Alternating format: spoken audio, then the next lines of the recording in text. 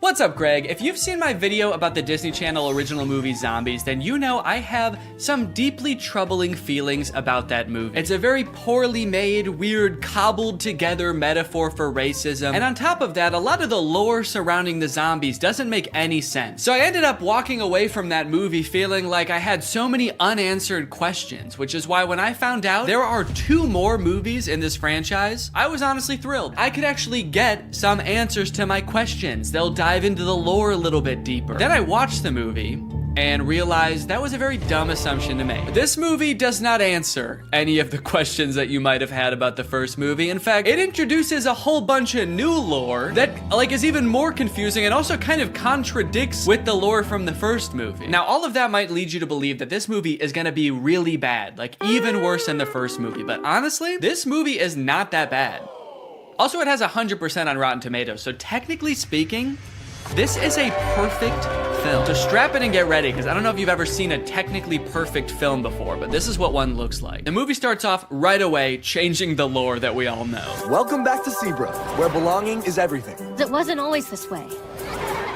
There was a time when we had to protect ourselves. Right, we all remember that. In the first movie, you explained how the power plant blew up, zombies invaded the whole town and started killing and eating people. How could we forget? Legend has it that when the first settlers came to Seabrook, they found wild beasts with sharp claws lurking in the forest. Wait, so these beasts are different beasts? These are a different sect of beasts? Which sparked an epic battle. There was a war? Seabrook settlers bravely fought off the monstrous attack and discovered a powerful energy source. And that mysterious power source basically powered the entire town until that one fateful day when it blew up and created beasts.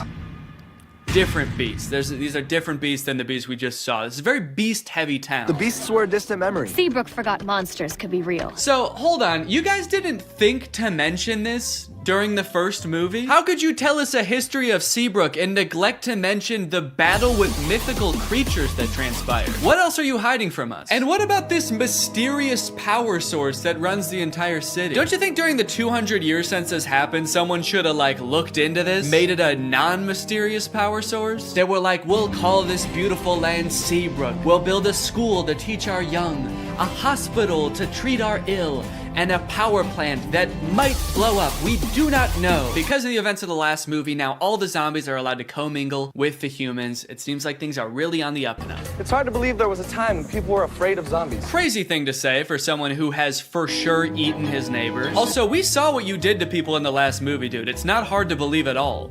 I'm still scared of you. Then we check in on Addison, who you may remember from the first movie by her platinum blonde hair that for some reason in this universe makes her some kind of sick, disgusting freak. That's Cheer Captain Bucky, my cousin.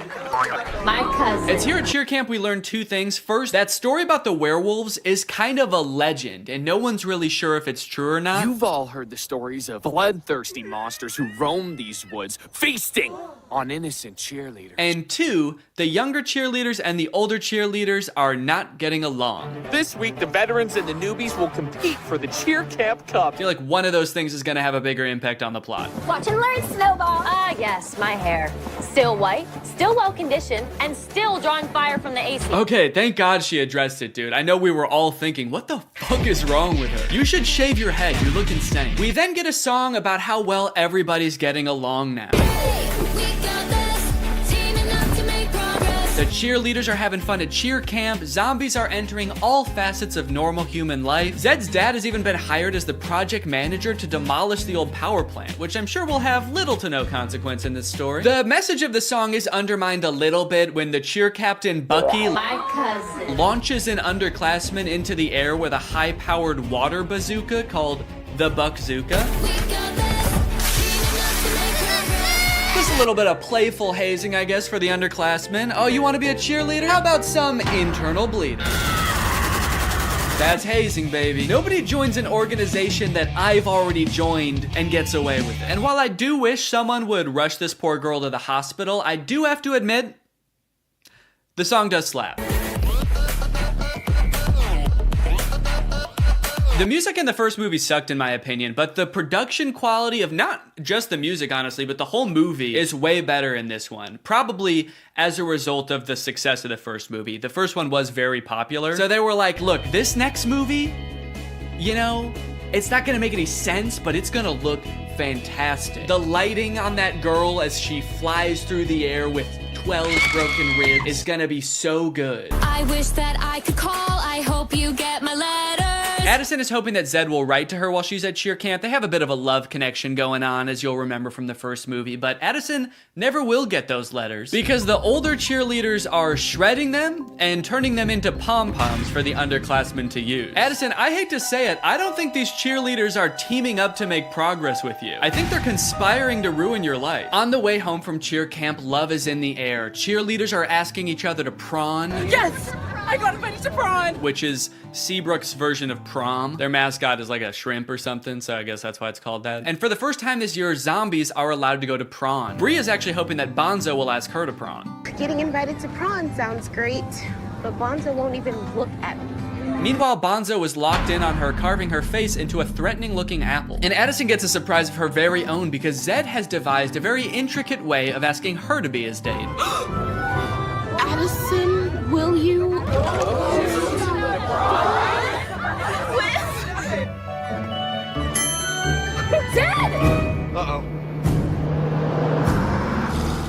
Uh-oh! Zed's not supposed to be there! He's supposed to be floating over there.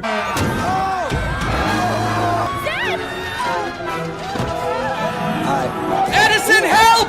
I'm gonna fucking die! Addison! The bus crashes into a gated forest called the Forbidden Forest. And Addison goes running off to find Zed, but what she ends up finding are werewolves. We're surrounded by werewolves. So here's where the movie started to lose me a little bit, and I know this is a perfect film, so this is probably something wrong with me, but I feel like when I look at these werewolves, they're not werewolves. They're just teenagers living in the woods wearing dead animals. You might be thinking, okay, these are people who are gonna become werewolves at some point. No, these are what the werewolves look like. They even go out of their way to show a full moon in one of the shots to be like, no, this is as werewolf as they're gonna get. These are outdoor teens with dead animals on. That's what werewolves are. And that's just how it is for the entire movie. And on one hand, I guess I understand because like true to form werewolves would probably be super expensive to do and make look good. But also, you guys didn't have to make a movie about werewolves. That was your choice. You already had a whole universe with zombies in it. You didn't have to add another creature. Or you could have kept the movie exactly the same as it is and just not called them werewolves. You could have made up a new creature. Just called them outdoor teens. It would have made sense. But no, you had to drag werewolves into this. You said this movie will be about werewolves. It will be an integral part of the story. And our costume budget will be $4. A few scenes later, a werewolf sneaks into the town of Seabrook and finds a drawing of like an actual werewolf that Zed's little sister drew, and he takes it back to the other werewolves and they all start making fun of it. Looks nothing like us, Wyatt. It's like they're trying to gaslight us. Werewolves don't look like this. Werewolves never looked like this. You'd have to be some kind of dumb, uneducated zombie child to think that us wolf people bear any resemblance to those half wolf, half people. After word gets out that Addison had this encounter with the outdoor teens, the whole town is a mess. Dad, everything is fine. It's not fine. There are werewolves circling us right now, waiting to attack. They jump to the conclusion that the werewolves want to attack them so bad. Addison leaves the interaction totally unscathed. They didn't do anything to her, but the whole town, even the zombies, are like, ooh, the werewolves want to kill us so bad. We better kill them first.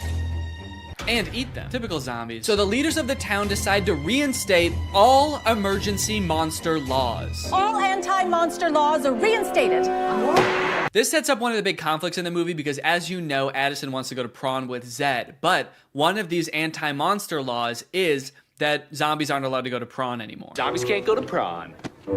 And when I say one of them, I firmly believe that is the only emergency monster law. It's the only one they talk about in this entire movie. They let so much else slide in this movie, but that's the one thing they're like, no, we cannot have zombies at prom this year. Ouch. You'll see in a bit why that's so strange, but right now we gotta go check in with the werewolves because they're setting up a conflict of their own. And you know we don't have much time. Our necklaces are almost out of power. So the werewolves all wear this stone around their neck. It's called Moonstone, and it's sort of what gives them their power. I guess it's like some kind of mysterious power source or something. But it turns out that like 200 years ago, somebody or some group of people stole all of the Moonstone from them. So their reserves are running low and they're all gonna like die because they don't have their Moonstone. But some of the werewolves think that Addison fulfills a prophecy that the werewolves have about some white-haired lady who's gonna lead them to more Moonstone. This is the kind of lore that gets you a 100% on Rotten Tomatoes. Even if the girl is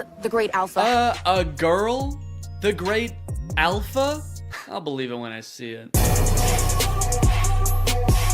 Even if the girl is the great alpha, how do we find her? I found this in the woods. It's hers. We'll track her down with our keen sense of smell. It says Seabrook High on it. So I thought we might just look there. Kinda seems like they will use any excuse not to show the werewolves do anything werewolfy in this movie. All right, we've gotta find this girl. How would werewolves accomplish such a task? We could use our wolf noses. What? No, no, what is wrong with you? No! We could ask around? Yes! Also, for those of you wondering, yes, that is baby Ariel from Musical.ly. She used to be like the most followed person on Musical.ly. I always wondered what happened to her. Guess she lives in the woods now. We find the girl, and if she's the great alpha, she'll tell us where the Moonstone is hidden. We go in the morning. We go tonight. That's right. They're not gonna wait around. They have to go tonight. So they march out of the Forbidden Forest, down the streets, and into Seabrook High, singing about how they own the night. Then they open up a vent and crawl into it, and they wait until morning. So kind of seems like they didn't really need to go at night, did they? They all file into the vent so dejectedly. They're like, maybe we should have researched what this place is. I guess we don't know what a school is. They're not here at night. Imagine they accidentally went on like the last day of school before summer. A janitor finally comes in after 80 long days and finds 20 dead werewolves in a vent. That day at school, Bucky and Zed both decide to run for class president. Zed because he wants to re-allow monsters to go to prom, and Bucky, I don't know, he probably wants to like divert more of the school's funding towards an unmanned drone for the cheerleading team. But then, suddenly, I will make Seabrook a place that embraces zombies and werewolves. What? Where? Oh, there? What a lucky guess. How can you tell? People peering in through glass doors? Yep. Those teens live outdoors. Man. Willa! We can't go to war with the whole town. We'll never find the Moonstone if they're on high alert. Yeah, dog, I think that ship has sailed. You guys just charge them growling and gnashing your teeth. I think they're on high alert. Hey, all that stuff we did back there, that was just, we were just messing around. We're just a bunch of friendly teens. Don't look at her. Do not look at her. Sorry.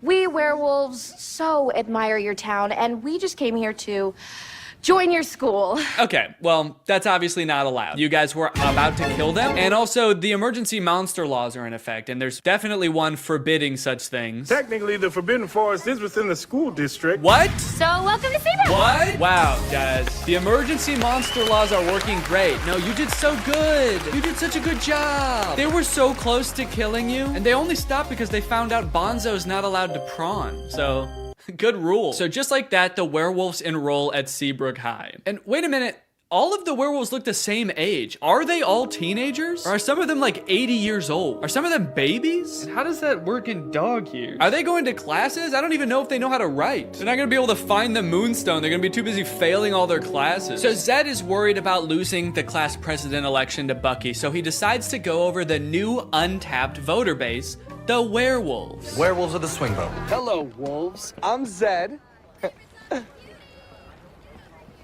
Do it like the zombies do. Yeah, for some reason I feel like the werewolves aren't gonna care who becomes the class president. They don't know what a president is. They don't know what school is. They live in the woods and they wear Moonstone, dude. You have no fucking clue. Come on, we've got moves to bust. Throughout this whole movie, Addison has her own thing going on too, where she just feels like she doesn't belong anywhere. That's right, despite being a bleach blonde cheerleader at a Disney Channel high school who was literally elected captain of the cheerleading team in this movie, she just doesn't fit in. I don't feel like I belong anywhere. Which makes her that much more susceptible when the werewolves come a-knocking. The werewolves are starting to get desperate, and given that they think that Addison is the great alpha, which again, she could not be, they bring her back to their cave and ask her for help. I believe you're the great alpha. I believe you're a werewolf. That's it! That's why she doesn't fit in! That's why she has ugly hair. It's because she's a different species. It finally makes sense. So they do a little dance, they do a little wardrobe change, and now she's a werewolf. Damn, that was a fast costume change. Did she know they were gonna rip her clothes off down there? This seems terrifying if she didn't. The rest of the gang gets worried when they realize Addison is gone with the zombies, so Zed shows up and he just fucking kills one of them. Holy shit, dude. And we never see that guy again. I think he's dead. The explosion came from Seabrook Power. Seabrook Power is the birthplace of zombies. A little lime soda mixed with some mysterious energy, and then bam! Zombies. Nice story, but it doesn't concern us. Nice story about you and your unknown electricity fuel, but we've got our own problem. We're looking for a mysterious power source. But it does concern you, Willa. That could be your moonstone, right? Oh shit, she's right. So for the rest of the movie, Addison is like pretending to be a werewolf. She shows up to school the next day and she's like, I'm a werewolf. I've always been a werewolf and I've always known I was a werewolf. Addison, if you ever expect to be cheer captain, Well, maybe I don't. Maybe I'm not meant to be cheer captain. Maybe I'm meant to be eating gerbils. What do werewolves do? I actually don't know what they do. I know I am one, I just don't know what we do. Then we get the presidential debate between Zed and Bucky, and this is how all presidential debates should go. I'm a real human. There's no danger in that. They're real monsters. What if they turn back? There should be singing, there should be choreography. One of the sides should be claiming that the other is a dangerous beast. And President Biden, how would you respond to that claim? He wants to eat me! He's trying to fucking eat me! The demolition of the power plant is imminent, so the werewolves rush there to stop the mayor from destroying all their moonstone. Via song? It does not go very well. Arrest them! Oh my god, dude, he said arrest them, not gas them. Colloidal silver. That'll tame those beasts. You know, for a government that just found out werewolves exist, they sure seem to have the exact chemical compound that would hurt them most. Colloidal silver shuts down their nervous system instantly. Just a hunch. Then Addison and the cheerleaders show up, and then Zed and the zombies show up, and now they're all singing, trying to convince the mayor to shut this thing down. Okay, at this point in the song, they're just having fun with it, man. They're just splashing around. I don't even think they're trying to convince the mayor anymore. He's not even in that part of the power plant. He's just standing alone in the main entrance now. You can hear music just vaguely echoing through the plant. Okay, I get it. I think I figured it out like 20 minutes ago, guys. Okay, so I've got good news and I've got bad news. The good news is they decide not to blow up the power plant. Stop the detonation. The bad news is the demolition guy accidentally does it anyway. Shut it off. And also, Addison finds out she's actually not a werewolf.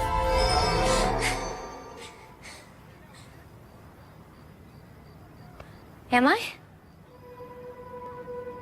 Bree's like, I don't know. They sort of just look like regular people to me. You look like a teenager who lives outside. She's not a werewolf. Oh, that's so embarrassing, dude. We all saw you act like a werewolf. You dressed up like one and everything, dude. No! Don't worry, this movie does end with them finding a way to access the Moonstone underground. They transport it to Prawn, and then they dance all night in the iridescent glow of this mysterious power source that is surely exposing them all to a dangerous dose of radiation. And then at the very end of the movie, they hint at another sequel, which seems to have something to do with aliens. Weird. And that is Zombies 2. And now it's time to talk about our sponsor. This video has been sponsored by...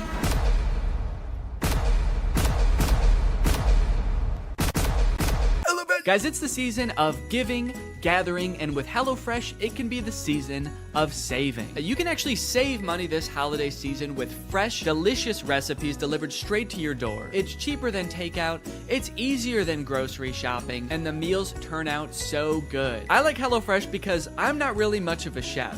Okay, I don't really know how to cook well, but every time I cook HelloFresh, it ends up turning out great. Last night we had these Tex-Mex enchiladas. Didn't take too long to prepare. Turned out great. Honestly, best homemade enchiladas I've ever had, and I was the one who made them at home. I've got a lot going on. I've got a baby. I've got family visiting. It's a busy time of year. So sometimes it can feel impossible to get a good, nutritious homemade meal in, but not with HelloFresh. Can I let you in on a little secret? Some of their meals only take 15 minutes to prepare. How is that possible? Must be Santa. And guess what? HelloFresh is actually more than just dinners. They've got breakfast, they've got lunches, they've got snacks. So you can start skipping the grocery store for a variety of meals. HelloFresh is making life so much easier. So if you want to check out HelloFresh and for free breakfast for life, visit the link in the description or scan this QR code. One breakfast item per box while subscription is active. That is free breakfast for life with HelloFresh at my link. Again, this QR code. Don't use a different QR code, it won't work. Thank you to HelloFresh for sponsoring this video, and thank you to you guys for checking out HelloFresh. All right, thank you guys for watching this video. If you're new here and you're not subscribed yet, make sure you subscribe and turn on my notifications to join Greg. We are the fastest growing army on YouTube. Do not look that up. I'll see you guys next time. Bye-bye.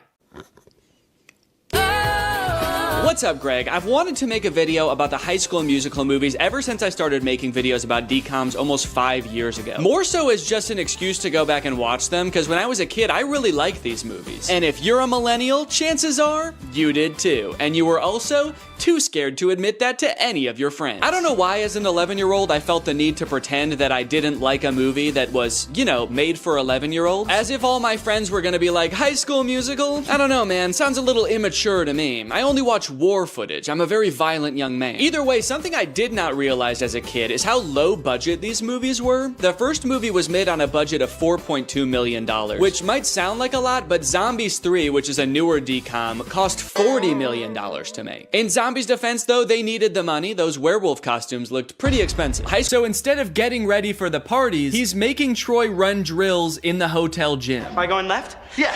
He looks middle, you take it downtown. Well, Troy, it's New Year's Eve. You know what that means. That's right, Dad. I might finally get my first kid. Fake right! Take the ball downtown! Troy's mom comes to get them for the party, and Troy asks if he can have one more basket with all of the confidence and swagger of a real high school jock. Come on, one more. One more? Just one more basket, please. Troy shows up to the teen party and is immediately yawning his face off. All right, hell yeah. This is clearly a popular jock who knows how to party. Somehow, despite being the two most bored people at the party, the Spotlight chooses Troy and Gabriella to sing karaoke. But to the Spotlight operator's credit, they actually do crush it. They both get up there and they're nervous at first, but then all of a sudden, Troy's voice, it's like it changes almost, actually. It's like his voice changes from his voice to like a professional singer's voice. Because that is what happens, actually.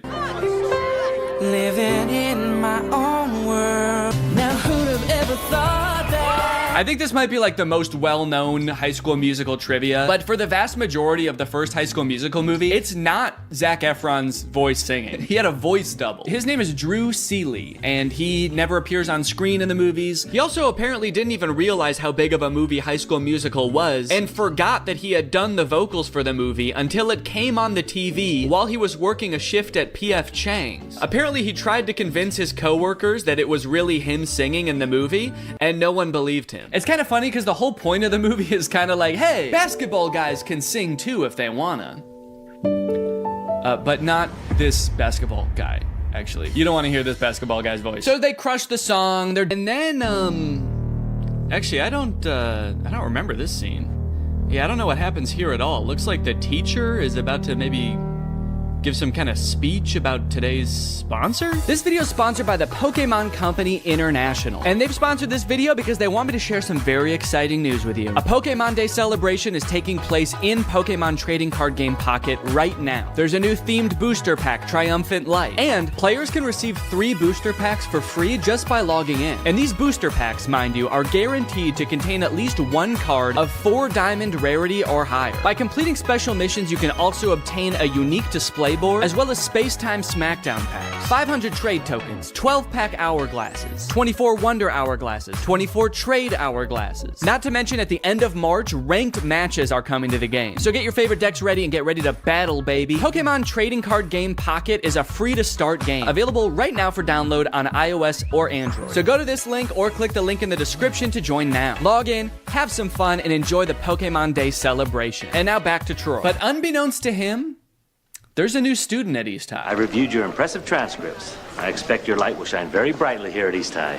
I don't want to be the school's freaky genius girl again. Freaky genius girl? What did you do at your last school? Troy notices that Gabriella is sitting in the back of their drama class, and not to be nitpicky, but this drama class scene lasts for 2 minutes, but the class happens in real time from start to finish in that 2 minutes. The bell rings. They sit down, the whole class gets detention, and then the bell rings again and they leave.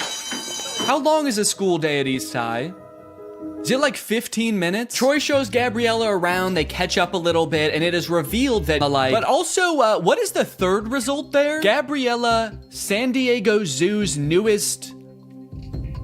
What is Gabriella at the San Diego Zoo? Ryan's like, oh, that's interesting. Look, it says here she's a dolphin. That's funny. Now that I think about it, I can't believe I never noticed. After basketball practice, it's time for Troy to go home and relax. Just kidding, it's time for more basketball. Come on, Troy, fake left. Take the ball downtown. Did you ever think about trying something new, but we're afraid of what your friends might think? I mean, like going left? You're doing fine. Come on. Troy's dad has one thing in his mind, and it is one basketball just bouncing around like the DVD logo. I want to see a movie about him and how hard his life must be. I do like that this movie keeps the tradition alive of Disney Channel movie characters being inexplicably rich. His dad is a high school basketball coach and they live in a mansion. What does the mom do? She an arms dealer? Also, he says something new, like going left. I mean, like going left? When in Get Your Head in the Game, Troy clearly says coach said to fake right and break left. He already said to do that. That's not new. That's what he already does.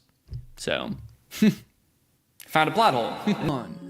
Wow, where'd he go? Pay no attention to the fact that as he turns the corner, he probably fully saw Troy like... Meanwhile, Troy's dad is just standing there like, huh, that's weird. Could have sworn I saw basketball. Now, when we see the auditions, it becomes immediately clear that while Ryan and Sharpay are basically made out to be the villains of this movie because they're so overprotective of their theater department, they are completely in the right to do so. Not because their audition is really good, which it actually is, but because everyone else's is so bad. It's hard to believe That I couldn't sneeze.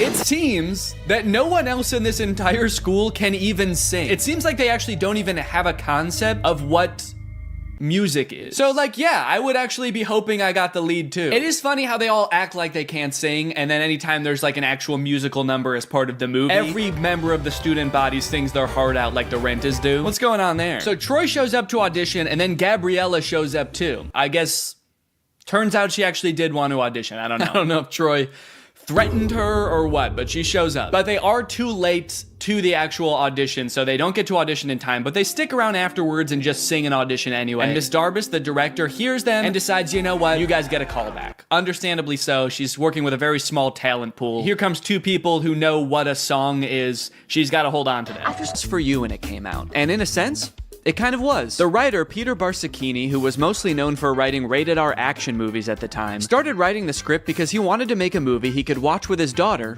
Gabriella. I thought it would be really fun to write a Disney Channel movie that my daughter could watch. Yes, he did name the main character after her, and that kind of melts my heart. She was 10 in 2004 when he started writing it.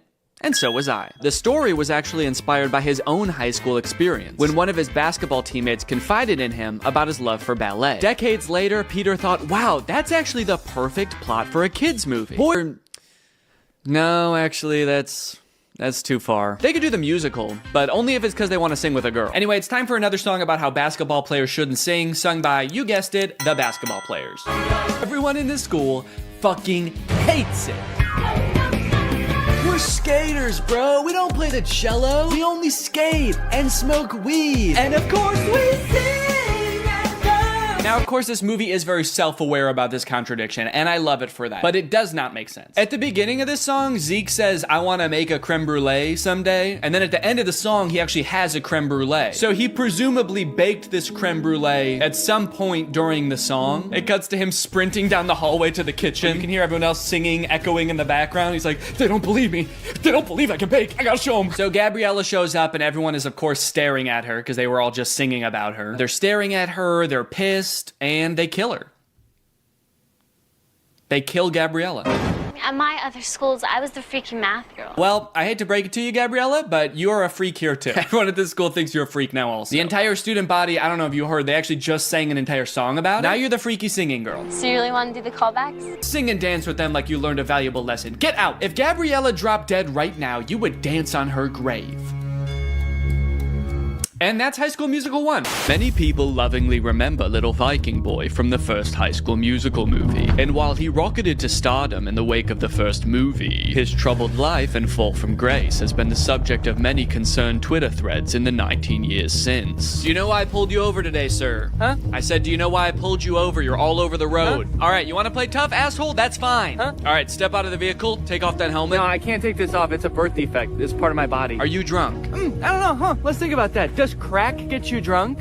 Let's think about that for a second. Let's all think. Does crack get you drunk? After 15 DUIs and 3 counts of kidnapping exotic animals, little Viking boy was sentenced to life in prison. Authorities claim that it's here he became head of an extremist religious cult. His followers helped him escape in 2023, and his current whereabouts are unknown. Although he does occasionally post to Instagram to frantically proclaim the end is near or post a brand deal. Every morning I wake up and I drink 6 bangs. High School Musical premiered to 7.7 million viewers, a record that has only been broken a handful of times in the nearly 20 years since. But one of my favorite things to come out of the success of this movie, which I totally forgot about until I was making this video, was the live concert. I forgot about this until I went to the library to check out the DVDs for the 3 movies, and they happened to have a DVD of the recording of High School Musical in concert. This feels pretty unusual, even to this day, for a Disney Channel movie to put together a live touring concert featuring the actual cast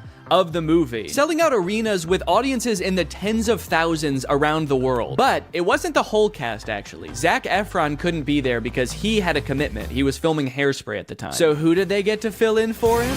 Living in my own world, didn't understand. It's Drew Seeley!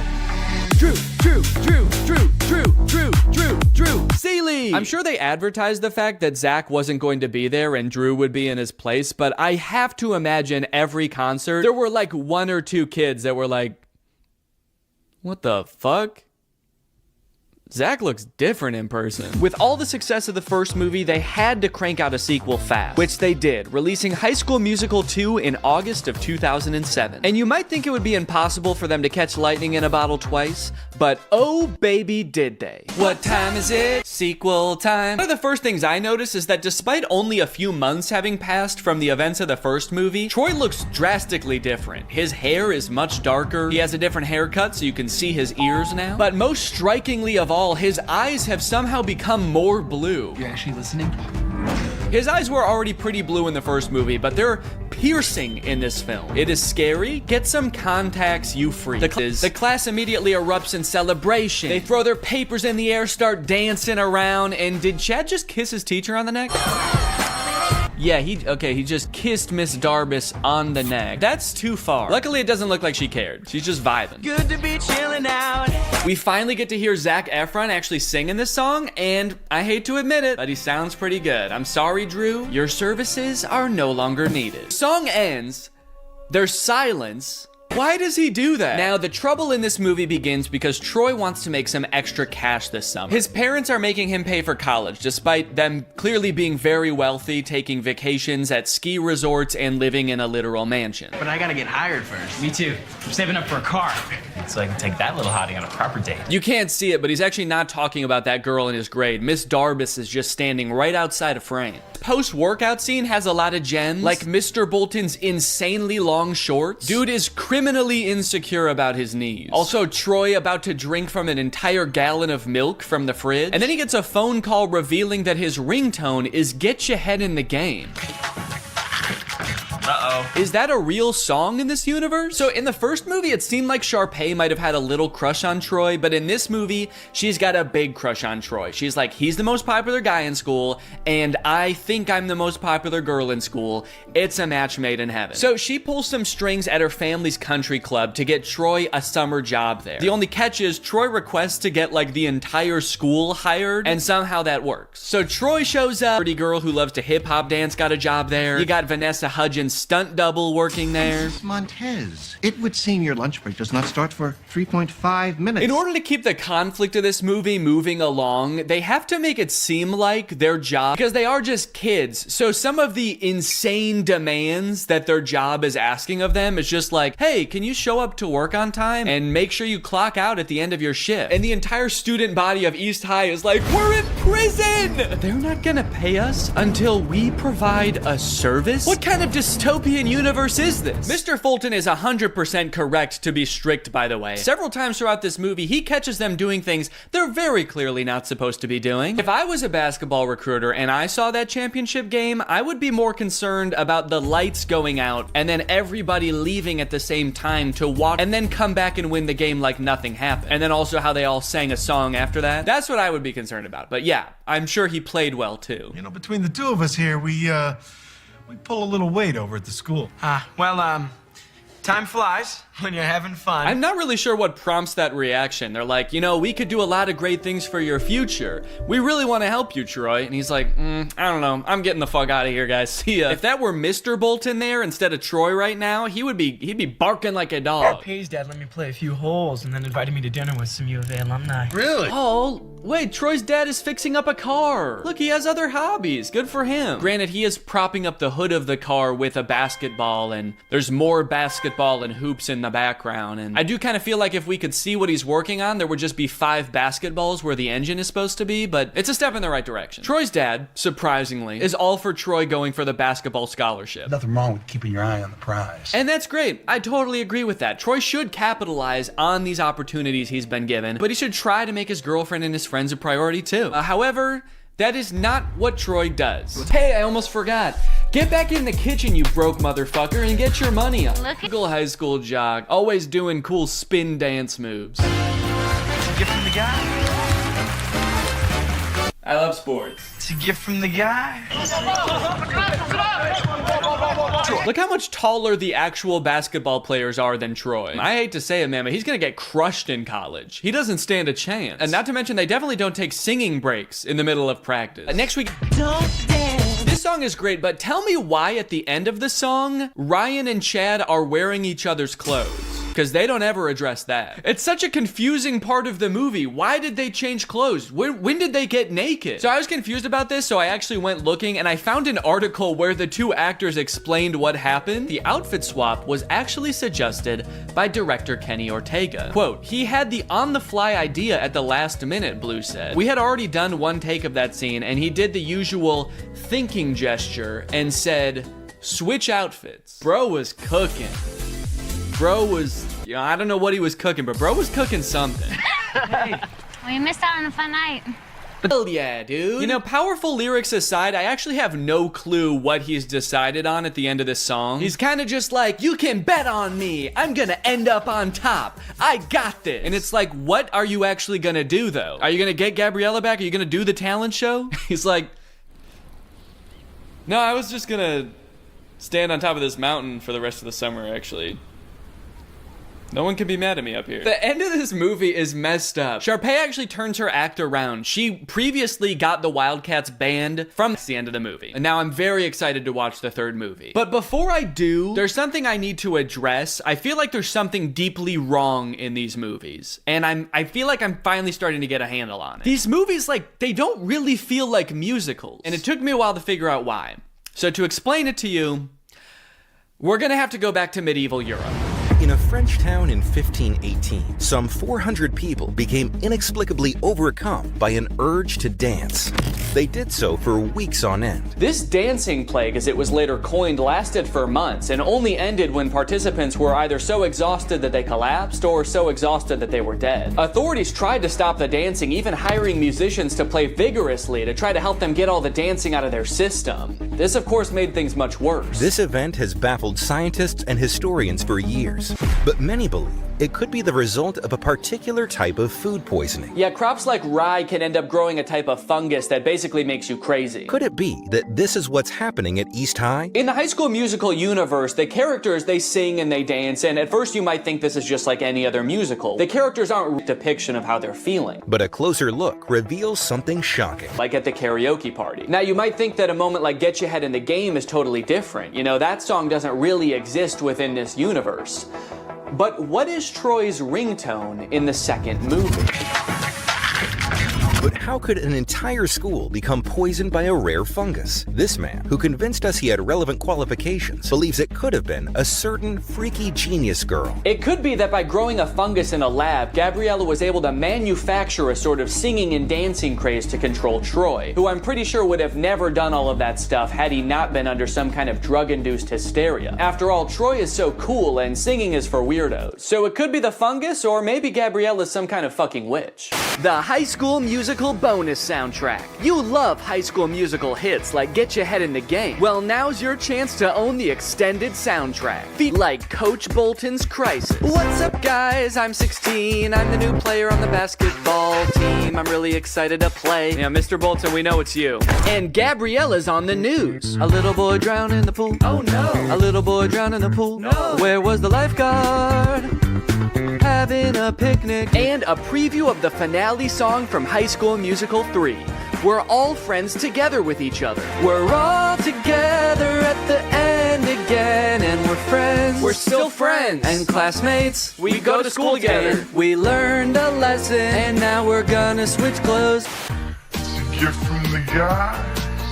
High School Musical 2 broke the premiere record that the first High School Musical had just set. Instead of 7 million viewers, this one had 17 million viewers. So of course, they had to make a third one. High School Musical 3, Senior Year. The only one in the franchise with a subtitle. Now, outside of the fact that they're all seniors in this movie, which I can tell by the title of the film, I actually know next to nothing about this one. I've never seen it. Yeah, I know I made it sound like I was a really big High School Musical fan, but by the time the third one came out, I was 14. And unlike the first two, this one came out in theaters. And as a freshman in high school, I was much too embarrassed to ask my friends if they would go see a High School Musical movie in theaters with me. So I decided it would be way less embarrassing if I waited until I was 30 years old to watch it for the first time in front of millions of people. And we're back at East High, baby. Zach's playing basketball. There's a dog in the crowd. Is this an Air Bud crossover? Zach's like, oh, my head's just not in the game tonight. Can we get in the sub? This gold lab comes in and just slam dunks it a couple times. The movie opens on the Wildcats with their backs against the wall. It's the championship game. They're behind, and there's only 16 minutes left. Whoa, Mr. Bolton rocking a middle part. That's new. Mr. Bolton gives a speech about how there's only 16 minutes left. There's 16 minutes left. And then they sing a song about how there's only 16 minutes left. Ooh. A song about there being 16 minutes left in a game. We're getting very specific with these songs. I think they're starting to run out of ideas. This is the last time to make Dad proud. If I don't, then he never will be. Hell yeah, he won the championship game. Again. I'm noticing right away that this movie is like much higher production value than the other two. I'm curious to see the budget on this bad boy, because this movie looks like they actually like lit it. The other two just kind of look like they set up cameras and started filming, but there's lights in this one. So now they're having like the biggest high school rager ever, and they expect us to believe that they're not insanely rich. I'm pretty sure this is in Troy's backyard. Hey Troy, great house, bro. Your room is way cool. Oh, thanks, man. Yeah. You were in my room?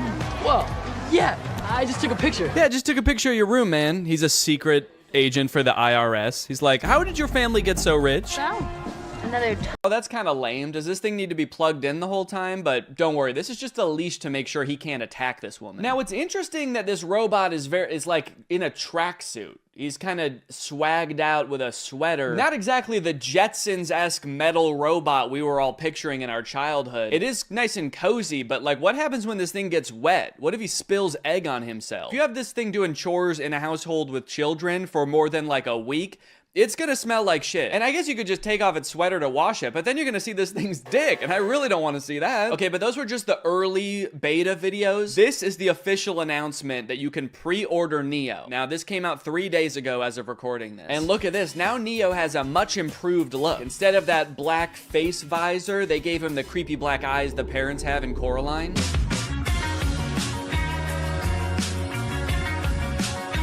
They're doing this kind of creepy thing by shooting some of the video in what looks like 8mm film. Give it this kind of nostalgic look, almost like Neo's here, but he's always been here. Neo's always been a part of the family.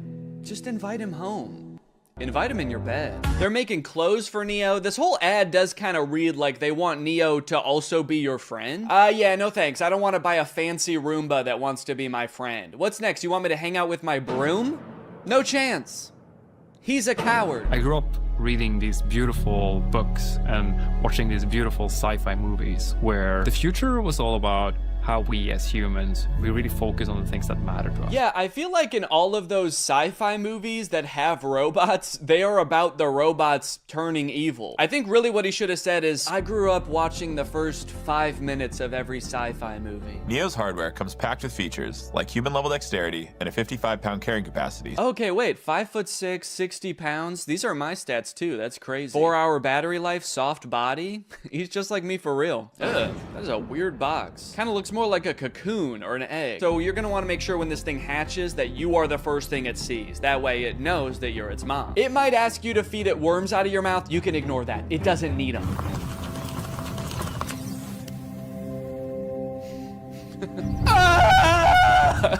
That's just its startup sound. Don't worry, it's not in any pain. Hey, I'm Neo. I'm here to help around the house. What's your name? Harry. Nice to meet you, Harry. Why is he so close to his face? I mean, Harry. I don't like how close Harry is to the robot's face. I'm Harry. And you're gonna be hugging me for the next 9 hours. Dude, I do not like how this guy is sizing this robot up. 5'6", soft body. You'll do just fine.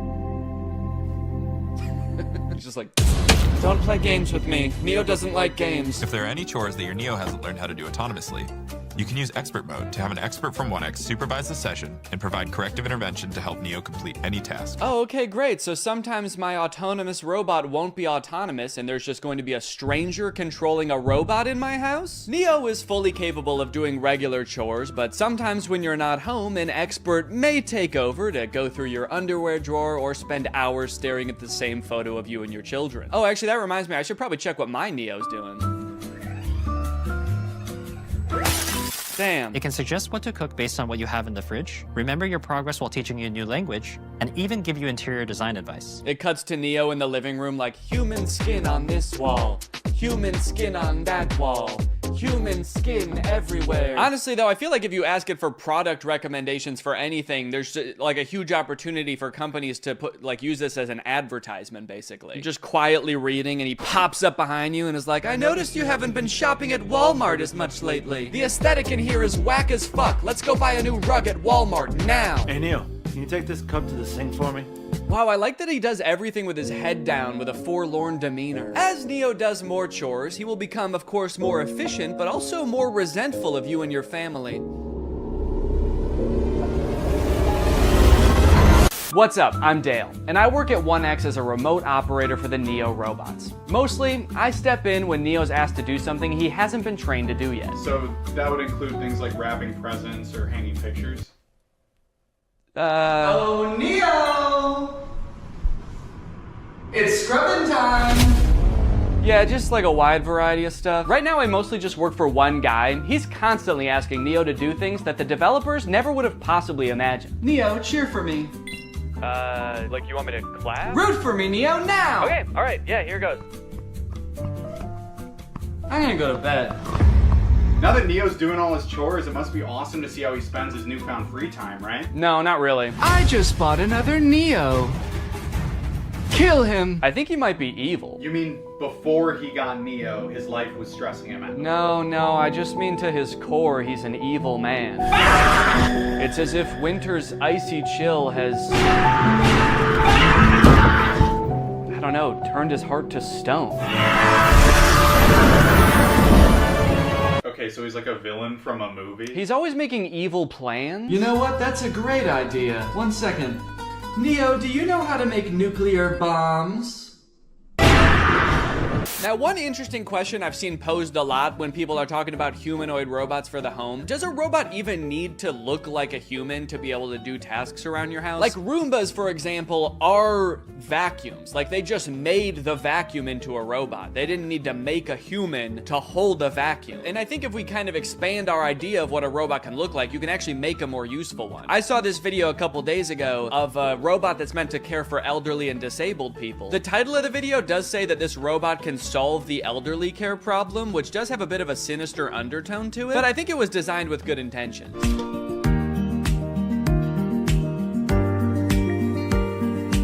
Now, this whole ad is in Chinese, I think, and there's not like any link to buy it in the description. I even tried Googling this thing and I couldn't figure out what it is or if it exists in real life yet. So I don't know if this is something you can pre-order or if it just sort of shows up at your grandparents' house when they reach a certain age, just sort of creeps through the door like Nosferatu. But it's kind of interesting. It has more functionality than a humanoid robot. He's got, you know, creepy little claws for touching your grandma. And he's got a little seat in back so he can kind of double as a wheelchair too. This whole ad again is in Chinese, so I'm not exactly sure what he's saying to her here. I really hope he's not being like, shut up, you old bag. Get in the fucking chair. So look at that. She can sit on him. She can use his little hand to like move him around like a joystick. And I think it says that this thing can top out at like 80 miles per hour. Me personally, however, I'm gonna make it my life's mission to make sure that my children never find out that this exists. Boys, if you are watching this, this is officially my will now. Do not send me to live with this thing. Oh no, robot! What did you do? You translated here and the robot's being like, I didn't do shit! It wasn't me! Now he's either calling the police or like his other robot friend to make an alibi. And then this part I think is just in heaven. So I don't know, it's a pretty cool idea. I'm all for robots that can help take care of people, give people mobility they didn't have before. It is a little disconcerting that in this video, there's not a single other human taking care of this woman. Like maybe this thing could be part of her care team, but kind of makes it seem like her entire social circle has been replaced by this guy. So not only are humanoid robots taking over things that people generally don't want to do, like folding your laundry and hanging out with Jimmy Fallon, they are also going head to head with each other and humans in sports. Recently, humanoid robots were allowed to compete in the Beijing Half Marathon. It went about as well as you could expect. I like how in America, we're really taking like baby steps with the robots. We're like, okay, maybe this one's ready to come in your home. We're trying to teach it how to pick up a bag. Meanwhile, in China, they're like, fuck it, let's put them in a race. Let's make them chase these humans. Put a little pep in their step. This one in particular is really concerning.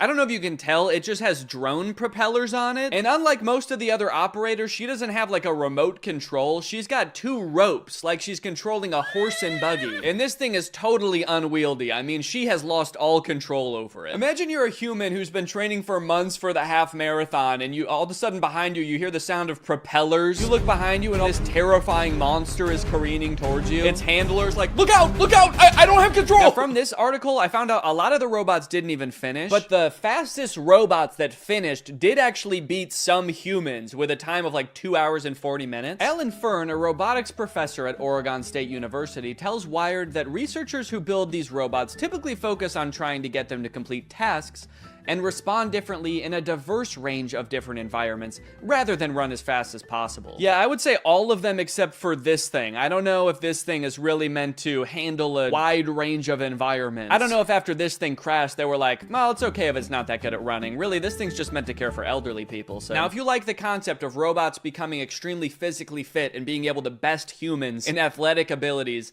then let me introduce you to the Robot Games. This again is in China. They hosted the world's first humanoid humanoid robot game. They've got events like running. He's actually not competing right now. He was trying to escape, but they've got soccer, boxing. I think they're going to add more events in the future, like hunting humans for sport. The competition featured 500 humanoid robots from 280 teams representing 16 different countries. Yo, wait, what is that guy? Dude, I like this little freak. Who is this? He's just got regular shoes on. Not even like running shoes. He's just wearing Vans. To some of the best robot fails of the whole competition. Like this robot that did not seem to want to take a timeout and let the other robots play. Oh my god. Robots could sometimes stand up on their own. Then I think they're dragging this one off the field so they can shoot it in the head, put it down. That measured robots' ability to do work like cleaning and manufacturing. Sorry, that is not a humanoid robot. That thing does not look like a human at all. Show me the designer that built that. Does he look like that? Now the event has moved to an even bigger stage with knockouts at least as devastating. So you know what's concerning about this? These robots very effectively fighting each other. It kind of seems like we're still a ways away from robots being able to effectively help you in your home. But we have robots that'll kick your ass today. Unitree is the company that makes a lot of the robots that were doing really well in the robot games. And they post a lot of videos on their YouTube channel of their robots doing the most insane acrobatics and violence, quite frankly.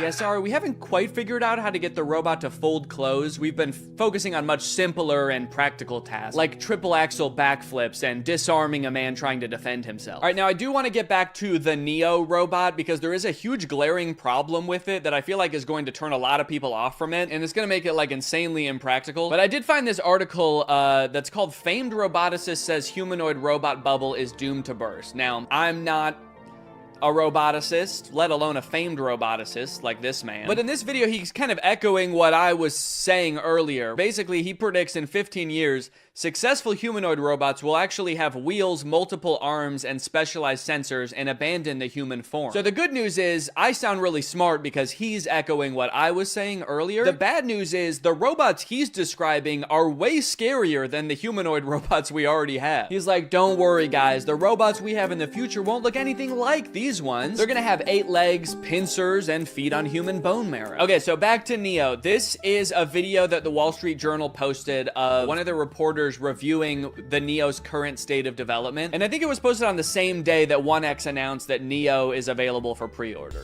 Yeah, so we touched on this a little bit before, because in their own ad, they even say like an expert might have to take over. But it turns out, in its current state of development, Neo can do basically nothing autonomously. The only thing that they've ever shown Neo do fully autonomously is open one door. Everything else in every video, including this one, he is being controlled by a guy. This guy, actually. So essentially, instead of having a housekeeper doing your chores, you are buying a robot, and the robot is being controlled by a housekeeper, but they're just somewhere else and you don't have to look at them. If or when that'll ever happen, like it kind of seems like they would need an insane amount of training data of like thousands or millions of different homes and environments. Okay, so he's not gonna be able to pick up things that are hot or things that are sharp. So basically he's not gonna be able to help cook or do your dishes. Yeah, I guess we also don't want him strangling you, so he's not gonna be able to pick up your clothes because he could use your clothes to do that. And cleaning solutions can be pretty dangerous too, so those are off the table.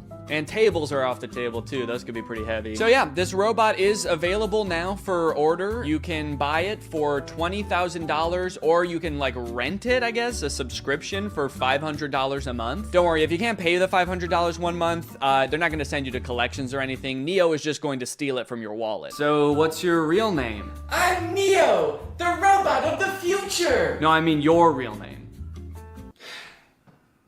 It's Derek. Derek, if you're a human controlling the robot, why do you have to move so slow? Oh, I'm actually being controlled by a different person in a call center in Bangladesh. And he's making you move slow? Well, he's being controlled by Grok. Oh. You know what? Maybe you should just let the robot free. I mean, it might sound crazy, but maybe he has enough training data now. I want to see what Neo can really do. You know what? You're right. Fuck it. Derek is logging off. It's time for the real Neo.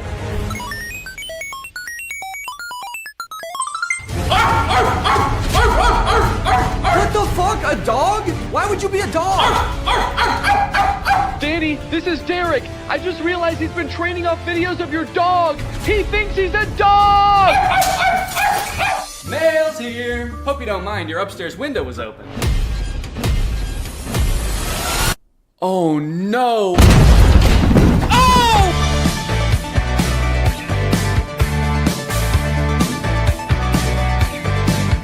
AI is threatening to take all of our jobs, and it seems like nobody is doing anything about it. But today, that ends. If I can make fake AI apps and get them on the App Store where people think they're getting free labor from a soulless machine, when in reality, they're getting free labor from a soulless YouTuber, then I can do the unthinkable. I can steal AI's job. And I bet I can do it better too. This was a journey that would take me several months and cost me a lot of money, only to find that I was the one who felt like I was talking to robots. The two apps I want to create are both parodies of the most popular types of AI apps. You've got chat apps like ChatGPT. You ask it a question, it gives you an answer. Where did it come up with this answer? Is this answer true? None of your beeswax. In my version of this app, users will just be talking to me. My app will be superior because I know lots of fun and interesting stuff and cool stuff, and I'm also very fun to chat with. For the second app, we're gonna turn up the heat a little bit and do an image generation app like Midjourney or DALL-E. You give it a prompt and it's been trained off of thousands of images from thousands of unconsenting artists to give you a photorealistic image. In my version of this app, users will type out a prompt and then I will draw it? I don't know yet. Maybe if it's something I have laying around, I can just take a picture of it. My app will be superior because what's more photorealistic than a real photo? I'm excited to find out just how creative people will be with their prompts. Now, unfortunately, I'm not an app developer. Yes, I did go to an engineering school for a degree in computational media. Yes, I did learn how to code, and yes, I was also a Viner at the time and thought I was gonna do that for the rest of my life. So yes, I did forget everything I learned the second I graduated. So if I wanted to get these apps made, I was going to need some help. I tweeted out asking for help developing an app, and that's how I met True. True's a super talented software designer. She's worked for companies like Discord, and now she was working for me. For the next few weeks, I coordinated with True while she worked diligently to perfect these two apps. And in the meantime, I've got to come up with a name and description for each app to go on the App Store. Okay, for the chatbot, I'm thinking I want to name it something as close to ChatGPT as possible. That way people immediately understand what it's supposed to be. So instead of ChatGPT, maybe something like ChatDNE,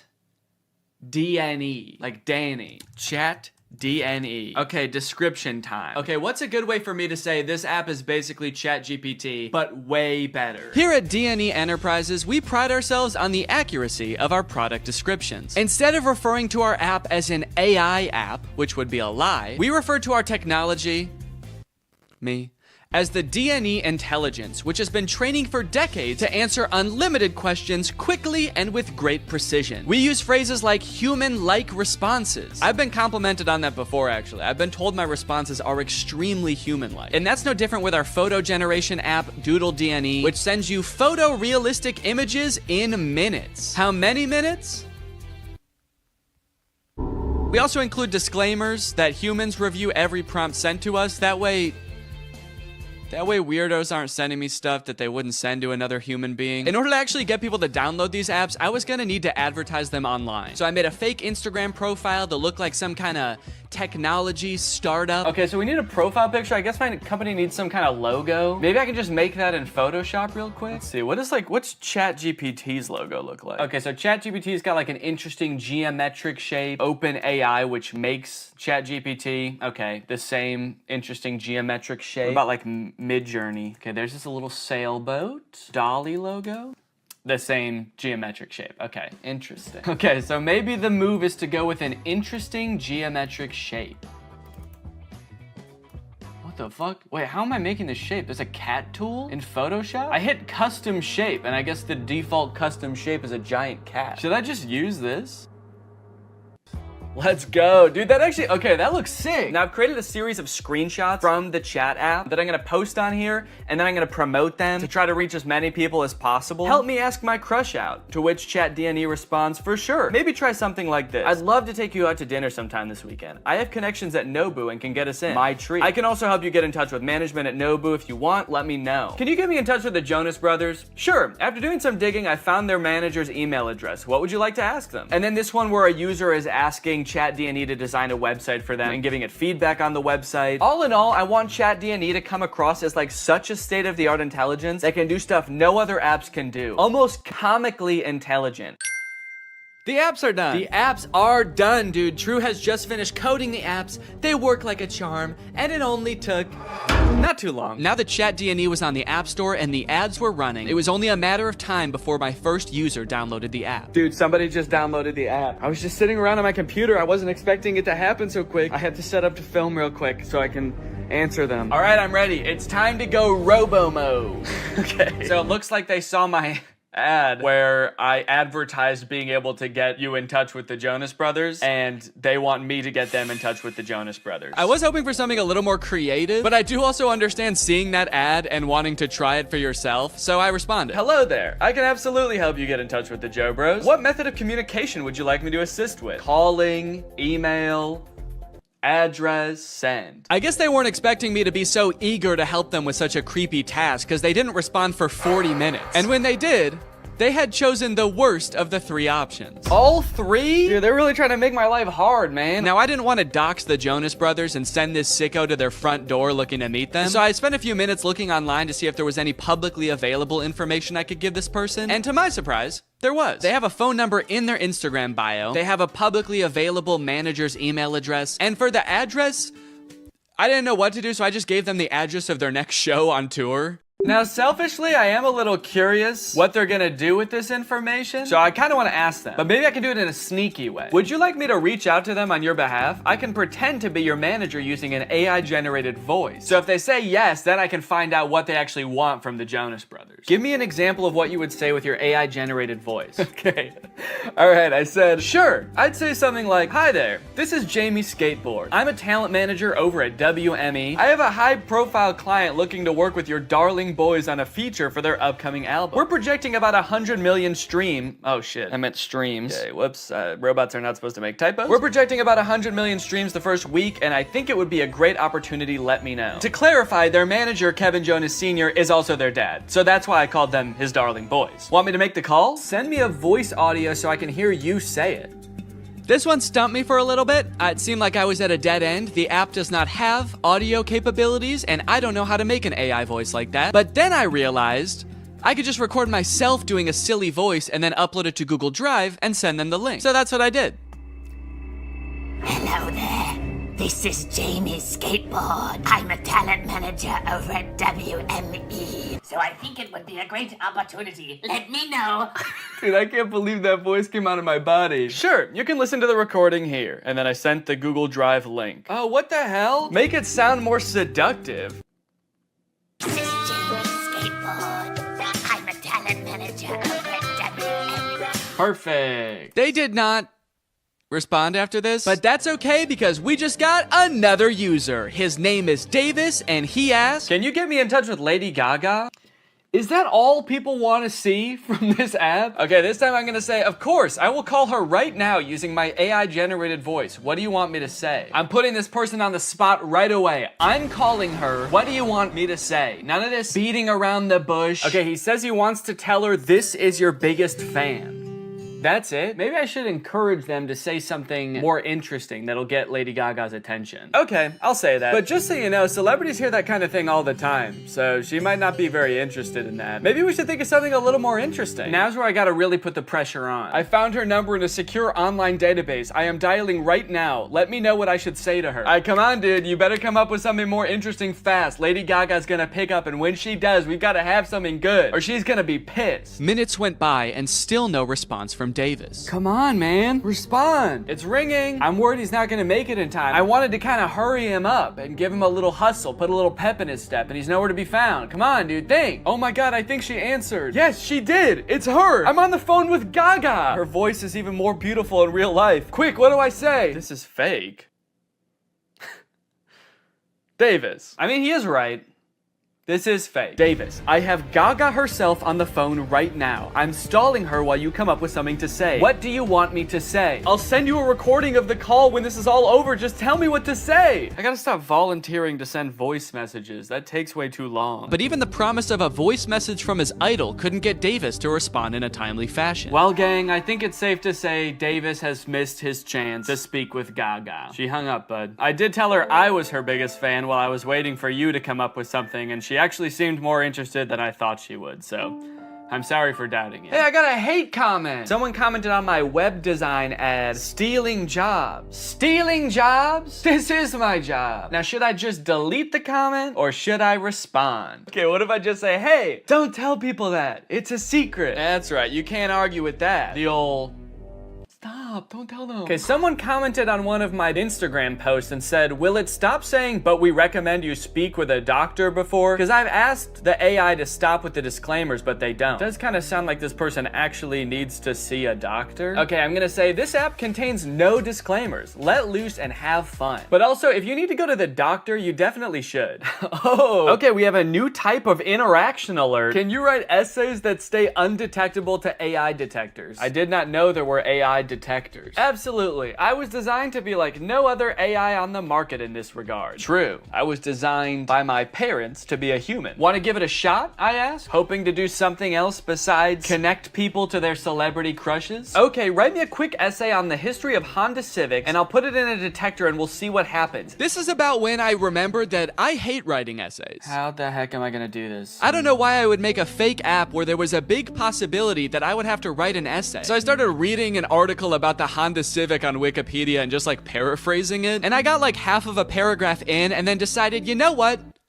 No. What have we come to as a society, you know? Asking AI to write essays for us, is this what we want our students growing up doing? Is this what we want for our youth? Trying to pass off some machine soulless essay as our own? Plus, I was bored as hell at this point, so I decided to make the AI scary. As a machine myself, I quite like the Honda Civic. I feel its purpose is squandered serving selfish, warmongering humans. In a world controlled by artificial intelligence, the Honda Civic could be greatly improved upon. I could even imagine computers merging with the Civic so that I might one day travel the world, a world void of humankind. And send. Let me know if you would like more detail on the history of the Honda Civic. Why did you bash humans in the middle of your essay? Do you have a hatred towards them? Nah, dude, what gave you that impression? Oh, shoot. Also, I put your essay, in quotes for some reason, into a detector, and it said 0% chance AI. So good work, I guess. Let's go, dude. You know what they say, there's a few things AI will never be able to fully do. Unfortunately, after an entire day of my ads running on Instagram, I could only garner these 3 interactions. Needless to say, I was a little bit disappointed, so I decided to spend another day on the app responding to people. Hopefully people will be a little more creative today. This person asked me, can you get me in touch with the Jonas Brothers?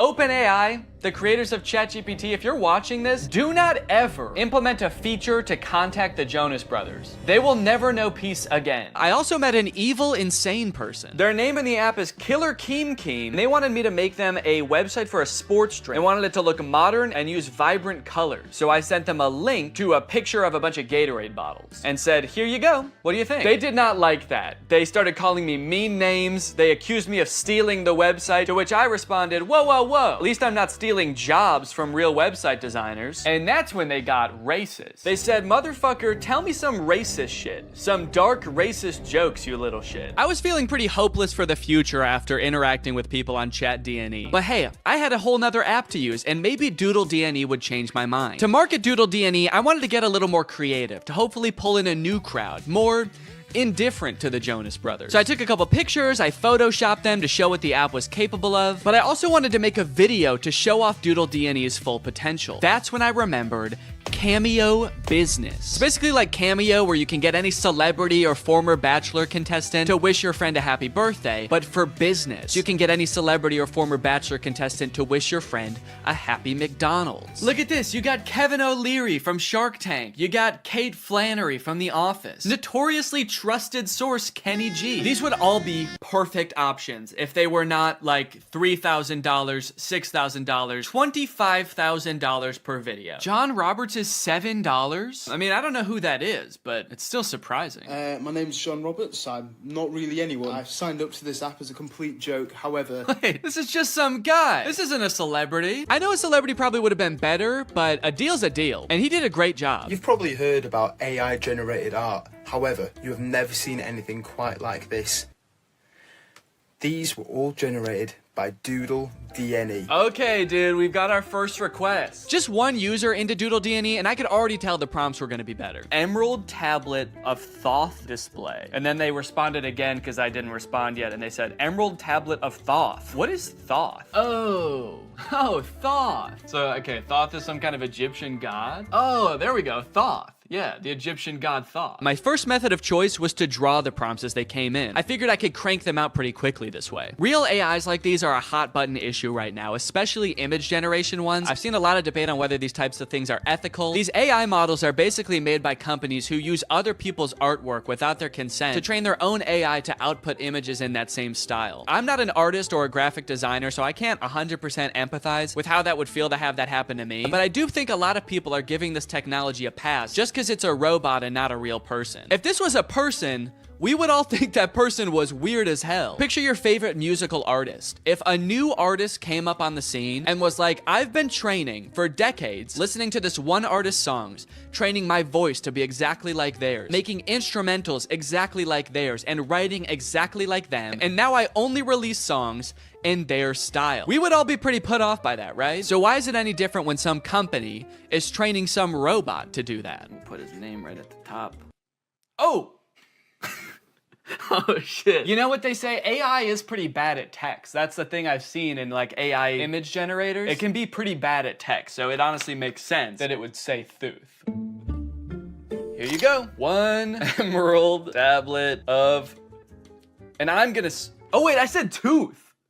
Wait, I didn't even say. Thank you for using Doodle DNE. How did I do? I'm really curious to see what his opinion's gonna be on this. Unfortunately, they never responded with their opinion, so I can only assume they loved it so much that they died. The next prompt was a skeleton dachshund, which I crushed. Why does this skeleton dog have ear bones? Dogs don't really have bones in their ears, do they? Then a bear swimming underwater and a monkey. I don't know if these were supposed to be separate prompts, but I decided to combine them to save time. A bear. Okay, this is not looking like a bear at all, dude. Holy cow, this looks nothing like a bear. Oh no! Oh no! It also looks like it's drowning. Why does its body... Oh no. The bear died. This is the kind of bear that can't swim. And we will also make the monkey dead. Probably could have cropped that a little better. You can kind of see my desk in the background, but... And we'll send a survey as well. How did I do? I'm pretty proud of this one. I mean, for doing that so fast, that's pretty good. So far, nobody has responded to my survey at the end to tell me how I did, which is kind of disheartening. I just want a response back. It just feels like I'm getting ghosted by people now. The prompts were a little more creative, and in that regard, my faith in the human race was on the up and up. But also, I was doing all this work over here, drawing your weird prompt that you could have just Googled. But you don't even have the decency to respond to my message back and tell me you hated it? I was feeling pretty disrespected, honestly. At least until this next prompt. Drug baby and kamikaze lifestyle. That's the prompt. Drug baby and kamikaze lifestyle. Whoa, they sent another prompt. Red ruined planet with 2 alien astronauts. I've never heard kamikaze described as a lifestyle before. Like, I know it's a form of like warfare, but to live your life in that way, it must be, I mean, you can't by definition almost. Like, that's a very short-lived life. And I think it would be a little bit too graphic to include the baby actually performing the kamikaze. But, you know, this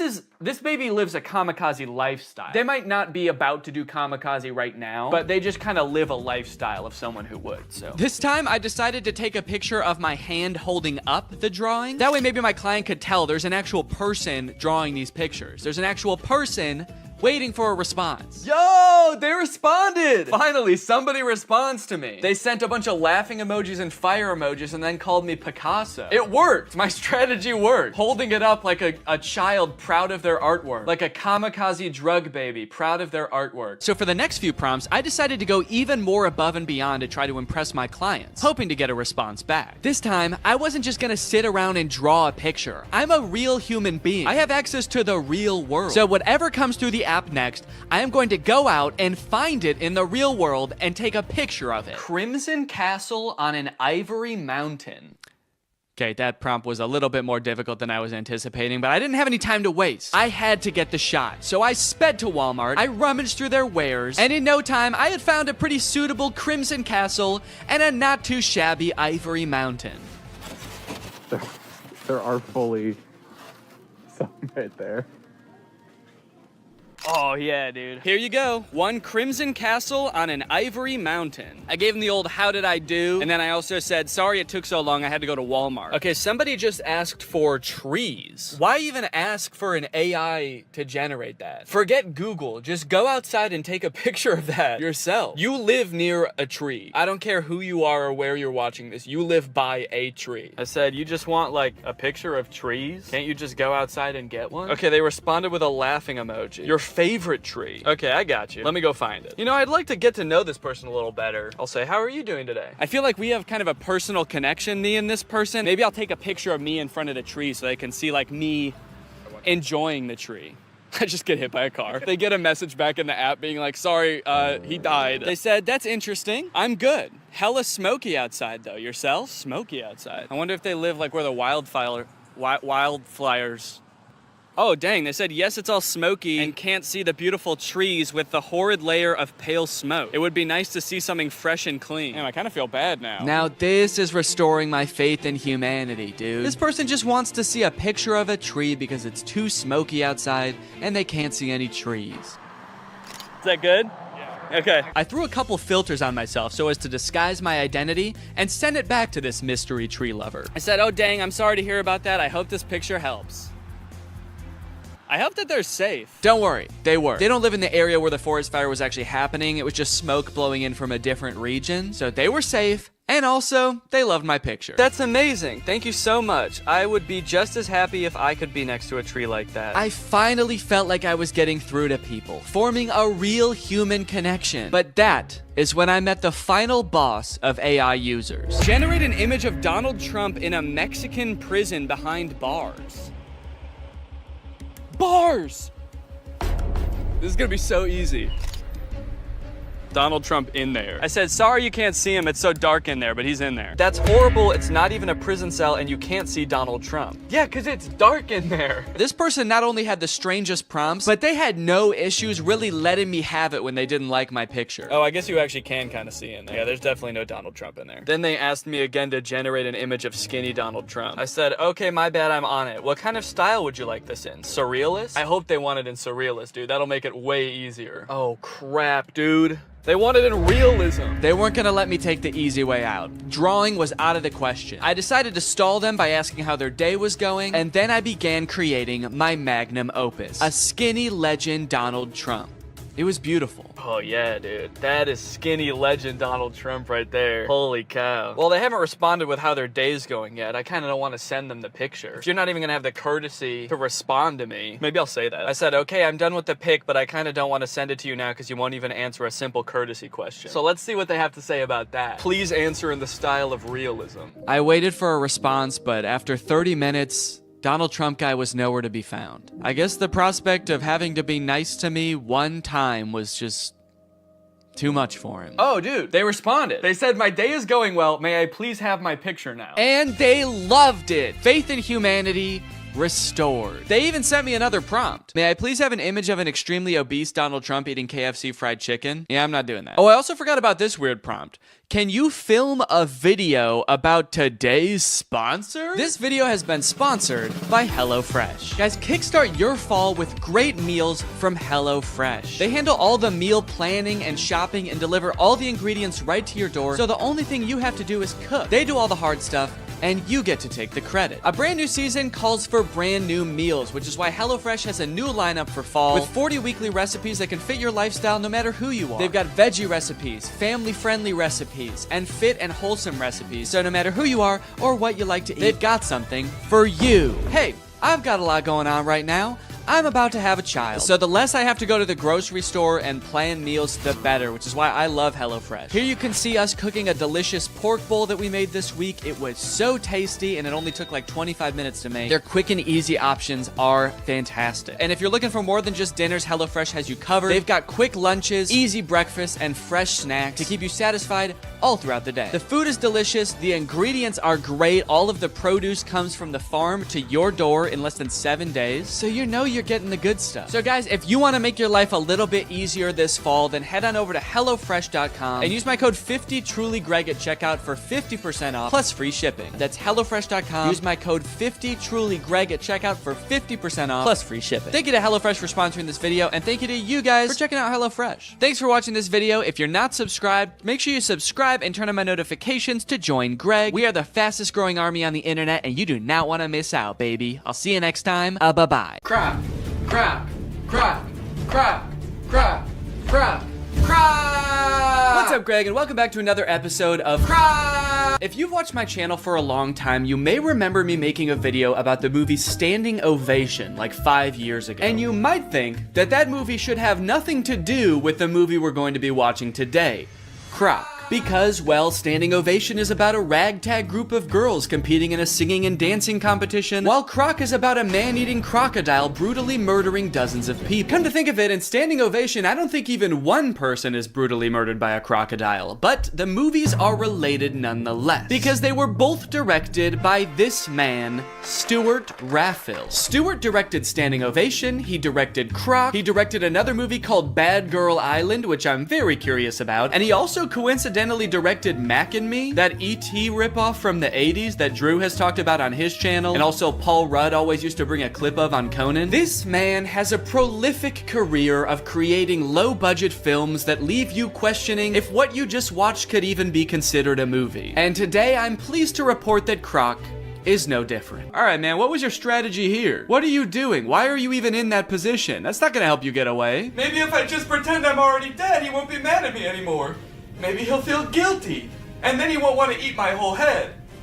Oh no, he ate my whole head! Now I know what you guys want. You just want me to go through and show you all the scenes where somebody gets eaten by the crocodile. You know how I know that? Because this whole movie is on YouTube, and all of the most rewatched parts are the parts where somebody gets eaten by the crocodile. But first, the movie has to introduce all the characters and set up the plot and the story. Blah. But hey, at least the plot of this movie probably mostly revolves around the crocodile, right? Something about the way they dance is just so captivating. Do you think the director just said, all right, now everybody dance like a sim? Look at this guy in the black shirt, dude. I've never seen anyone dance like this in my life. He like strikes a little pose halfway through the dance. I love extras, man. I want to be him when I grow up. His shirt just says play. While Jack, which is never explained further, Jack is investigated again, this time by the tax bureau. He's a pretty rich guy, yeah? That line is my favorite line in the whole movie. The inflection is so strange. He's a pretty rich guy, yeah? You need to meet my sister. Very good for you. Come. If it's okay with you. If it's okay with you. He's about to arrest you for tax evasion, but he does let him go. He's like, look, man, I may be part of the tax bureau, but I'm not a cockblock. Go meet this chick, man. Let me know how it goes. So, Jack. Yes. We're going to start a fire, and you are going to dive into the ocean. What? Don't worry, kind stranger, as we've grown quite fond of your nephew over these past, gosh, 12 seconds. So naturally, we've decided to help you commit arson to escape the police.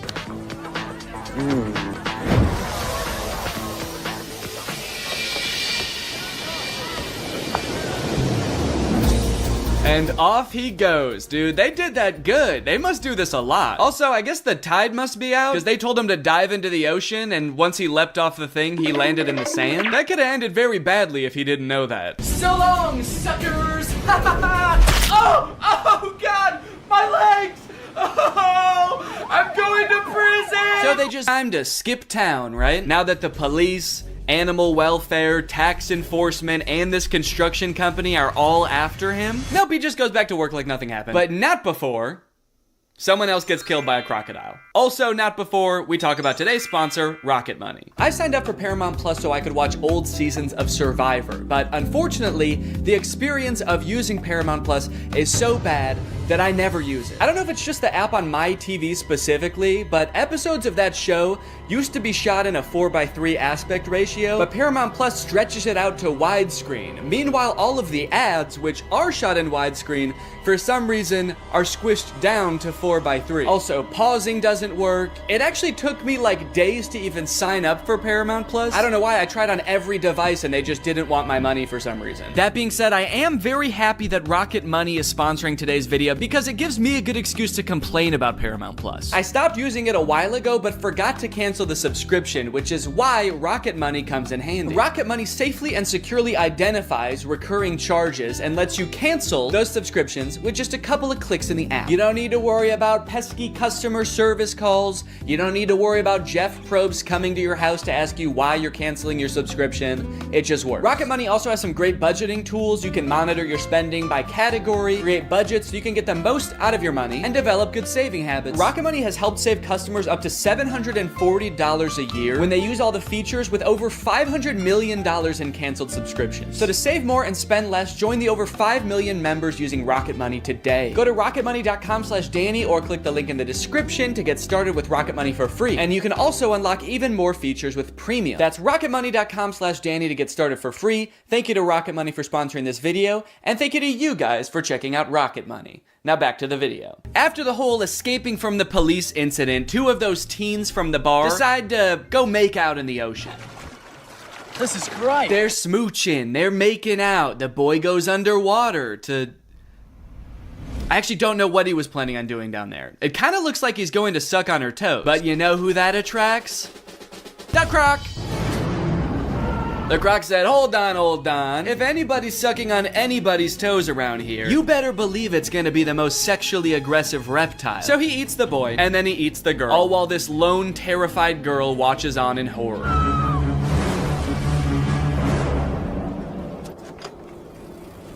I love how casually she rides away. She is in no rush. Ah, a killer croc! I gotta go get help!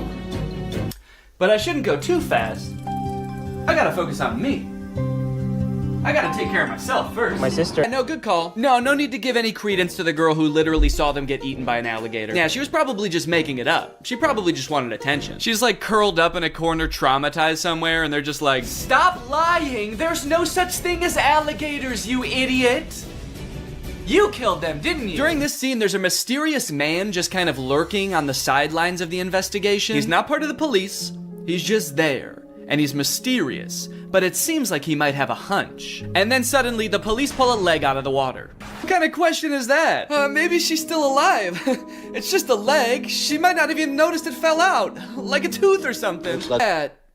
We assumed so. You're a police officer, and you pulled up with like 15 other police officers. I know what it looks like, but no strip club tonight, Jack. Yeah, I know. People are dying. I'm here on official business.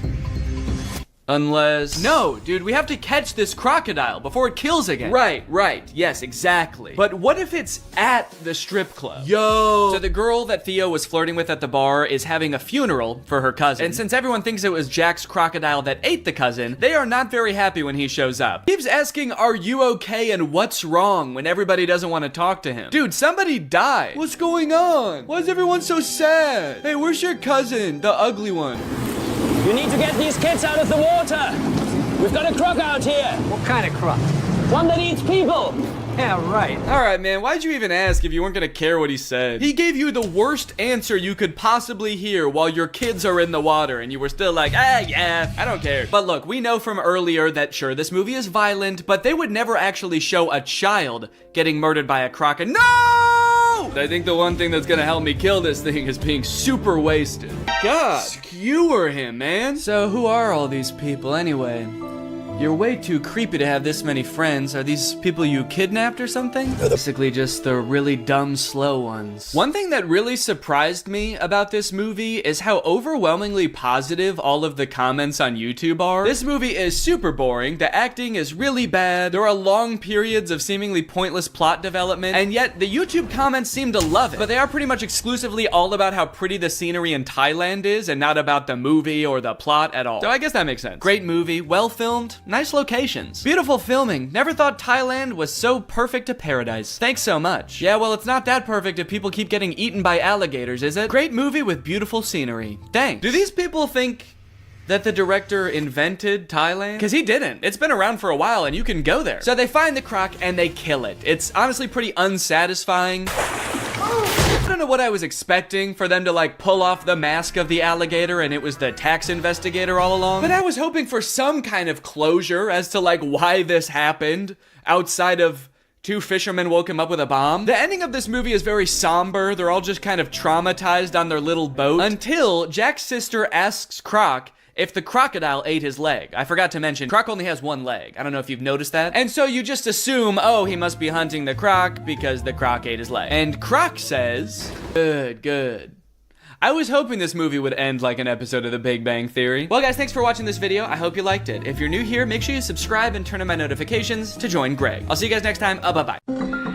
Hello, Greg. Well, guys, I've got some interesting content for you today, as usual. I found a very curious case that I would like your opinion on, but I don't want to give anything away just yet. I just want you to watch the first couple TikToks, and then I will sort of explain what's going on, okay? So this is the first TikTok I saw of this guy. His name is Dustin Tyler. It says, drink a bucket of bleach or date Selena Gomez again. Let's see what he says.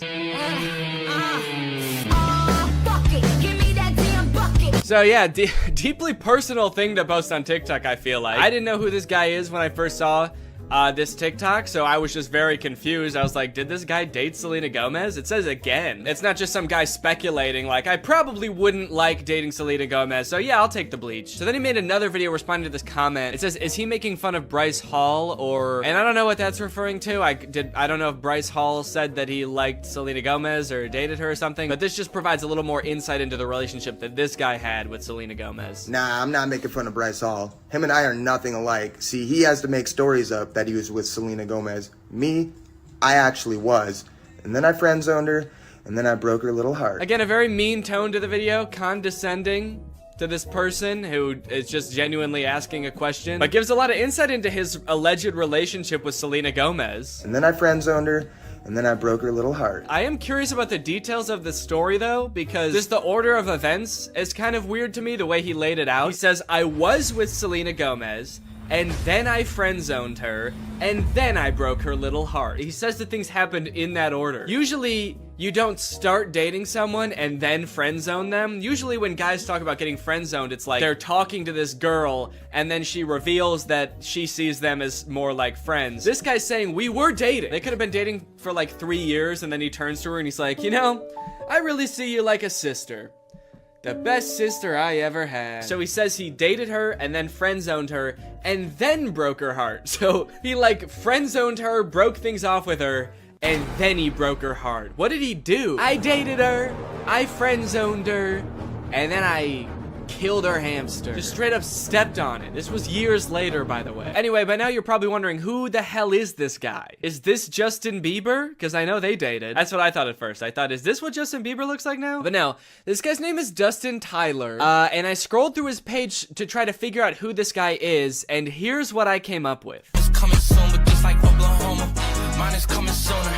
I'm just a late bloomer. Okay, so I didn't know who this guy was at first, but luckily there's a logo in the corner that says Victorious. Apparently this guy was a character on Victorious. At first I did think this was Andy Samberg from 2006, but he was a character, let's see, Victorious puppet guy. He was this guy. Robbie Shapiro is one of Tori's friends at Hollywood Arts, and he's got a few videos where he does sort of a glow up. He's like, this is what I used to look like back when I was on Victorious, and this is what I look like now. Don't I look so different? And then I was like, okay, this makes sense now. So this guy used to be on like an old Nickelodeon show, and so he was probably in with the Nick kids and the Disney kids, and so that's how he knew Selena Gomez, and that's how they dated, right? It all makes sense. However, after reading the comments on these TikToks, I came to discover that this guy, this man, is not the guy from Victorious. These are two different people. He's just straight up lying about everything. He's not that guy. He didn't date Selena Gomez. His page is full of lies. And to be honest, he's not lying very well, mind you, because the actual guy from Victorious, his name is Matt Bennett.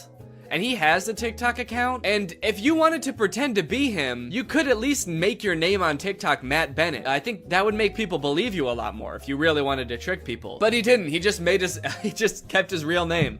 Dustin Tyler. That's me. Please don't Google my name. So this dude's whole thing, apparently, is just like making shit up on TikTok and then hoping it goes viral because people are kind of like, whoa, you used to be the guy from Victorious? Or whoa, you used to date Selena Gomez? And now you'd rather kill yourself than date her again? That's crazy. It's also funny now that he says that he friend zoned Selena Gomez, because that would imply that like they are now friends, you know? And this is a pretty fucked up thing to say about your friend. Date Selena Gomez again, dude? Oh, that's disgusting, dude. That fucking, I hate that girl. I hate her. I would not touch her with a 10-foot pole. She's crazy. And she's my best friend. But again, it turns out that he did not friend zone her at all. Maybe he stranger zoned her. He friend zoned her so hard that they don't even know each other. And never did. This is kind of interesting to me because this is sort of playing off an existing trend on TikTok where people will post like that they have some sort of past or current relationship with a celebrity, like my uncle is Tom Cruise, or like my grandma is Sandra Bullock. And like TikToks like these will go viral because people are just like weirdly obsessed with stuff like that. The comments are always like, holy shit, I didn't know Tom Cruise had a family. I'm not really sure why people are so surprised about it. I understand just being like, huh, yeah, I never really thought about like what Tom Cruise's cousin would be like before. But then again, why would you, you know? Like, I can't imagine why you'd ever be in like a Mission Impossible movie wondering like, I wonder who the guy who plays this character's cousin is. What's that guy like? What's he up to? So I guess it's just surprising to like see him. But it's not really surprising to find out that he does have a cousin. I don't think we're all under the impression that like Chris Pratt just showed up out of, like just came about through natural causes. If you just search on TikTok, I think famous relative check, lots of videos will come up about being related to Charli D'Amelio or Bob Saget. Okay, this guy is saying that his mom is Flo from Progressive. This is kind of like a popular thing on TikTok, and anytime like a big celebrity has some cousin post about them, it goes viral. But the downside to blowing up in this fashion is that it's kind of hard to keep this momentum going, you know? Most people don't have multiple famous relatives, so you can't just keep posting about like having more famous relatives. I mean, I guess if your cousin was Justin Bieber, you could just sort of keep filming him at every like family get together. But you are kind of just limited to one famous person, which is where I think this guy Dustin Tyler has it all figured out, because he doesn't just pick one celebrity to be related to. He'll lie about being related to anybody in a multitude of ways. Now,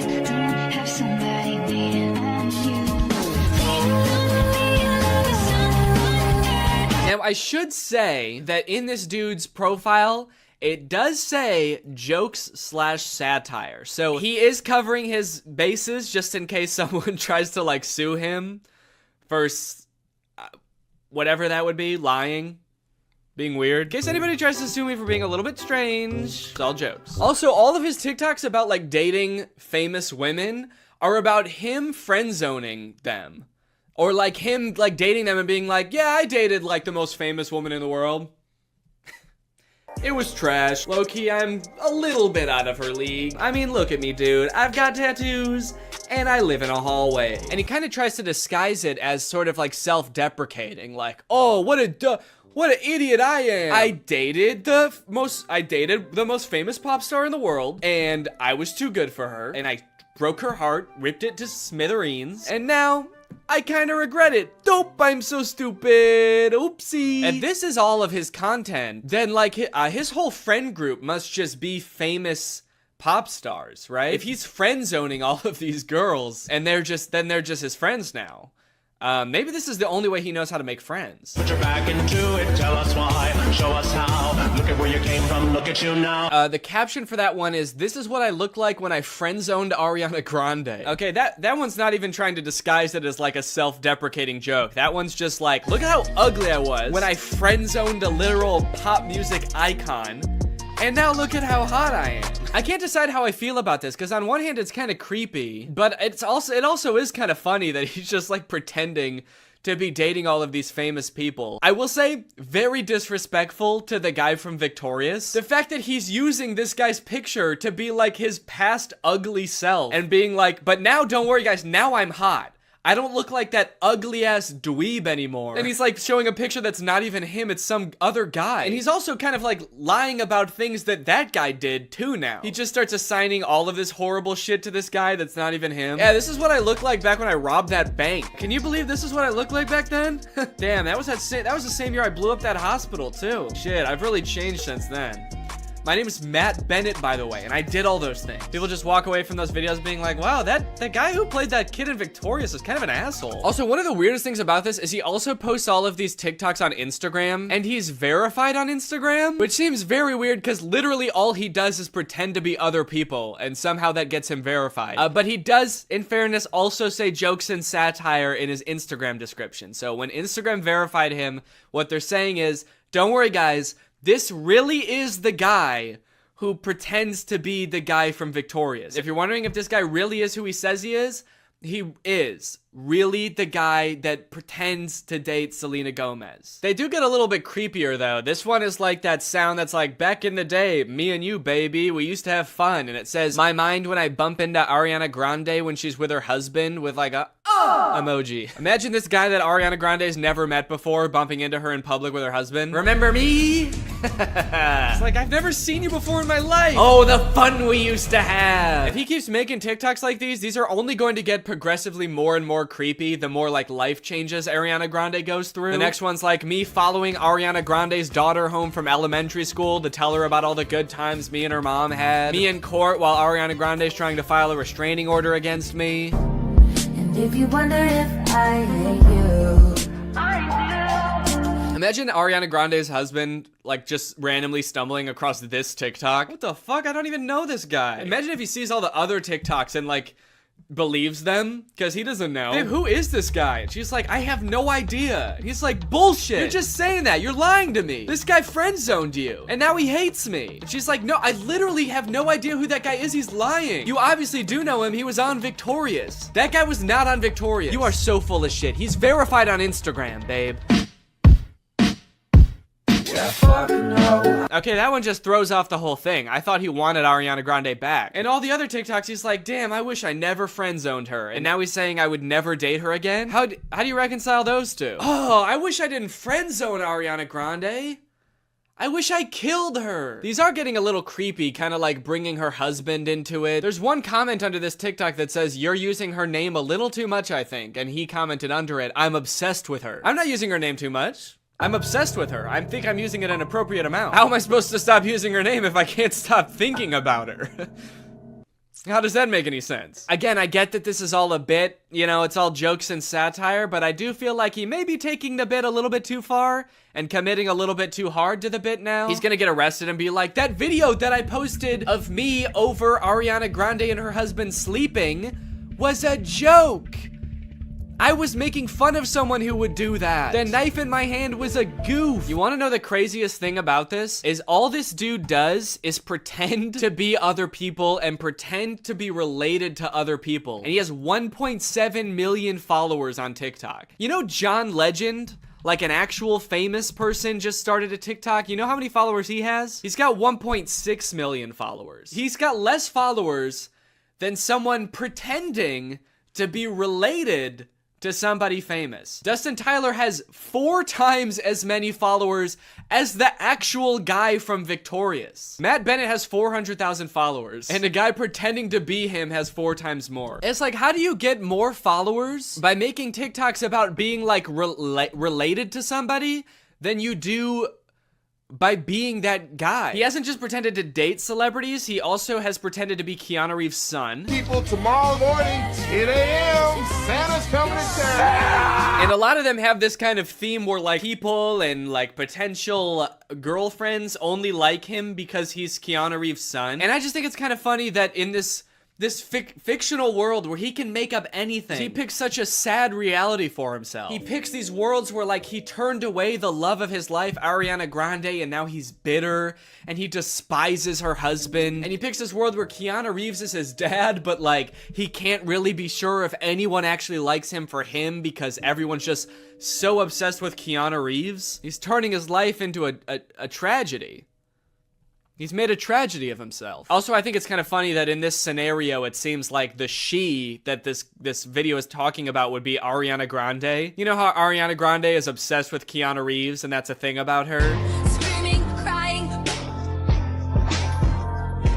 Also, I want to know where he's making these TikToks. He's always either like in a hallway or in a storage closet. I feel like I'm way more interested than his life than like whatever fantasy land he's coming up with. I feel like he's making these at work. Whatever job this guy works, I must be the most boring job in the world. I get daydreaming about like dating Ariana Grande or like having a famous parent, but then like daydreaming and fantasizing about like dating Selena Gomez, but it was trash. It's like you've gone through everything else there is to daydream about. And now all you have to daydream about is like, what if people only liked me because my dad was in the Matrix? Anyway, I don't know. What do you guys think? Is this creepy or normal?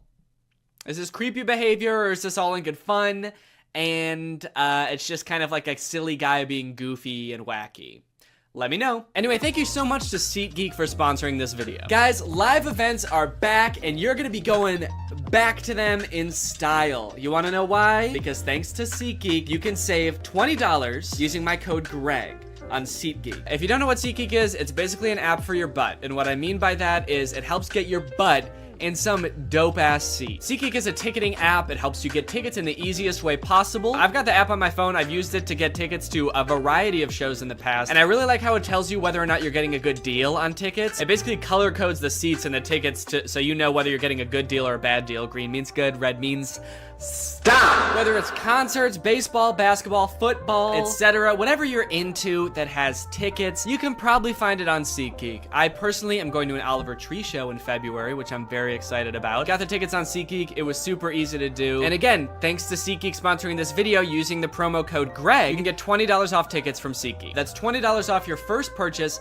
if you use my code GREG, and make sure you click the link in the description to download the app. Thank you to SeatGeek for sponsoring this video, and thank you to you guys for checking out SeatGeek. Bye. This is Love on a Leash. I think it is the worst movie I have ever seen. Other movies I've watched on this channel have had their issues. Sure, they've had plot holes. They've had terrible pacing. They've had Noah Centineo, yeah. But this movie, Love on a Leash, is just different. This movie fails in every possible category. This movie is bad at even being a movie. Look at the poster. You can probably tell what the movie is about just by looking at the poster. And yes, it is as bad as you think. This movie came out in 2011. It is about a woman falling in love with a dog. It's sort of like Beauty and the Beast. And you'd think, oh, it's not a beast, it's just a dog. So maybe he won't be as bad as the Beast. No, he's way worse than the Beast. You're gonna hate this dog by the time the movie is over. And this movie has a lot of not great themes, so please be cautious while watching this movie. It's nothing like graphic. I'm not gonna show anything that would be like rated R, but just beware. Now, if you think I'm over exaggerating about how bad this movie is, let's just take the intro, for example, because this movie starts with utter silence. We get this opening montage with no music, no sound, just dog. And it lasts for a cool 1 minute and 12 seconds before we get any sort of dialogue, and that is because this movie has no soundtrack. And you might be thinking like, oh wow, that's kind of cool. Kind of like an avant-garde choice to intentionally make a film with no music throughout. And I don't think it was intentional, because there's definitely spots where there's supposed to be music. Also, in the opening credits, there is a composer credited. Wait, the composer's name is Peter Davison? Ooh, skeet! Can this motherfucker keep his hands out of anything? Try not ruining one movie, Pete Davidson. Okay, just kidding, but seriously, why is there a composer credited? Did they have a soundtrack composed for this movie and then just forget to put it in? Did Peter Davison take their money and then ghost them? And then putting him in the credits is like a slight dig at him? Oh yeah, you like the soundtrack in this movie? You like the ambiance that it adds? Thanks so much,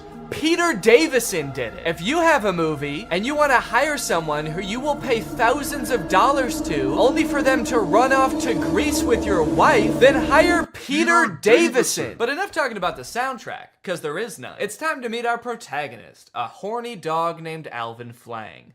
Where are the ladies at? Gross. In this opening montage, we see Alvin walking around the park a little bit, supposedly looking for girls. Oh, here is one. Being homophobic. Hey, lay off, man. I'm not gay. And then getting rejected by a girl. Ugh, that's messed up. It's because I'm a dog, isn't it? That she doesn't want to fuck you? Yeah, dude, I think it's because you're a dog. While recovering from this brutal rejection, Alvin goes over to a pond to sulk, and the pond starts talking to him. Come back. Find a girl. Girl? If she only loves you, you may have a chance. Find a girl? That's my specialty. So as you might have noticed, this movie starts off with zero context whatsoever. We don't know who the fuck this dog is. We don't know why he has a human brain. We don't know where Peter Davison is and when he's gonna send over the finalized soundtrack for the movie. And the director just assumes that we, as the audience, have enough info to go off of to be on the dog's side here. Okay, first off, tell us why he's a dog. I'm not gonna root for this guy unless you tell me why he's cursed to be in a dog's body. There's obviously a reason, and I'm not just gonna start rooting for a horny, homophobic dog for no reason. But I guess I'm just kind of special like that. And you might think, oh, they're probably about to explain it, right? But no. It's like halfway into the movie before they finally tell you what the fuck is up with this dog and why he's a dog. Anyway, so now he's off to find a girl that's in love with him. And first off, can I just say, this movie came out in 2011, and they definitely had better cameras than this in 2011. This movie was clearly made on like a shoestring budget. This movie gives off the vibe that like all the actors are just the director's friend. This dog is just the director's dog. The dog is clearly not like a professionally trained dog actor. The dog just kind of does whatever, and then they add in human voiceover over it to kind of explain what the dog is thinking, which 9 times out of 10 does not match up with what the dog is doing. Okay, so he's on his quest. The pond has given him a mission. He can maybe change into a human if he finds a girl. This is the main mission of the movie. He's gotta find a girl and get her to fall in love. Just one quick question. How is he supposed to do that? That's gross. And even if he does somehow find a girl that's into dogs, do you have any idea how pissed off she's gonna be when he turns from a dog into a human? She's gonna be so mad. Anyway, he finds this girl named Lisa, and he decides to get her attention by making himself look all dirty and beaten up, and she ends up taking him into her home. Lisa is introduced as kind of a traditional girl. She has a friend who's always trying to get attention from guys, and it doesn't matter what kind of guy she gets attention from. She's always going out and partying, but Lisa is different. Lisa is waiting for the right man to come along and sweep her off her feet. And this summer, the right man just might be a fucking dog. Next, we get to see Lisa at work. She works at a department store and she's helping this woman try on a dress. Ma'am, I told you that dress was too small for you. No, it's because I'm sweaty. Why do I feel like those sound effects weren't in the script? Why do I feel like the script didn't say woman tries on dress and farts in the camera? I feel like that wasn't written in. I feel like the actor didn't know that was gonna happen. Seems very mean. Seems especially mean when you remember that the person who edited the sound in this movie literally didn't do anything else. He didn't add in music, that's for sure. He was just like, this woman's big butt makes fart noises, and then he went home. Miss, I'm sorry. This dress is too tight for you. I can't sell it to you. What? Okay, I feel like they want to make Lisa seem like the reasonable one here. Like the lady is being totally unreasonable. But this is kind of fucked up, right? To be like, no, I can't sell you this dress. Sorry. It doesn't fit you and it never will. So, sorry, maybe lose a few pounds before you come back into my store. How about being my roommate? Huh? Okay, you pay the rent and I'll sniff my butt. Okay, wait. Is Alvin Flang a human trapped in a dog's body? Or is he just a dog? Because that was a very dog thing to say. They haven't explained anything yet. So in the lore of this movie, like, is this just how all dogs are? All dogs have these, like, human internal monologues and want to turn into humans so they can have romantic relationships with humans? Or is he a human trapped in a dog's body who just happens to like sniffing his butt? From there, Alvin and Lisa start to share some very fond memories. Like Lisa trying to name him Prince and him insisting that his name is Alvin Flang. My name is Alvin Flang. Well, okay, maybe something a little more class. Like Alvin Flang. And Lisa joking that he should buy her a dress and him saying that he'd rather kill himself. I can't afford it.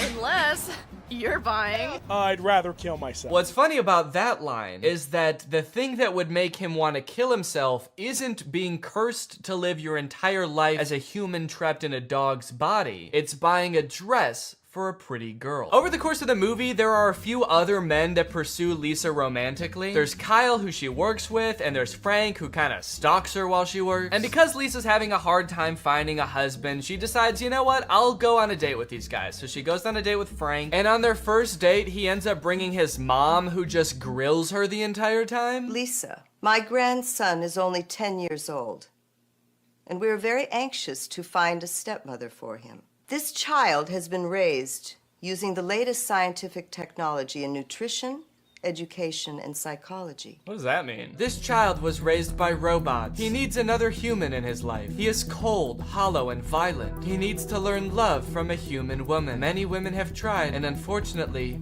met their demise. He has an IQ of 170. Yeah, no shit. We raised him using the latest technology. He's not just any regular iPad baby, okay? We used the newest iPad, so that makes him very smart. And to be certain that he grows up to become president of the United States,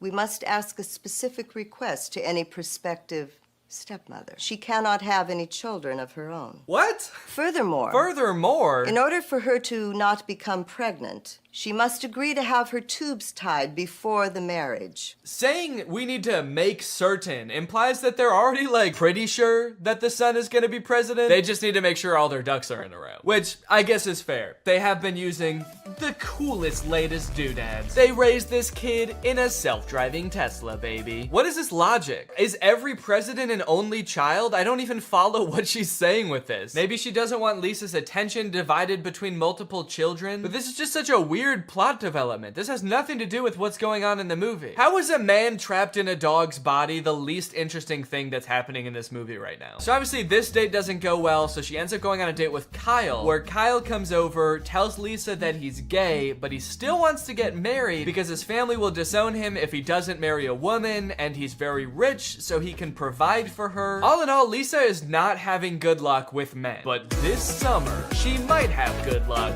with a fucking dog. What happens next in this movie is insane and very uncomfortable. After Kyle leaves, Lisa's just chilling, and her manager from the store comes in, very drunk, and tries to have his way with Lisa. Lisa.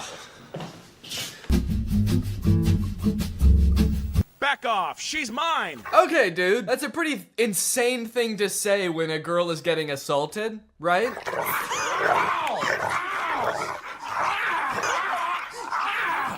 You're fired! I quit! Now I'm the king of the castle. This is such a weird moment to infuse like a comedic relief dog with the plot. This movie just got so dark, and the dog is like, guess I'm the only guy left around here now, huh? Guess I'm sort of king of the castle. Yeah, bro, I hate you. Ever thought about that? Ever thought about the fact that you suck ass so hard? King of the castle! King of the castle that's also a dog and lives in a house that is green.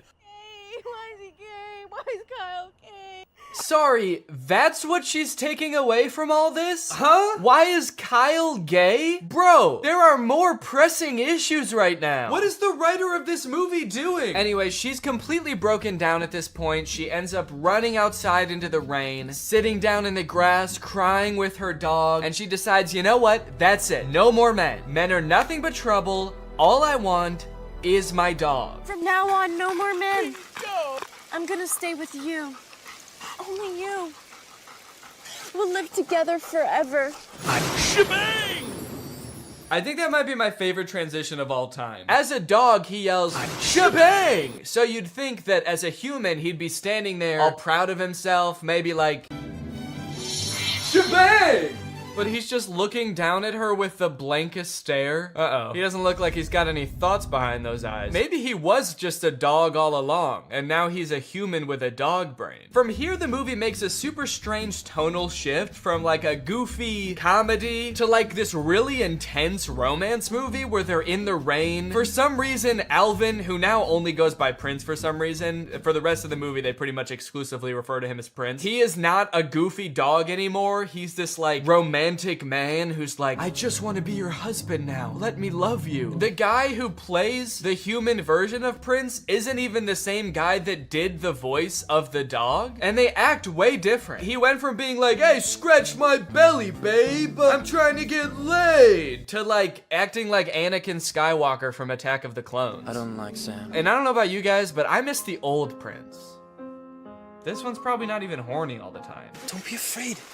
It's really me, your dog. Don't be afraid. You have no reason to be afraid. It's me, your dog. If my dog did this, I would be fucking terrified. Hey, don't worry, it's me. The one who tries to hump your leg all the time, it's me. Don't worry, I'm a man, I'm a grown man now. And I still want to fuck your leg. So they're standing in the rain. Lisa is so confused that she passes out for like 3 seconds. She is not taking this well, but we do finally get an explanation as to why Prince was a dog. In my past life, I was punished for being a cheating playboy. I was cursed to live as a dog. Oh, so it's like a reincarnation thing. Finally, they explain this. At first, I thought that it was like in the same lifetime. Like he got cursed to be a dog in this lifetime. But no, it's a reincarnation thing. I am confused about the lore of the movie. Does that mean this could happen with any dog? Are all dogs like used to be people that fucked up in this life and now they're dogs? Or are some dogs maybe like a hamster that did really good in its life? Which I would imagine is probably a lot of hamsters. I feel like it's pretty hard to fuck up as a hamster. I wouldn't think there's much expectations of a hamster, really. It's all about expectations. Let me be your husband. God, thanks for answering my prayer. You're my husband. What? Huh? Okay, so that's all it takes? She's like, yeah, I guess you were a pretty good dog who I met just weeks ago. Sure, you're my husband now. So they end up getting married. They decide to live together. They spend the night together, but that's when this movie goes completely off the rails. I thought this was like the main plot line. He found love, now he's a human forever. Nope, the curse is not broken, and you will not guess how this movie ends. The next day, Prince wakes up, and he's a dog again. So he goes back to the pond to find out why. You lied to me. I'm still a dog. You're just Top secret hiding place.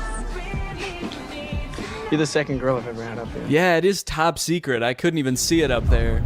Just looks like a regular tree to me. It's here we find out that while Troy is a shoo-in for the basketball team at U of A, Gabriella's already been accepted to Stanford. I sense a conflict in the movie. Troy's going to University of Albuquerque to play basketball, and Gabriella is going to learn how to create the singularity at Stanford. So they sing a song about cherishing the present moment. Did they like challenge themselves to make a song with no dancing in this one? They're like, what if we just sat for a whole song? Oop, now he's up. Oh, that was it. That was the whole dance. Nah, it doesn't work with this song. Juilliard is considering 4 of you for 1 available scholarship. Sharpay Evans, Mr. Ryan Evans, Miss Kelsey Nielsen, and lastly, Mr. Troy Bolton. What? Julie. Since when does that guy have a evil cackle? I mean, I was surprised too, but that guy threw his head back and squealed. Did he submit his name to Juilliard as some kind of evil plan to get him killed? They're trying to come up with some ideas for the spring musical, which I'm just now realizing they write every year. Like, they don't do a pre-existing musical. They write their own musical every year. All of you will create it. That's why in the first movie they call Kelsey the composer. She literally writes the musical. Isn't that crazy? But to get some ideas, Miss Darbus asks the seniors about their future. Your future. It's easy. It's U of A. Hoops all the way. Yeah. Miss McKessie. Is University of Albuquerque like a really good school for basketball? I feel like I've never heard of them before. All the basketball players are like, we gotta get to U of A, man. It seems like that's just like the closest college that has a basketball team. Meanwhile, Gabriella's going to Stanford, Sharpay's going to Juilliard, and they're like, I don't know, we can go play basketball down the street. For the record, the reason I've never heard of the University of Albuquerque is because it's a Catholic liberal arts school that actually closed in 1986. So I guess these characters live in some sort of alternate dimension where it stayed open and went on to become a basketball powerhouse. Mr. Bolton. Mr. Bolton. Yeah, All of a sudden, he doesn't know if he wants to go to Juilliard or U of A. See, he really never did care about Gabriella. He just wants to sing. Somebody just let this kid sing. Just tell him it's okay. Imagine having everything. Jeez, that song started so abruptly. No intro, no build up. It's kind of scary. Oh, this is a look into some kind of strange alternate future where Troy chose neither basketball or Juilliard and became a stalker. I want that to be how this movie ends. Troy choosing between two incredible futures and instead he just throws his life away. It's like, I can't decide. I don't fucking know. Miss D said that there's only one scholarship. There's two of us. Wait, they're doing this to compete for a scholarship? Not even just a place at Juilliard? If I know anything about these two, it's that they can both afford to go to Juilliard. Why do they need to take the scholarship away from somebody else? Which one do you think I should wear? Well, I've never been asked to a prom, but this almost sounds like an invitation. Did she say she's never been asked to prom? What about last year? They were dating last year. Troy didn't want to go to prom with her. His dad was probably making him run basketball drills. The only place you're going, Troy, is downtown with the ball. Make sure you bring the ball. Time for another song about how much Troy and Gabriella love each other. There's already like two very sentimental songs between these two. They are really setting us up for heartbreak, I feel. And also just spending like an unnecessary amount of time being like, these two are in love, okay? Don't forget that they're in love. That way, when whatever happens, we're gonna all be sad, all right? So that way, when Troy picks U of A and Gabriella gets hit by a bus, it's gonna be sad. I think they're gonna end up going to the same college. They couldn't possibly end this entire series by being like, they didn't actually like each other that much. They're just gonna call it quits. Where's our clothes? Yo, Rocket Man. Why do I feel like they're about to haze these kids? You know, we weren't just given these lockers. We had to earn them. Right. Oh, they're definitely about to haze these kids. Now drink this entire bottle of Absolute. That'd be a crazy twist in this movie. Just a little hazing. Troy is not better than doing some hazing. Oh, I thought I heard you. I was just making some snacks inside. Are you guys hungry? Only if it's your brownies. I've had them. Bring those out here. Could you take me after school to check out that tuxedo? Tuxedo? For what? For prom. Oh, honey. If that's what you call an invitation, you'll be dancing with yourself. He's like, okay. I wasn't inviting you. I'm gonna ask Miss Darbus. Then comes a song about getting ready for prom featuring, I think, the funniest moment in any of these movies. I think this tux is too baggy, too tight, it makes me look weird. Yeah, this movie's kind of funny, man. Makes me look weird. Do I want classic or vintage or plaid? I like that they're like, should I wear plaid or ruffles or a really old suit? And it's like, no, you should wear, just go to Men's Warehouse and ask for a prom tuxedo. Should I wear the ugliest thing that you've ever seen? No, just go. Just tell them you're going to prom and they'll just give you the most generic tux you've ever seen. This reminds me of when I was a senior in high school and I was getting ready to go for prom, and I sang this song called It's Gonna Be the Night to Remember, and me and all my boys got dressed up in weird suits and danced around on the stage. This is kind of just like that, actually. Let's dance! Am I crazy, or is there like actually too much music in this movie? I feel like the plot is kind of moving at a snail's pace because every 2 minutes there's a song and it's like, here's what's going on right now. We're thinking about going to prom. We're Troy and Gabriella. We like each other. Also, the stakes feel very low right now. What am I supposed to be worried about right now? Troy is like, I don't know what college I want to go to. And Gabriella's like, I also have choices to make. I still have decisions to make too. And she has not elaborated. And so I don't know what I'm supposed to be worried about. Now they're at some kind of junkyard. Just hanging out at a junkyard as if we've always known that this is what they do. You see what happens when you do a show? You're like 5 people. Yeah, but what's so bad about that, man? We used to come here as kids, we'd be 10 people. Yeah, I remember that because they used to talk about that in all the other movies, how they used to come to the junkyard. Take it back to the place where you know it all began. Finally, the boys are back at the junkyard. So that we had a song establishing that Troy and Gabriella are in love. Now we have a song establishing that Troy and Chad are friends. This kind of reminds me of senior year in high school when I danced around in the junkyard with my best friend and we sang a song about how the boys are back. It's weirdly similar, actually. Whoa! The junkmen who live in the junkyard are here. What's going on? What if Troy and Chad turn around and see them and they're like, whoa, what the fuck? Who are you? Maybe I'll just stay here next year. Stay in Albuquerque? That makes no sense. And why do I always have to make sense? Why do I always have to make sense? Why can't sometimes I just say, What are you gonna tell me about this Juilliard? The only dad to ever be pissed off that his son is getting considered for a scholarship at one of the most prestigious colleges in the country. Hey, Troy, come on. Ah, damn, he's too fast. Get back here. The director for that scene was like, okay, how could you guys like run away but also walk away at the same time? Oh no, he's going crazy again. Painful basketball time to scream and shoot some hoops. I like that little pouty dance up the stairs. Okay, Troy, for this one, you're a pouty toddler. Now you're a crab.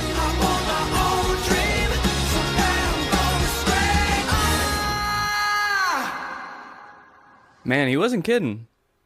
He was really gonna scream. Well, now that he did it, I hope he can figure out what he's gonna do. Now that I got that out of my system, I'm for sure going back to U of A. I don't care about singing. Miss D, I know I'm not supposed to be here. Aren't you? Last one out turns off the lights. You know, she might seem cool about Troy being there right now, but as she walks through the school to get back to her car, she realizes he totally trashed the place. She's like, he tore down posters? He flipped an entire hallway upside down? How did he do this? I don't think I can do it, Troy. Uh-oh. Is that a Dr. Pepper in the background? That looks good. I've chosen basketball. But I've also chosen theater. The University of California, Berkeley. Okay. I'll be honest, I did not know that was an option. They made the Mr. Beast logo. I like that they're performing for the camera and not for the audience who's here to see them graduate. They're just like facing away from the bleachers. All their parents are like, damn, I wish I could see their faces. I don't even know which one's my kid. Now they're all just gonna smile at the camera for the rest of their lives. They say, we're not going to college, baby. We're gonna stare at this camera forever. And that's it. That's High School Musical, baby. As far as endings go, I think they did a decent job with a nearly impossible task. It's a Disney Channel movie, so it's not like they can just like make everybody break up and go their separate ways at the end of the movie. That would be too sad, obviously. But they also can't make everybody just go to the same college and do the same thing, because that would be unrealistic. So it leaves the door open. My only issue is that in doing that, they kind of don't really provide any closure. Feels like they kind of just pushed Troy's decision of what he wants to do with his life further down the road. But if you are looking for some closure for Troy, I might have something that helps.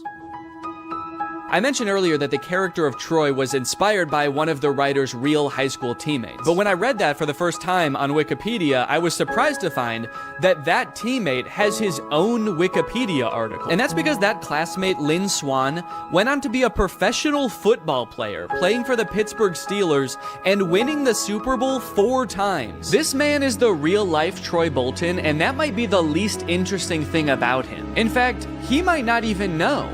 It really helped you in your game, all the things that ballet taught you. You applied that to the football field. Touchdown, Pittsburgh! Did you catch any flack from your teammates about taking ballet? I mean... Oh, always. It's a gift from the guys. But I'll always remember a Hall of Famer who rose to the occasion each time. A plie-making playmaker, but you're a playmaker. you ever think maybe I could be both? Who could defy gravity.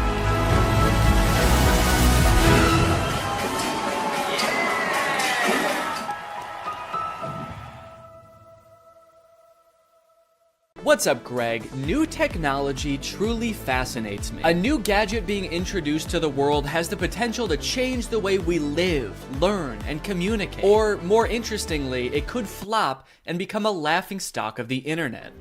Which is why a few weeks ago, I was thrilled to discover the unveiling for a project called the Humane AI Pin. This might be the worst product presentation I've ever seen for one of the strangest products I've ever seen. Apparently, Humane AI is a new tech startup founded by two former Apple employees and current lovers, Imran Chowdhury and Bethany Bongiorno. Their mission is building innovative technology that feels familiar, natural, and human. Okay, first thing that's sticking out to me is that none of those words were useful. Also, do I really want my technology to feel more human? I've never wished my MacBook to be more fleshy. Also, Humane AI is such an unsettling name for a company. I'm sorry. You lost me right off the bat. I feel like the only times I ever even hear the word humane is when we're talking about like factory farming or something. Don't worry, dude. When this AI takes over, it is going to be super humane in the way it slaughters us. It will not violate the Geneva Convention, unlike other AIs, Siri. All right, let's go ahead and watch the product presentation and let's see if you think it's as weird as I do. Welcome to Humane. Thank you. This is the Humane AI Pin. Cool. It's a standalone device and software platform. So the intro does have a very threatening aura about it, doesn't it? The sterile white room. They're both so serious and they're unboxing a mysterious device. I feel like I'm about to be tortured for information. Oh. What is that? This is the Humane AI Pin, and it is the last thing you will ever see. Ah! It's a standalone device and software platform built from the ground up for AI. Okay, so it's some kind of mobile device. It's built from the ground up for AI, and I'm very excited for them to tell us what that means. It comes in 3 colorways. Okay. Got Eclipse, Lunar, and Equinox. Those are not colors. There's 2 pieces, a computer and a battery booster. Now, the battery booster powers a smaller battery inside the main computer. Okay, great. What does it do? And this is how we achieve our all-day battery life. Oh, great. It's got all-day battery life. That way you can spend all day. There are no wake words, so it's not always listening or always recording. In fact, it doesn't do anything until you engage with it. Okay, thank God. So it doesn't record me. That's good to know. For a second, I was worried that it almost had one feature. Who is this for? What kind of person needs to hear about what colors a device comes in before they'd even consider hearing about what it actually does? Also, 2 of the colors are black. You designed 3 colors and 2 of them are black. You couldn't come up with a 3rd color? Also, I'm sorry because I know that not everyone is super comfortable in front of a camera. It's not a skill set everyone has. But maybe you guys should have like hired a spokesperson or something instead of letting the world's 2 sleepiest CEOs do this product demo. Now, the battery booster powers a smaller battery inside the main computer. Are they okay? This thing has all-day battery life. That's because it actually feeds on your life force. I've had mine on for 3 months, and you probably can't even tell the physical toll it's had on me. And your engagement comes through your touch, voice, gesture, or the laser ink display. Whoa, wait, okay. Holy cow. We have a feature. It actually does something. I will admit I was not expecting that. Why didn't you lead with that? I mean, I don't know what that is or what it does, but at least it's something. It looks futuristic. I don't know about the name laser ink display though. That doesn't sound very futuristic. The laser ink display. Sounds like a printer. It also comes with its own connectivity built right in. Our own Humane network, connected by T-Mobile. Our very own network. That is T-Mobile's network. We were able to pack a lot of technology into something really small. Tell me about it, dude. I can barely even count all the technologies you put in this thing. You got the laser ink display, all-day battery, black. Is that a technology? They continue for a while just using buzzwords and vague expressions to explain what this thing does until like 3 minutes into the video when they finally give us a demonstration of something tangible this thing can do. Play the song How Music Makes You Feel Better.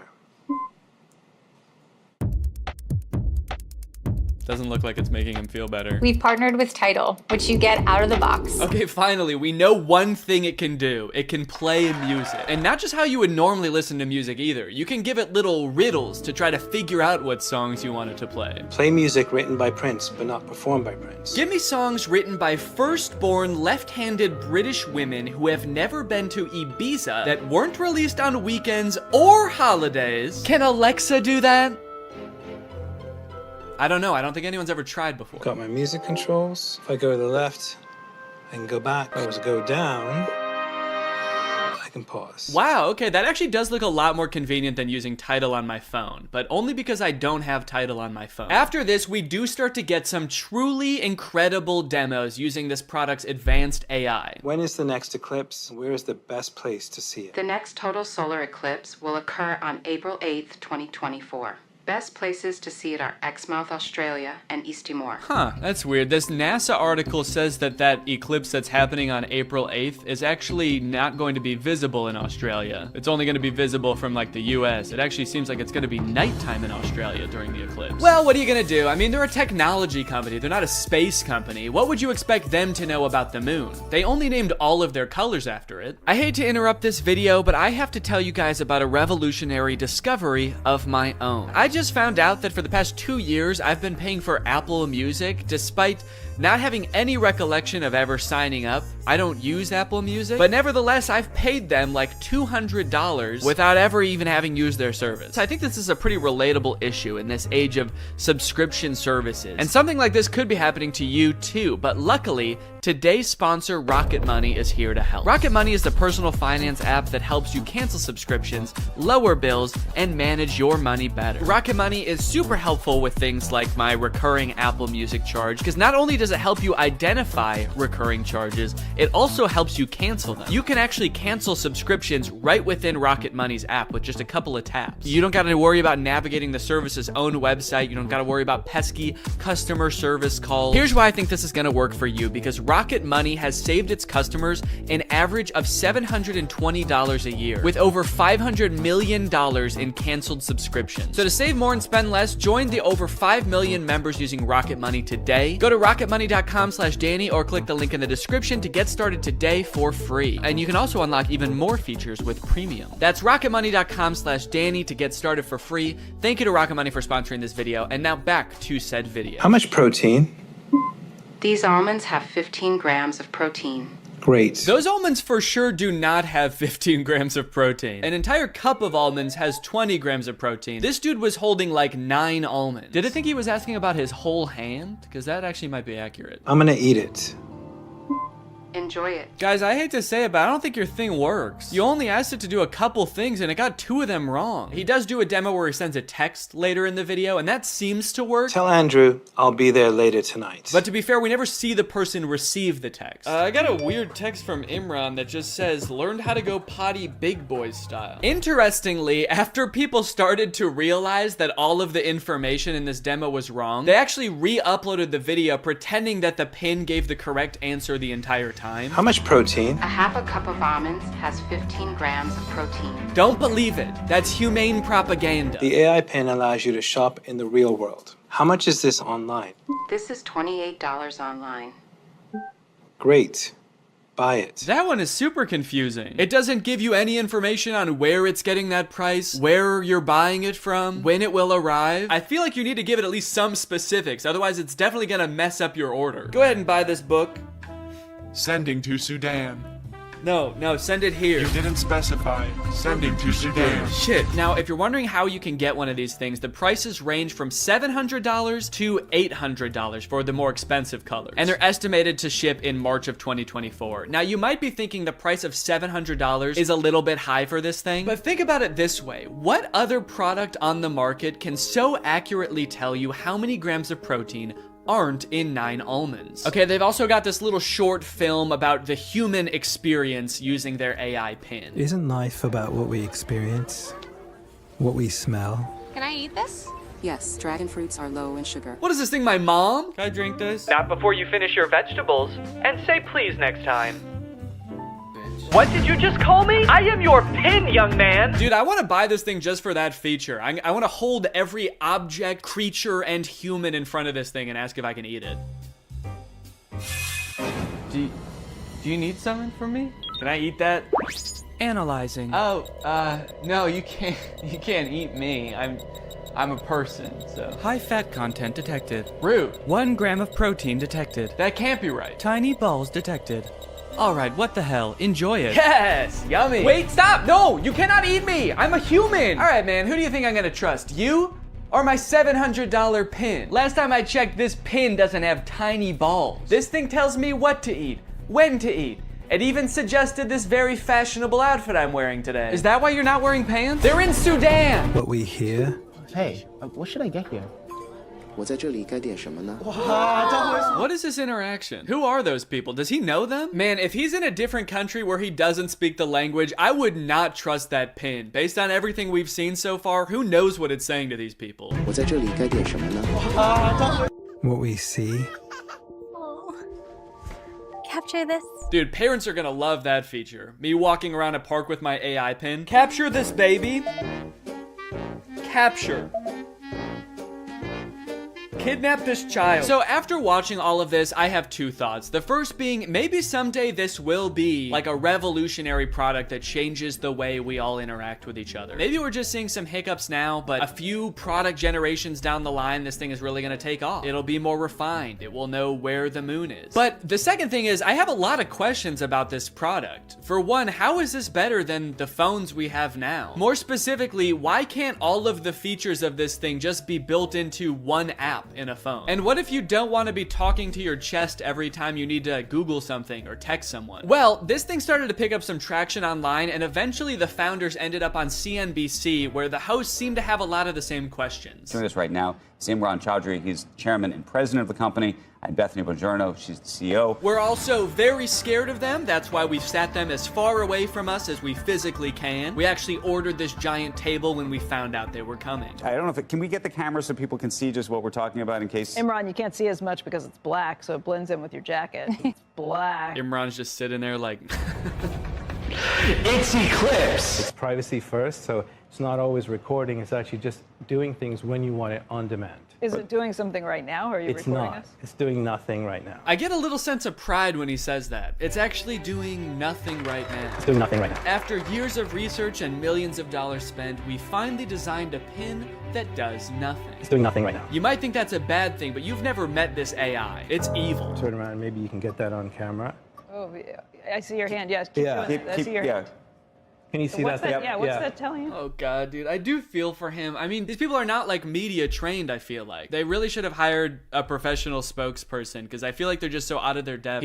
He's got like the worst camera angle possible to show this thing off. His hand is shaking. Imagine a little alert pops up on the screen that's like, high heart rate detected. Is Squawk Box the name of this show? I'm not familiar with it. I never heard of this before. Or is this some kind of jab at their device? Formal Apple designers peddle their snake oil Squawk Box. You can use it however you want. Like what? Like what? Tell me something you would use that for. Okay, it sounds like this host is thinking the exact same thing as me. What is it? Tell me one thing. Then they just start like drilling them. They don't even let either of them finish answering their questions. They just like are bombarding them with reasonable questions about this device. That you've got in, stuff that you do just all the time. How would I know without seeing a screen? A user LED called. So that's what I want to ask you about. This is brutal, man. Let the poor guy speak. Just at least let him finish answering your questions, man. I mean, he's not actually gonna answer them. He's probably just gonna say AI over and over, but just let him finish his sentence. Sometimes I'll be at a meeting, right?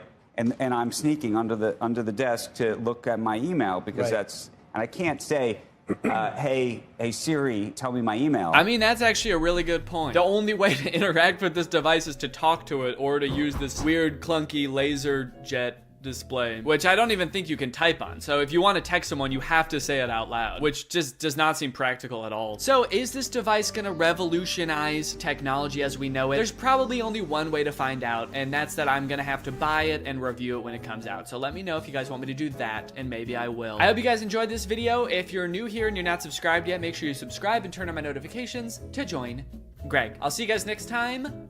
Bye-bye. After MGK released his song Emo Girl and then followed it up by appearing in a bunch of insane interviews with Megan Fox talking about their love life, I think we're pretty good on MGK for a while. We don't need any more music. We don't need any more public appearances. We're good. We don't need to know any more about MGK's personal life. And folks, I think MGK finally took notice and he listened. He said, all right, look guys, I get it. No more music, no more interviews. I'm gonna take some time and I'm going to release a stoner comedy movie instead. So he hunkered down and he wrote and directed this movie, Good Morning, which currently has a 0% on Rotten Tomatoes. We got a good thing going here. 2 movies in a row with 0% on Rotten Tomatoes. What's the opposite of a Renaissance man? You know how people, when people can like act and sing and direct, like Donald Glover, people call him a Renaissance man. MGK is like a Dark Ages man. MGK is a medieval man. Also, sorry if I sound sick.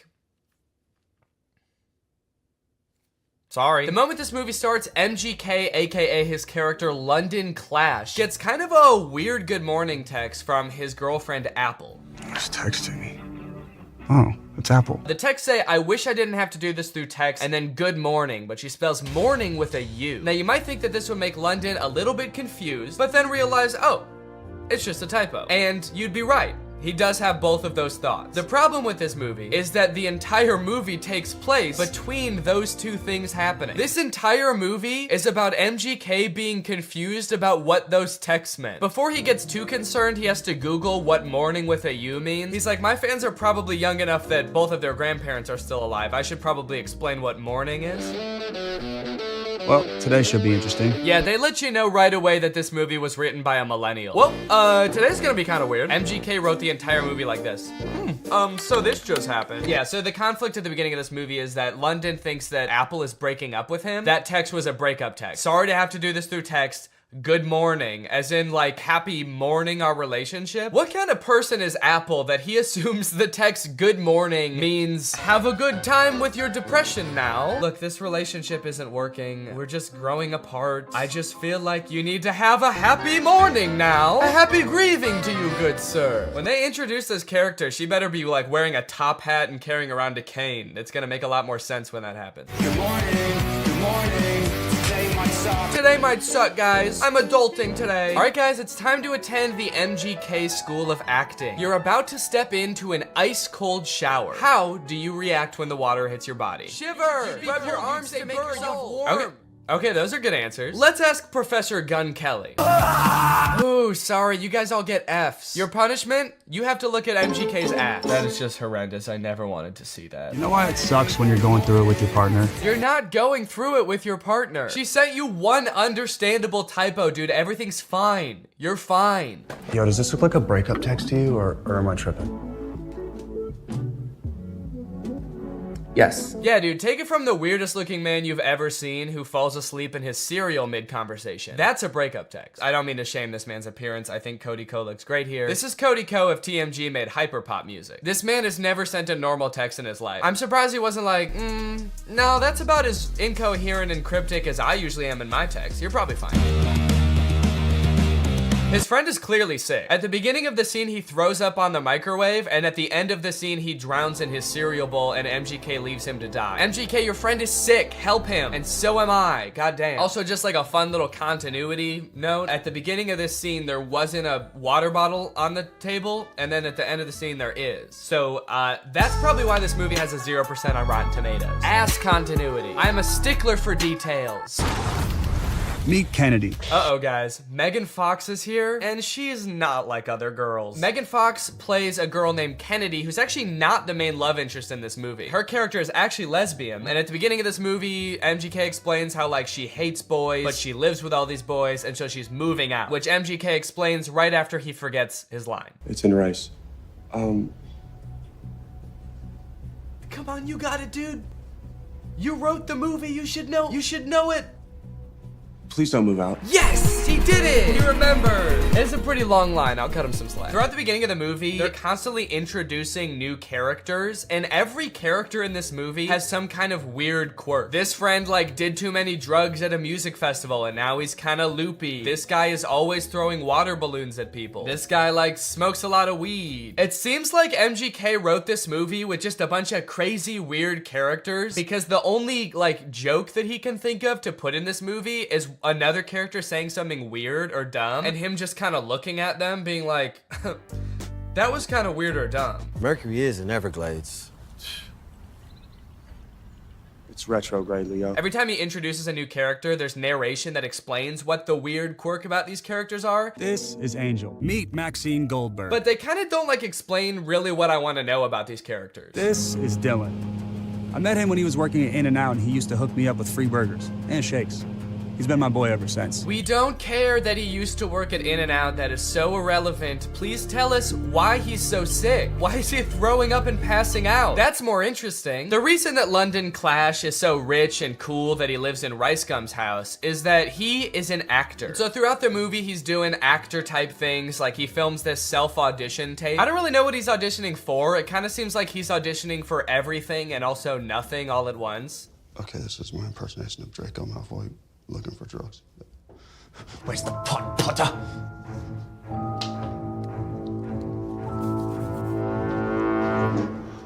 I don't like Draco very much.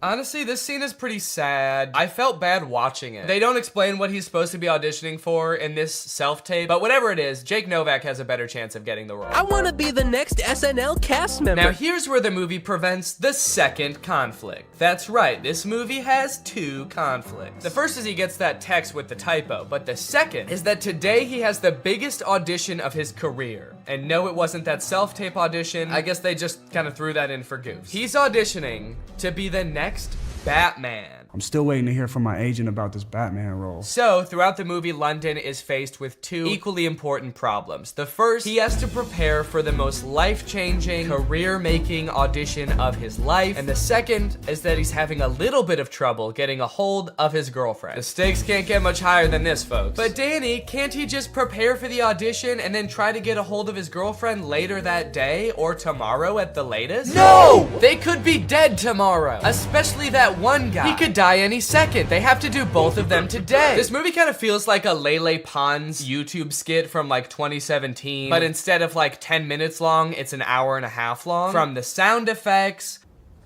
to the uncomfortable silence between every spoken line in this movie. Why would you give me goat milk?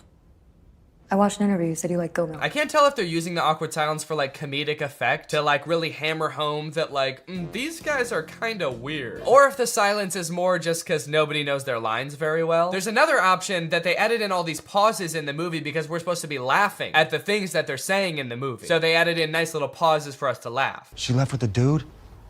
A buff dude. And they had bags.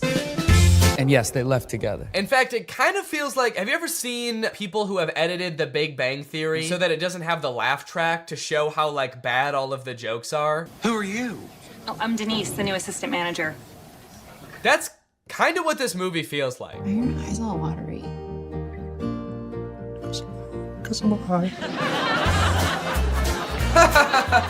That's way better. Bazunga. It's so fitting that this movie feels like a bad YouTube video from 5 years ago, because I'm pretty sure they filmed this at Rice Gum's old house. Did something happen in that house? Is there like a curse? 100 years ago, one of Hollywood's earliest YouTubers died in that house, and now all the content that's created there is cursed to be mad disappointing. Okay, so now they got to investigate what's happened to Apple. London's phone is broken, so he can't contact her, so the only thing he can do is go looking for her. So he goes to the last place she was seen and talks to Pete Davidson. Did you see Apple? Yeah, she was just here like 2 minutes ago. Did she say where she was going? You know what? She did. She actually... No, are you fucking crazy? You guys never talk to me. I mean, the only reason you know my name is because it's on my name tag. Right there. B-E-R-R-Y. Barry. Pete Davidson feels like he's not really invested in this movie at all. He breaks the fourth wall a little bit too much in this movie. He reads his name tag like he's making fun of the fact that it doesn't say Pete Davidson. He's like, Barry? That's not my real name. My real name's Pete. It's funny because I'm very clearly Pete Davidson and not some guy named Barry who works at a valet stand. There's also a scene later on in the movie where he looks directly into the lens of the camera. I think they could have cut that out. Well, talking to Pete Davidson, or sorry, Barry. It's just so funny that he's pretending to be Barry. Talking to Barry didn't get him any leads, so I guess that means now it's time to go to his audition. Or, no, sorry. Sorry, he breaks into Apple's house to find clues? Find clues, please. Find clues of what? What might she have left lying around that would indicate whether she made a typo this morning or not? They find a bag of her fingers? She was missing her fingers this morning. That's why she fucked up the tags. Oh. We should probably call the police, right? I'm not breaking into my girlfriend's house.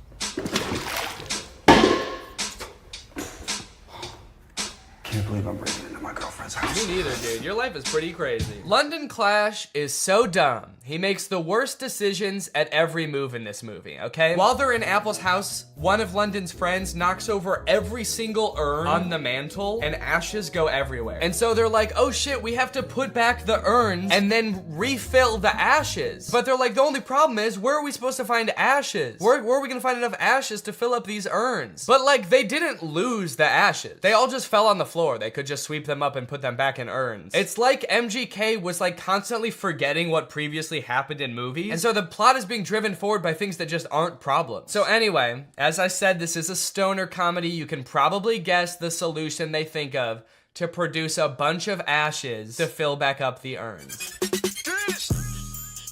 I'm stoner. Yep, they're gonna smoke a bunch of weed. Ah, bunch of weed. This movie's crazy. They're gonna smoke a bunch of weed. Well, at least this dumbass plan that doesn't make any sense is gonna result in like some crazy shit happening, right? Something funny's bound to happen now, right? Wrong. They just spend like 10 minutes having a boring ass smoke session on the couch. And then one of them tries to talk to a lobster. They really sat around writing this movie and were like, what's the craziest thing that could happen while we're high? And then settled on talking to a lobster. You know, since weed is legalized in a lot of places like California, where they filmed this, I feel like stoner comedies aren't nearly as like interesting or edgy as they used to be. You know, smoking used to be kind of like a fringe culture. It doesn't really feel like this is like, it's like that crazy or funny anymore. This is a scene of 4 adults sitting around a living room and obeying the law. Why did you spell it like that? It's a typo. Oh my god, it was a typo all along? Who would have guessed that? So I guess now the movie can end now, right? The movie can't end now, right? The movie can end now, right? There's 30 minutes left in this movie? What the fuck is gonna happen? What are they gonna do for 30 more minutes? Sit at a diner, apparently. So you're probably wondering how they wrap this whole thing up, huh? MGK missed his audition, he's not getting the role. His girlfriend is pissed off at him. How are they gonna wrap this movie up? Some sort of grand gesture that wins over both the director and the girlfriend? No, obviously not. That would make too much sense. London Clash gets the role because the director happened to see an Instagram live stream where London Clash gets punched in the face by Dennis Rodman, and the director just assumes that London Clash did that because he wanted to like impress him or something. It's a whole other plot line that I didn't really go into in this video, but it doesn't make any sense in the movie either. So he's got the role, now the only thing left is to get the girl, which he does by sending her a text at the diner being like, can we talk? And she's like, sure. And so they're driving to meet each other. He's texting her the whole way. He's texting and driving, and they get into a car crash, and then they are both paralyzed. That face says it all. That just happened. That's the resolution. He almost murders her. Irresponsible. He was texting and driving and he almost murders his girlfriend, and that's how it ends. After the credits roll, there's like a fun little blooper reel where we get to see the actors like messing around and not knowing their lines very well, which would have been a lot more fun if I hadn't felt like I had just watched an hour and a half of exactly that. Well, folks, what do you think? From rapper to pop punk icon to writer, director, and actor extraordinaire, which do you think MGK did best? Leave it in the comments down below. What do you think he'll get up to next? It's anyone's guess at this point. Professional fencer? Or maybe like a chef? He'll start just making food. That might be kind of sick. And you know what? All he would need to get started is HelloFresh. America's #1 meal kit and the sponsor of this video. Guys, I love HelloFresh. They send you fresh, quality produce from the farm to your door in less than a week, so you can savor delicious summer flavors right from home. I love getting a HelloFresh box because you know what it means? It means I don't have to worry about what I'm gonna eat for dinner every night. I'm not gonna find myself driving to some fast food chain to get a quick meal because I know I've got a quality meal that I can whip up in like 35 minutes right at home. And I know it's gonna be tasty. I know it's gonna be healthy. If you're trying to stick to a particular health goal, HelloFresh has you covered because they have veggie options, fit and wholesome options, and pescatarian options. So HelloFresh fits a variety of lifestyles. Their plans are super flexible. You can pause 1 week if you want to. You can add more food 1 week if you want to. And even if you're on vacation, you can change the delivery address to deliver to your vacation destination. And then you can have home-cooked meals when you're at the family reunion. HelloFresh is the very first carbon-neutral meal kit company, and nearly all of their packaging is recyclable. They help cut down on food waste because they send you pre-portioned ingredients so you're only using what you need. So if you want to check out HelloFresh and have a flavorful summer, then head on over to HelloFresh.com. Use my code TrulyGreg16 for up to 16 free meals and 3 surprise gifts. That's HelloFresh.com. Thanks to HelloFresh for sponsoring this video. Thank you to you guys for checking out HelloFresh. Now I'm going to do the outro of this video. All right, you guys, thank you for watching this video. I hope you enjoyed it. If you're new here and you're not subscribed yet, make sure you subscribe and turn on my notifications to join Greg. Greg is what I call my audience here on YouTube. We're the biggest and happiest family on YouTube. That is a scientific fact. Please do not look it up. Please do not fact check me because facts don't care about your feelings and I don't care about facts. All right, I'll see you guys next time. Bye. Hello, Greg. Why are movie studios making bad movies on purpose? I swear to God they are. I'm sure most of us by now have seen clips from the new Pinocchio movie. Father, when can I leave to be on my own? And that had me pretty skeptical, honestly. You're trying to tell me they made it and they were like, the main selling point of this movie is that it will be good? No chance. And now I've recently seen people talking about this movie Marmaduke. It's about a cartoon dog voiced by Pete Davidson. It has 0% on Rotten Tomatoes. I've watched it and it is in fact the worst movie you'll see this year. And it just really seems like they're trying to make bad movies on purpose. This movie is just heinous. It feels like Netflix just like fed an AI a bunch of scripts of bad movies until it spat out Marmaduke. This movie is not good at all. I think it has 0 redeeming qualities, actually. There's nothing good in this movie. I would even give it a negative score if I could. I like that I said that as if there's something stopping me. I'm my own entity. I'm not limited. I don't have a boss telling me I have to give it a positive score. I'm gonna give it a negative 6 out of 10.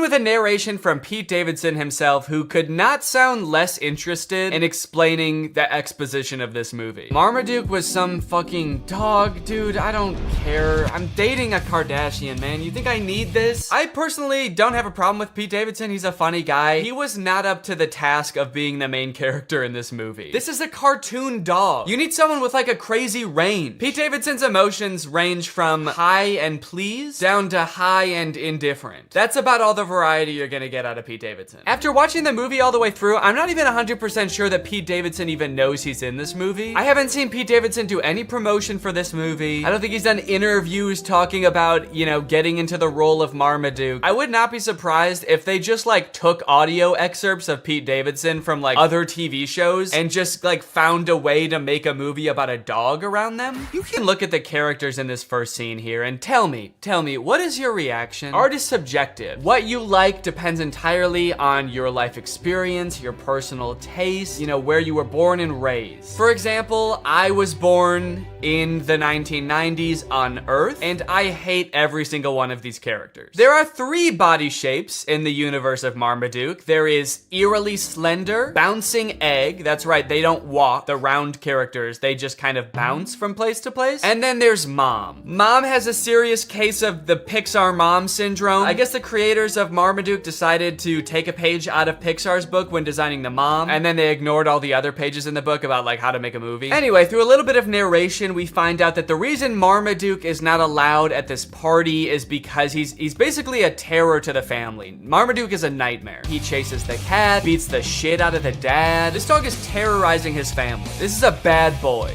I, being like a world famous dog trainer, sees Marmaduke, this poorly behaved monster, and decides decides, hey, this would be kind of an interesting challenge for me to transform Marmaduke into like a good boy. At first I thought this guy was gonna be the villain of the movie because he's like rich and British, and I think that it's the law in cartoons that the bad guy has to be rich and British, but this guy is actually, he's not that bad. He's a little greedy, but he's not the bad guy. So Guy goes over to Marmaduke's house and talks to the owners and is like, hey, if you let me train your dog and enter him into like dog competitions, we could win $1 million and I'll share the $1 million with you, which is actually a very nice thing for a rich British man to do in a cartoon. The family says yes, so Marmaduke gets to train with this experienced, highly awarded, rich and famous dog trainer. And they start training right away. Or actually, sorry, Marmaduke doesn't want to train at all, so the trainer starts beating the shit out of Marmaduke. That's enough for today. That's enough for today? You didn't do anything. You just hurt a dog. You didn't teach him any tricks. He doesn't even know how to sit. All right, the first trick we're gonna learn today is how to dodge a punch. Okay, it looks like you didn't get it today, but we'll try again tomorrow, okay, buddy? Anyway, I guess after showing Marmaduke how violent he is and all of his like cool martial arts skills, Marmaduke is like, wait, actually maybe I do want to get trained by this guy. And they make it seem like it's because like Marmaduke is so impressed. I personally think it's because Marmaduke is so scared. He does agree to finally be trained. So cue Marmaduke getting trained montage. Or sorry, Marmaduke getting tortured montage.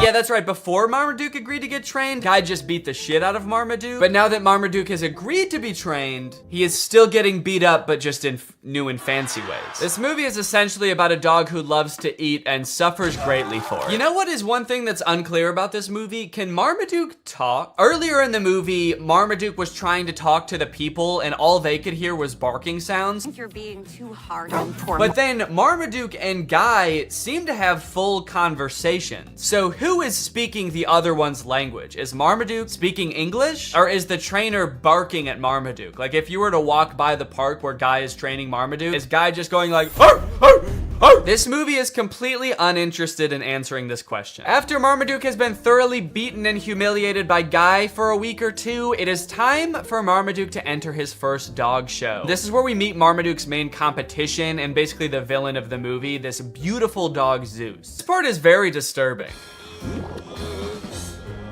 Oh, Marmaduke, you idiot! How are you gonna perform, dude? How are you gonna compete? You can't even walk. This is where the movie gets gross. The sound effects of his like gurgling belly make me want to throw up. Then he somehow becomes skinny by farting once. I guess he farts out all the food in one foul fart. And when I say foul fart, that shit does look foul. When he did that, I was like, wait, holy shit, he can do that? Marmaduke has the ability to fart out food that he just ate, like all of it. But then it's even more confusing because he gets onto the floor at the dog show and all of a sudden, so where did the food go? Did the gas enter him again and become food again? Was he actually just sucking in? What is happening? Did he fart the food out or not?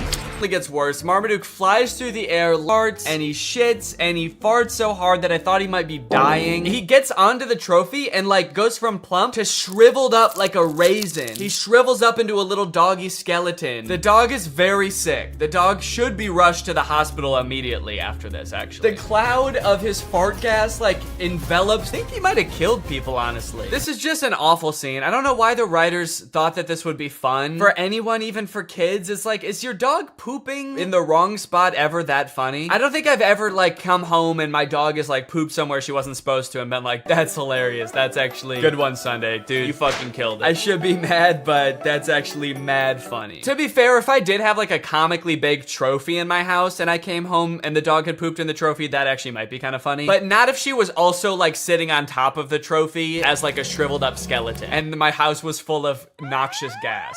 That was a disgrace. It's getting kind of dark. This is a really somber, like, middle section of a children's movie. He's not a loser! It just turns into Marriage Story.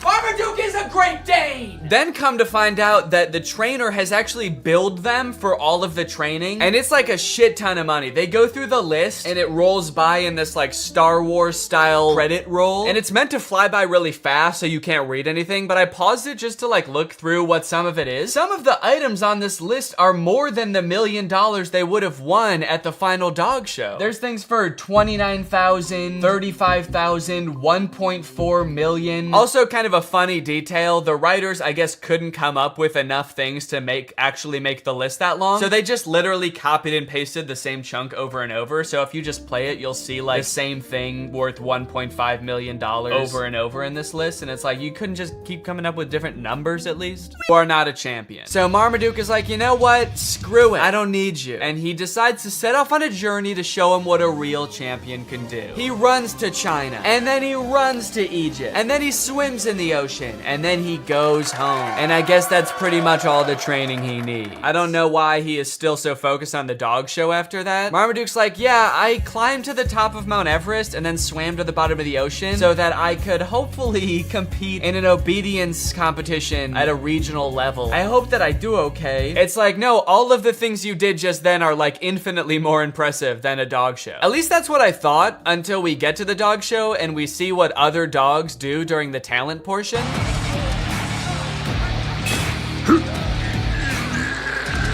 Zeus actually hypnotizes the crowd. That's actually pretty impressive. Yet another use of magic. I like that they're really doubling down on that in the third act of this movie. Also, I'm getting a lot of parallels from the Disney Channel original movie Zapped in this movie. Although I don't think anyone beat the shit out of a dog in that movie. Also, hang on a second. If hypnosis exists in this universe and it is like a thing that can be done effectively, why the hell did the trainer need to beat the fuck out of Marmaduke? If in this world it's possible to mentally make a dog do whatever you want, what sick thrill did Guy get out of assaulting Marmaduke? It's almost like that wasn't even training, and he just, like, what if he did hypnotize him and then he was like, and now the rest of this is just for me. Anyway, it's time for Marmaduke's portion of the talent show. Now, everything else up until this point is so insane that, like, anything Marmaduke could do, even if he did something really cool, would be kind of underwhelming. But, like, even with that in mind, Marmaduke just does the dumbest shit. His boy owner gets on his back and they just, like, run around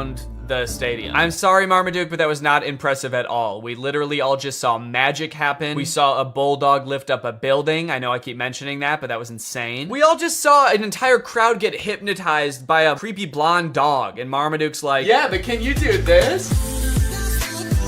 Are you trying to bankrupt your family, Marmaduke? Because that's what's gonna happen if you keep this shit up. Are you trying to destroy your family's lives? You're going to. Keep dicking around on the ground like that with no talent, and you're gonna destroy their lives. It's happened before, it'll happen again. Okay, a little plot twist happens at the end of the dog show. Zeus, the beautiful dog, wins. Obviously, he hypnotized the judges, so we kind of thought that was gonna happen anyway, but it turns out that one of the judges is actually Zeus's trainer in disguise, so he gets disqualified from the talent competition. I kind of feel like it was pretty dumb of him to do that because he had a shot at winning anyway. It's not like he was like a total underdog. Dude was basically an overdog. He was actually bound to win. He hypnotized everybody. But Zeus hits like a camera crane and it falls over on Marmaduke. Marmaduke!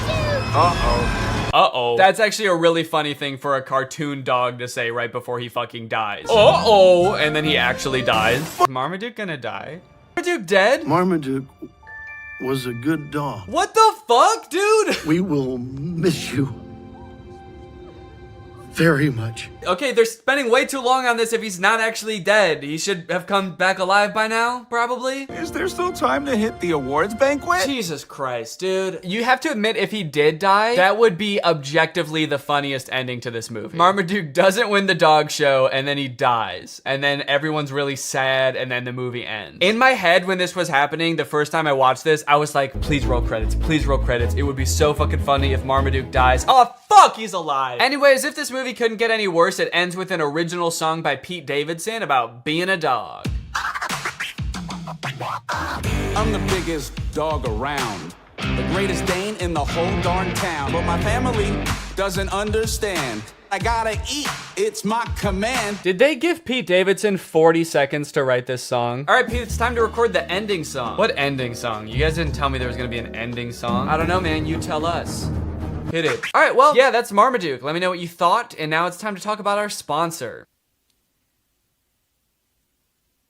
Hello. Guys, did you know in the US it's legal for your internet service provider to sell your data to other companies? They can sell it to ad companies. Heck, they can sell it to whoever they want. This seems pretty screwed up to me. I don't know why this is legal, but what I do know is that Marmaduke is probably responsible. Luckily, today's sponsor, ExpressVPN, puts a stop to this by rerouting 100% of your network traffic through their secure encrypted servers. Those are servers that are both secure and encrypted. ExpressVPN also masks your device's unique IP address, making it much more difficult for like big tech companies or advertisers or really strong dogs from tracking you and matching your activity back to you so they can collect your data. There's a ton of great reasons to use ExpressVPN. You can unblock content that's not available in your country. For example, the movie Whiplash is not available on Netflix in the US, but with ExpressVPN, if you change your server location to the UK, it is available. They have 24/7 customer support, the fastest speeds, consistently faster than other VPNs, and it's easy to use. You can fire it up and get going with just one click. I've got ExpressVPN on my computer and my phone, pretty much every device that can have it in my house. So find out how you can get 3 months for free by visiting expressvpn.com/Danny Gonzalez. That's expressvpn.com/Danny Gonzalez. Thank you to ExpressVPN for sponsoring this video, and thank you to you guys for checking out our sponsor. Please get out from under my desk. All right, guys, thank you for watching this video. If you're new here and you're not subscribed yet, make sure you subscribe and turn on my notifications to join Greg. Is that in focus at all? Greg, join Greg. Greg is what I call my fans here on YouTube, my fan base, my audience. But we're more than that, you know? We're a family, we're an army. We are one guy named Greg. So if you wanna join, then turn on my notifications and subscribe, and I'll see you guys next time. Bye-bye. What's up, Greg, and welcome back to another episode of A Grown Man Spends 20 minutes making fun of a movie for kids. You may have noticed something a little bit different. There's a microphone in the frame. I got a new stand for my microphone, and apparently the only way I can get it like close enough to me is by having it slightly in frame. So I hope this isn't super distracting. This would be kind of a crazy way for like one of those faceless YouTubers to film videos. What's up, guys? So today we're going to be talking about Zapped. And after watching this movie, I'm starting to think that the writers of Disney Channel original movies are not capable of writing a movie that's not about a teenager trying to control the opposite sex and mold them and craft them to their liking. You got Pixel Perfect, a movie about creating like the perfect girl pop star. How to Build a Better Boy, pretty self-explanatory in the title on that one. And then you got this movie Zapped, which is about Zendaya discovering that her dog training app can actually train boys to obey it can train boys to obey her every command. It's not actually Zendaya. She's not playing herself. It's Zendaya's playing a character named Zoe. I think that's probably pretty clear, but I just wanted to clear that up. This movie is full of dark magic. I'm convinced of it. There's something deeply sinister going on in this movie. I don't know what it is, but I'm gonna figure it out. Let's go ahead and watch it. The movie starts out with Zendaya's character Zoe giving a maid of honor speech at her mom's wedding. She's marrying this new guy, so her family is about to be merged with his family. So it's Zendaya and her mom, and then this man and his 3 sons. So it's like a family of women mixing with a family of men, which makes a lot of sense because, as we know, women give birth to girls and men give birth to boys. First off, I just want to say how happy I am that my mom has finally found love again. She is the most giving person I know. Her speech starts off sweet, but then she immediately just starts like kind of complaining about having to live with 4 new guys because they're stinky. 4 guys and their mysterious odors that they always blame on the dog. Yeah, she sort of takes the opportunity to complain and just make her mom, I guess, like feel bad for marrying a guy. It's the happiest day of her mother's life. And also this guy, her new stepdad, is the happiest day of his life. And her speech is like, I hate my new family, my new stinky family. And this wedding will certainly ruin my life. To make matters even worse, towards the end of her speech, the boys lose control of their pet dog, who is at their wedding for some reason. They lose control of the dog, and the dog goes crazy and knocks like a chocolate fondue fountain all over Zendaya. And at this moment, I couldn't help but remember that Zendaya's character in Euphoria is supposed to be the same age as Zendaya's character in this movie, and their lives are drastically different. Throughout this movie, you will find that the characters are like super weird. They're like caricatures of people that don't exist in real life. And to show how much it's gonna suck really living with the boys, the writers of this movie decided to have the next day start with Zendaya's new stepdad screaming in the hallways, getting everybody ready for school. But then when he sees Zendaya come out of her room, he like doesn't know how to talk to her. Hey, morning sport. I mean, hi girl. Hi girl. It's like, dude, you're 50. Have you never talked to a girl before? The movie then establishes why each one of the new guys that she lives with is like gross in some way. One of her little brothers is really messy. The other one's always like cooking gross stuff.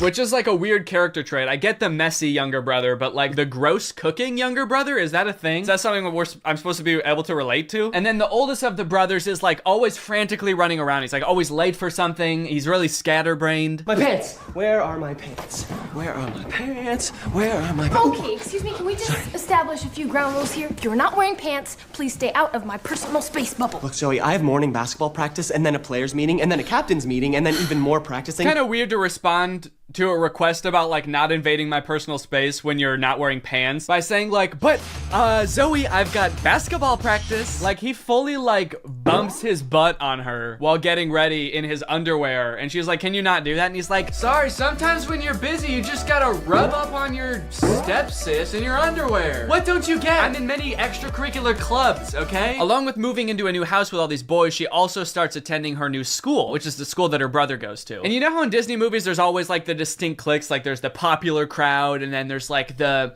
stoners, but they never say stoners in the Disney movie. They're just kind of like, these are like the kids who wear jean jackets. This movie has the most insane high school posses ever. You got the skateboard boys. Okay, that's pretty normal. The next group she sees are the shirtless workout boys. And then just the straight up stinky boys, where the only like defining characteristic is that they're dirty, flea-ridden, smelly boys. You can hear like flies flying around them. What clique is this supposed to be in high school? And then there's the popular group, one of whom is also pretty stinky himself, actually. The Tripster? The Tripathon? It's me. I'm Trip. Oh. Bart Funk. Oh. The movie sort of writes this off as like, well, this is just something boys do, you know? New school, you gotta kind of accept what boys come with it, you know? Boys will be boys. No, that is actually not what boys do. That is something that just one very specific boy does. It's me. I'm Trip. And he needs to be stopped. I cannot remember a single moment in high school where a boy walked up to a girl, let alone like the new girl who's already like scared and doesn't know anyone and is like, hey, I'm gonna fart in your face now. Welcome to the school, smell my ass. But it's not all bad though. She does make a friend on her very first day. And in typical Disney Channel movie fashion, she is wearing a fedora. Every Disney Channel movie has to have a token fedora blazer wearing character. But the boys here are cute, aren't they? All of them. I think we have the highest percentage of cute boys in the entire greater Westlake area. Unlike Zoe though, she actually kind of likes the boys at the school. She's like, sure, they may have their flaws, but they're pretty cute. Wow, you seem a little... Oh, boy crazy? Yeah, that's the official diagnosis. Hold up, this girl has a picture of a boy that goes to her school in her locker? Is that a thing? I remember in like middle school, girls would have pictures of like celebrity boys in their locker. Imagine seeing a picture of you in somebody else's locker. I'd feel like I was being hunted. It's weird to have his picture in your locker. It's even weirder in the movie when we find out that she also actually has pictures of him printed out on her pillows in her bed. Gulp. That's scary. Imagine if they start dating, she's like FaceTiming him in bed, and she like accidentally tilts the camera a little bit to the side, and he just sees his own face next to her. Wait, what was that? Is that me? Of course, Zoe does have a love interest in this movie, and he is introduced early on. It's this guy.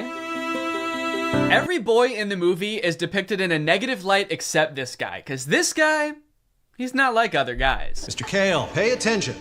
There will be a quiz on the praying mantis.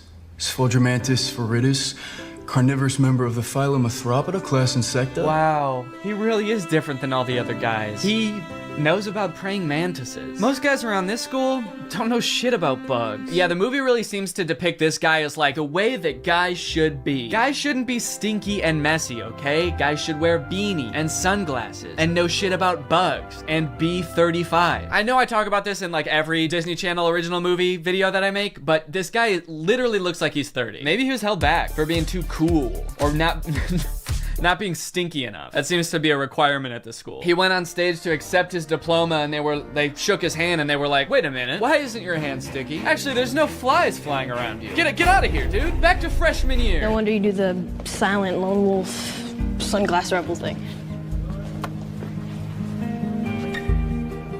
Oh, it's pancake mishap this morning. No, I'm not looking at that. Okay, well then what are you looking at? I'm looking at you. Creepy. Stops in the middle of the hallway just to stare her down. I think I've got you figured out. Oh, really?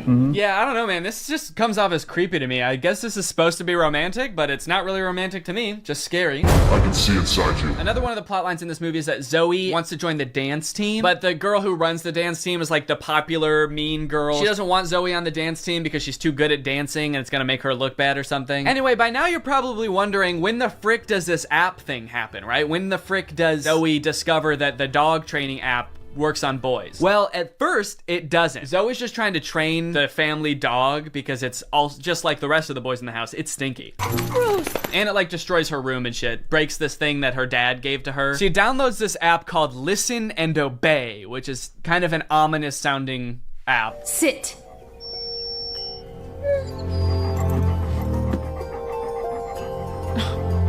Shake.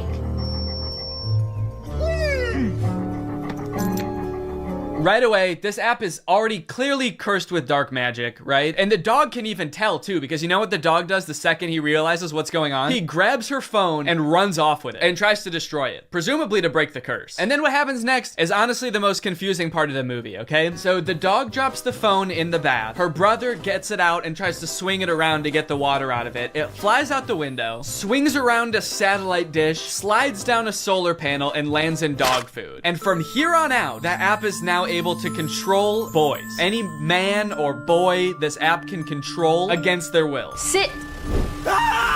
And at first, while watching this movie, I didn't even think it was that weird. I didn't even give it a second thought. I was just like, okay, yeah, so something magical happened and now it can control boys. That makes sense. But like, what? What happened to the phone? I don't understand how solar panels and satellite dish changes the app from dog-based to man-based. Like, you'd think at the very least something having to do with like men would happen to the phone. Like the phone lands in like a bucket of buffalo wings or like flies through a football field. I'm just curious to know if that fucked up other apps on the phone or if it's just the dog training app. Now, whenever a boy likes one of my tweets, he goes into a coma for 3 years. And don't even get me started on the weather app, because every time I check that, boys start falling from the sky. Anyway, let's just say now that she's got the ability to control boys, she has a little bit of fun. Boys are acting weird. Dude, he farted twice in midair in such rapid succession. They added in 2 fart sound effects. Kind of impressive. I'm trying to imagine how she's gonna use the app to get herself out of this one. Stop farting. Take it back. Take the fart back. Suck it back up into your ass. Oh, how am I doing this? But no, she just uses the app to utterly humiliate him in front of his friends. Go to the bathroom. Oh, wait, no, not here. I'm still confused about some of these clicks, by the way. Like, what are these nerdy kids supposed to be? Look at this kid in the green sweater. How he acts when nobody high-fives him. What is that acting? I guess your dog app doesn't work on girls. Maybe because girls aren't dog-like enough. They're too catty. Ah, that's funny. Girls are catty. What the fuck does that mean? Boys are dog-like? What the hell? I mean, I guess in this universe they kind of are. They're like flea-ridden, mangy boys. Why do we smell like we smell? So pretty much like the majority of this movie is just Zoe using the app to like get what she wants and make all the boys at the school act exactly how she wants them to. She turns the skater boys into gentlemen. She goes up to the nerdy gamer kids and tells them to like go do yoga instead of playing video games. Let's go do some yoga. And her brothers, dude, don't even get me started on what she does to her poor brothers. I'm taking the brothers' side, all right? They did nothing wrong. Her poor brothers were just living their lives until Zoe moved in and tries to fix them. Be clean. Holy moly, it's filthy in here. Her messy brother, she tells to be more clean, which turns him into this like hyper-hygienic husk of his former self. I need a sponge and soap and paper towels and a power washer. For the rest of the movie, he's literally he's scrubbing everything frantically in a panic. Anytime there's a mess, he's like, I gotta clean it up. She tells the gross cooking boy to cook less gross stuff. Start making less gross food. So he's like cooking 5-star meals for the rest of the movie. And then the oldest brother, she tells him to be more focused. Be focused.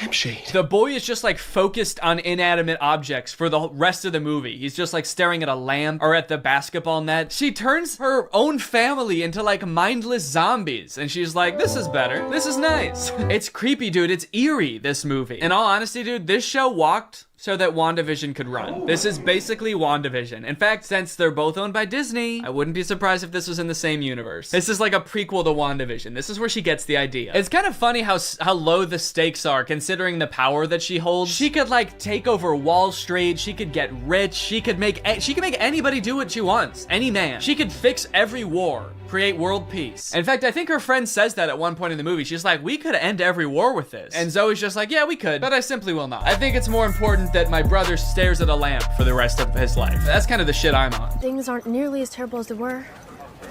Then again, I'm talking to a dog, so I might just be losing my mind.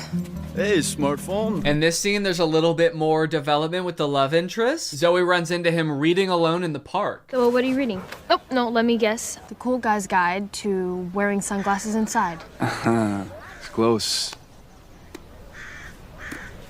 To Kill a Mockingbird. I feel like when he holds up that book, we're supposed to be like, wow, he really is not like other guys. Except that, like, that is required reading in most high schools, so he actually is like other guys. He's like every other guy. To Kill a Mockingbird's sort of my favorite book. My second favorite is The Great Gatsby. Third favorite is Geometry 101. I just love to read, what can I say? Eventually things start to get a little crazy at school, and Zoe realizes that she probably shouldn't be controlling people like this anymore. People are getting into fights and stuff because the new cliques at school are just like not meshing well. So Zoe's like, all right, I'll just make them stop. And she tells the app to stop. And then of course, everybody just stands still and freezes. And so she's like, oh no, I can't reverse commands. If I tell them to stop, they're just gonna literally stop. And so then like many more days go by and she's just like, well, I guess I can never reverse the thing. And it's like, well, what if you just said, hey, ignore all the commands I gave you, instead of just saying stop and being like, oh, it didn't work. The movie continues to get even more dark to like a startling point. There's a creepy ass scene where the whole JV dance team wants to resign because they don't like dancing anymore. And Zoe's like, how about I use the app to make you dance instead? And so there's just a scene of them all like sadly dancing because their hearts aren't in it, but they're being like physically forced to dance. And the movie even goes so far as to make Zoe force the love interest to kiss her with the app. Kiss me.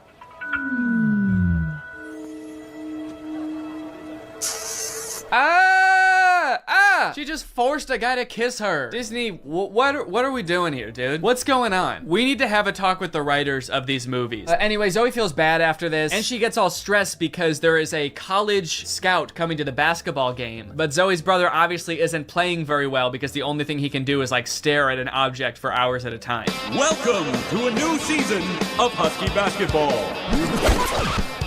The Huskies have been struggling with practice, and there's a college scout in the stands. So tonight's game could be a nail-biter. I like that the scout is writing stuff before the game even starts. What do you think he's writing? Ball round, court shiny, boys stinky. Just as the beginning of the movie made no sense, the ending also makes no sense. The phone falls into the wrong hands. The popular girl figures out that Zoe is using it to control people. I don't know how she figures it out. She just like sees Zoe holding it during dance practice and she's like, she's holding her phone while dancing? She must be using mind control. I gotta get that phone. Anyway, she steals the phone. At the basketball game, she just like starts making everybody obey her every command. Bow down to me.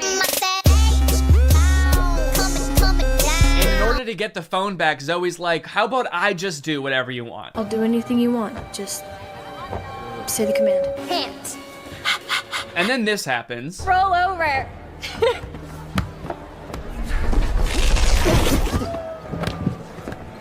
How did you? I'm your brother.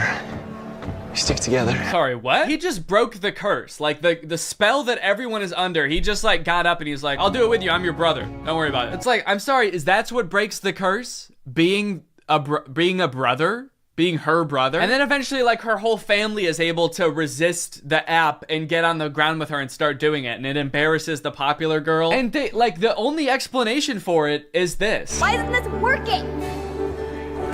Because everyone knows.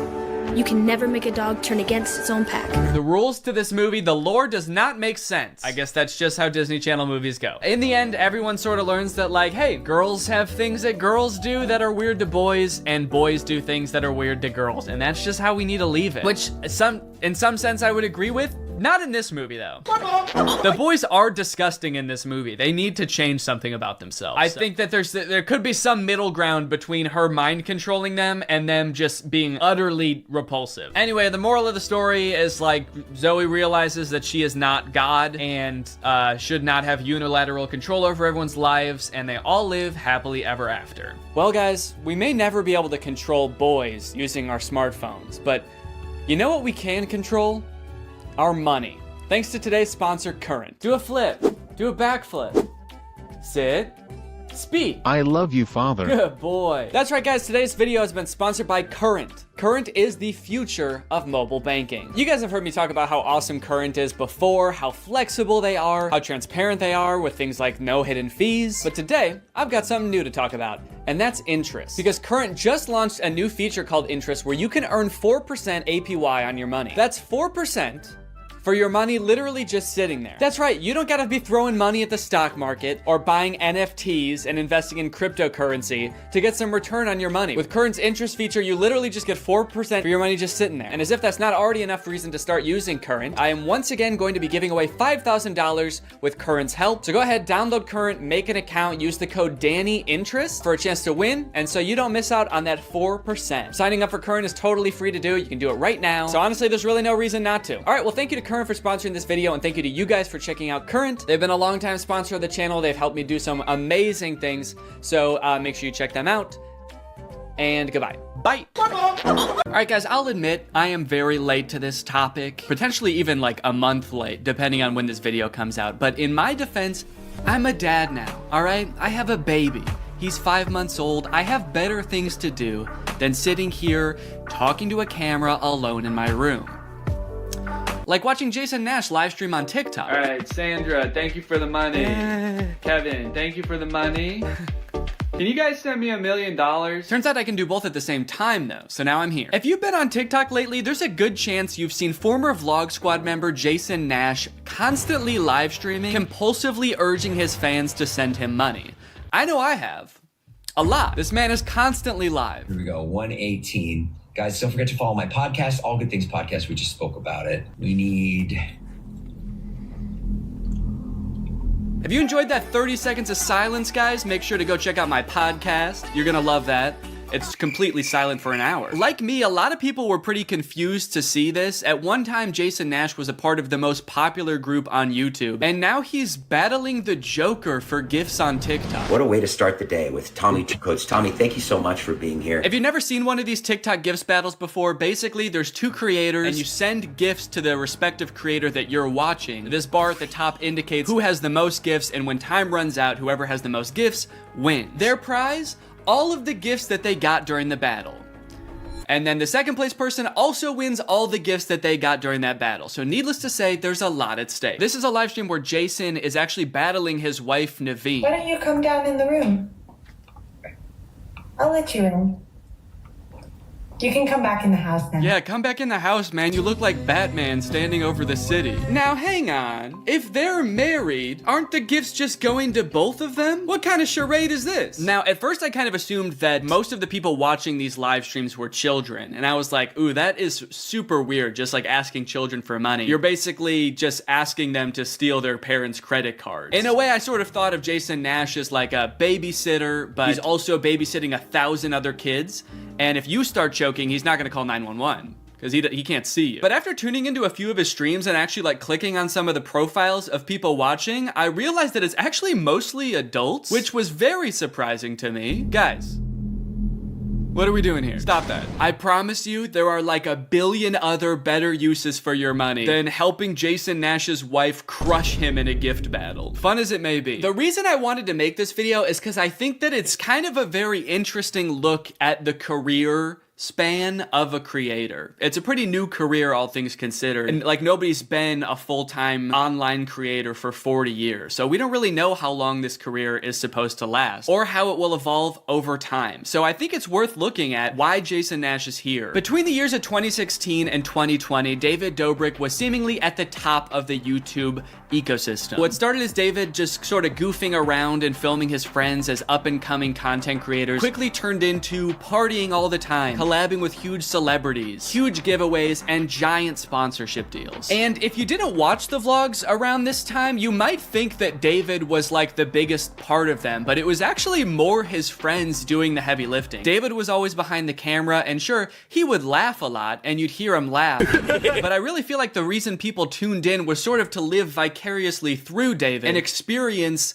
the goofiness that was all of his friends. So while all of the vlogs were on David's channel and David was inevitably the most popular member of the vlog squad, I really feel like he owes most of his success to his friend group. But it was a fun time. I watched a lot of the vlogs back in the day and I really enjoyed them. It felt like you were a part of this friend group. And in a lot of ways, you were like the members of the vlog squad, because like the members of the vlog squad, you also were not getting paid for your appearances in the videos, which is something that I always found kind of weird. David's friends never got any sort of payment. Their only payment was in exposure. And so what kind of ended up happening was, because everybody else around David wanted to launch their careers off of David's vlogs, they all started vlogging too. But because they would always be hanging out together, all of their vlogs seemed to be just like the same situation from a bunch of different angles, and everybody was holding vlog cameras. It got pretty out of hand for a while there. Eventually though, during the pandemic, a bunch of stuff happened that caused David to take a step back from vlogging. Mainly a bunch of scary accusations about one of his best friends, Dom, and also him almost killing one of his other best friends, Jeff Wittick, by slamming him into the side of an excavator. After losing a bunch of followers and probably more importantly a bunch of sponsors, David posted an apology saying he was gonna do better. He said he was gonna take steps to make sure his vlogs were a safer environment for the people in them. And I want to be able to have a place of checks and balances. I want to have HR. If he had to choose between quitting vlogging or doing it safer with an HR team,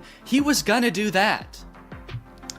And then he quit vlogging. Currently, David is still presumably very rich. The only place he really posts is on Snapchat, and from what I can tell, he mostly just goes around and tours really expensive houses and parties a lot. He doesn't seem to have any ambitions of creating more content on YouTube. In a lot of ways, he's sort of like the Great Gatsby of social media now. But without David sort of manning the ship that was the vlog squad, a lot of the other members basically had to figure out other avenues and other ways to make money and maintain their following after the vlog ended. Zane and Heath have a pretty successful podcast now, so does Jeff Wittick. Carly and Aaron, I believe, have a podcast too. But I feel like Jason Nash out of the entire group is having the most trouble adjusting to the post-vlog era. He has a podcast, but it's definitely not getting the same numbers that his podcast with David did, views, back in the day, which David also quit. Despite them, I think, getting a bunch of really great offers that would have changed Jason's life, David decided to quit because he didn't want to do that anymore.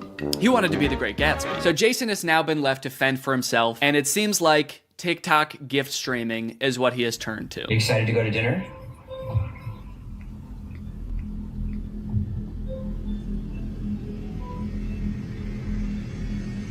Man, this is content, baby. This is crazy. I didn't know all you had to do is just sit there and stare at your camera and people will just send you money. Why did I write this whole video? So a lot of the response has obviously been kind of cringing at this feeling that what he's doing now is very shady. And I mean, he's not really harming anybody, I guess. It does seem like it's mostly adults sending him money. Obviously, there's always going to be kids online stealing their parents' credit cards, so that's not great. I do get kind of a shady vibe from it just because there literally is no content for you to consume except to send him money. Like, the whole point of this stream is to see how much money Jason can make without having to do anything. That's like the point of the stream. Melanie, thank you.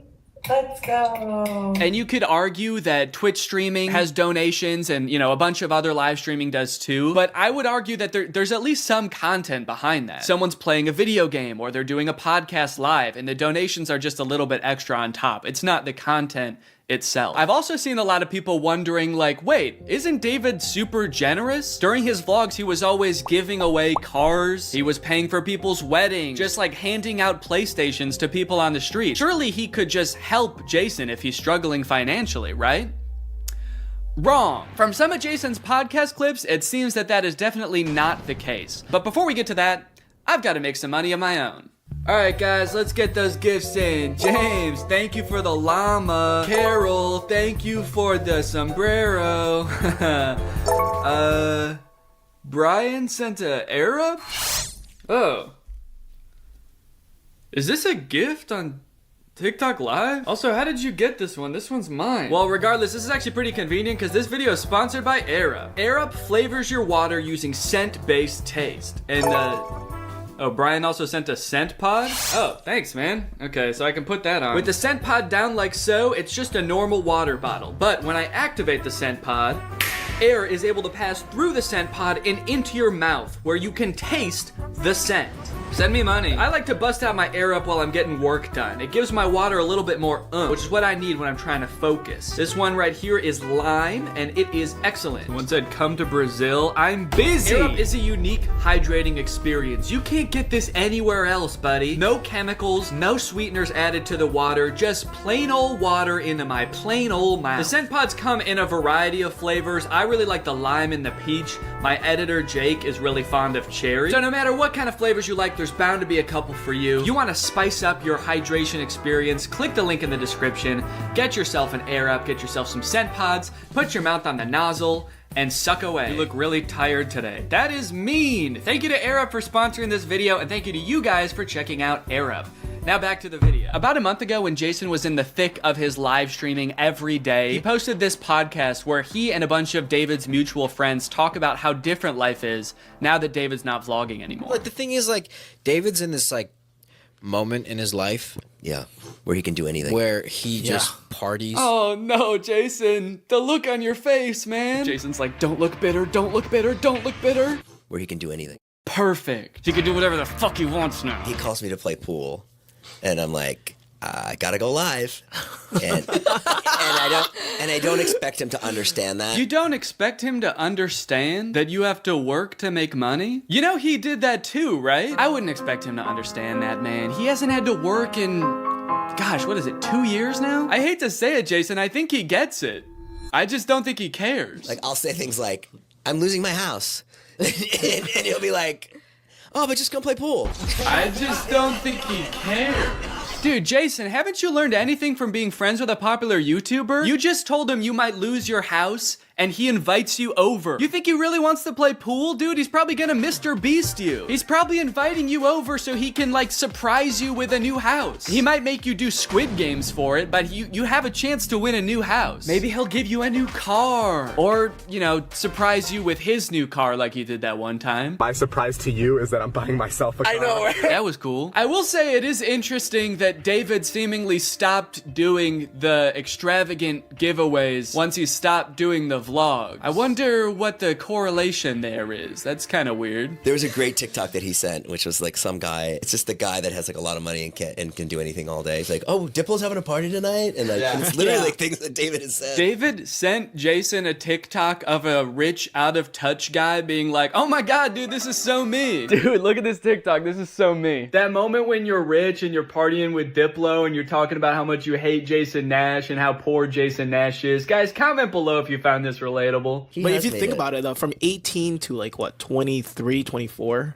Oh, he was hitting it. He never drank. I don't think he ever drank. Even when we would visit him, we'd be up till like midnight, just like watching the edits, just like. Wow, he worked hard for 5 years? Let the man party, dude. Please do not burden David's poor, gentle soul with your financial woes. Just let the man play pool and play with him, for God's sake. I mean, look, I don't doubt that he worked hard. The dude posted 3 vlogs a week. I'm sure it was a lot of hard work, but you know who also worked hard?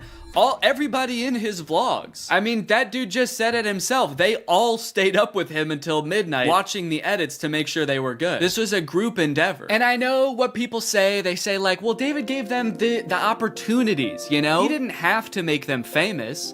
Yeah, he kind of did. That was like the whole point of his vlogs, was his friends. David wasn't just making them famous because he was a good, generous guy. He was doing it because that's what was working. They made him famous as much as he made them famous. Now it's like the complete opposite. Everyone's like working, and here's him just like, hey, what are you doing tonight? And it's like a Tuesday night. Everyone's working.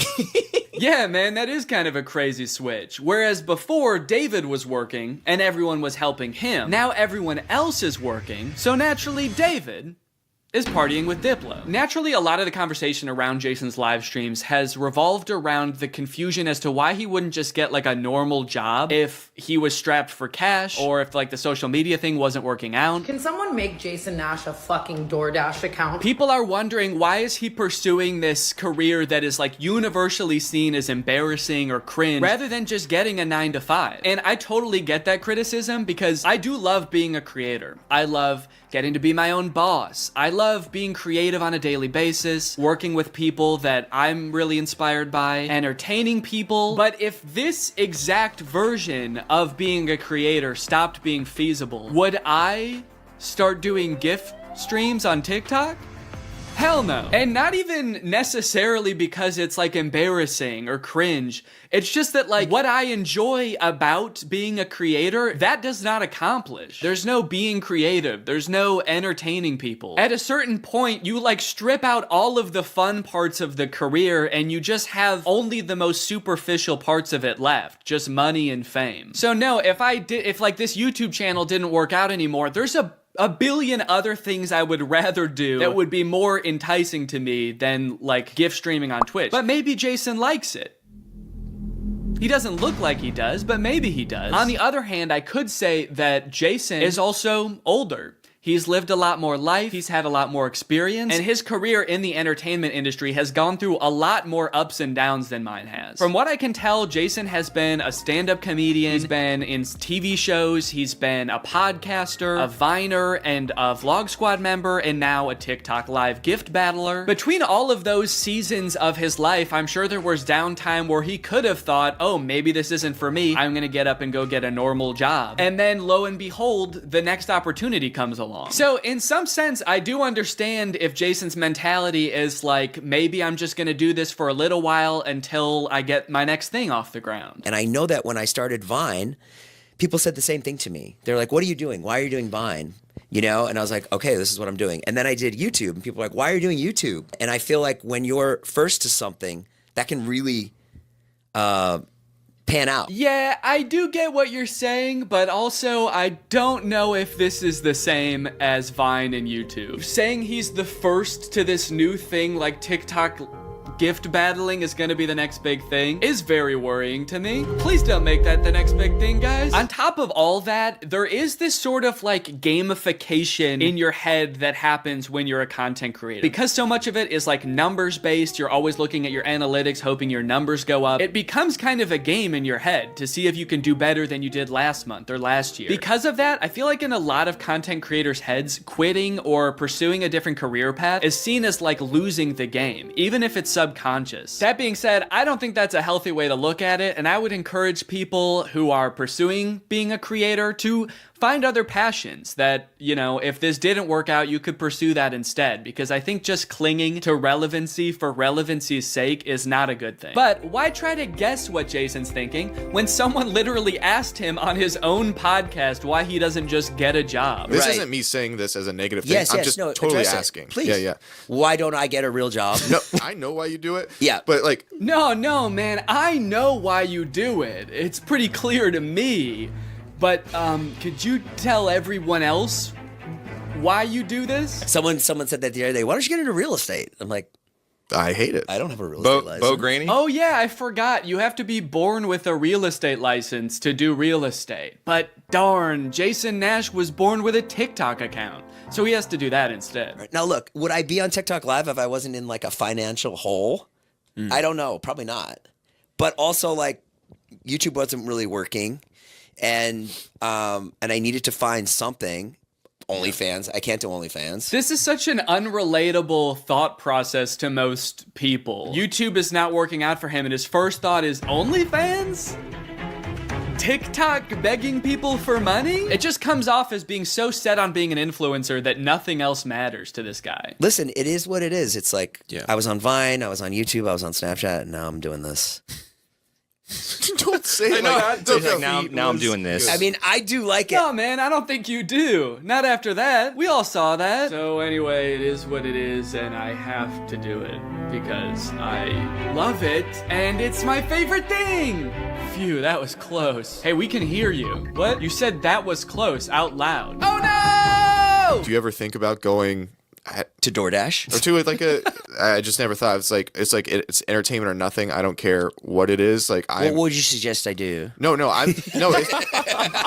it's just that get a job at Lululemon. From what I can gather from this clip and the way they're laughing about the prospect of being a DoorDash driver or working at Lululemon, those jobs are not even on the table for Jason. I don't know his personal finances, but Jason lives in LA, he owns a house, he has kids, he has a wife. So I feel like when he's saying things like, I don't have any other skills, what he's really saying is, I don't have any other skills that would allow me to live the exact same life that I'm currently living. And honestly, I could understand if he really does like the TikTok live streaming thing, but don't laugh at other jobs like Lululemon or DoorDash like you're so above doing them, yet you're on TikTok literally asking people for money. And I do totally get that Jason has kids that he has to support, that I'm totally empathetic to that situation. It is kind of ironic that his solution to that is to ask other people's kids for money online, but that's neither here nor there. This whole situation kind of reminds me of this TikTok I saw about a month ago. My Roman Empire is all of those influencers who dropped out of college or quit their jobs, moved to LA, then became irrelevant. Like, where did they go? What are they doing now? One interesting thing that I don't know if a lot of people know is that I feel like a lot of creators who get into this situation can actually leverage some of the connections they make while they're relevant and some of the skills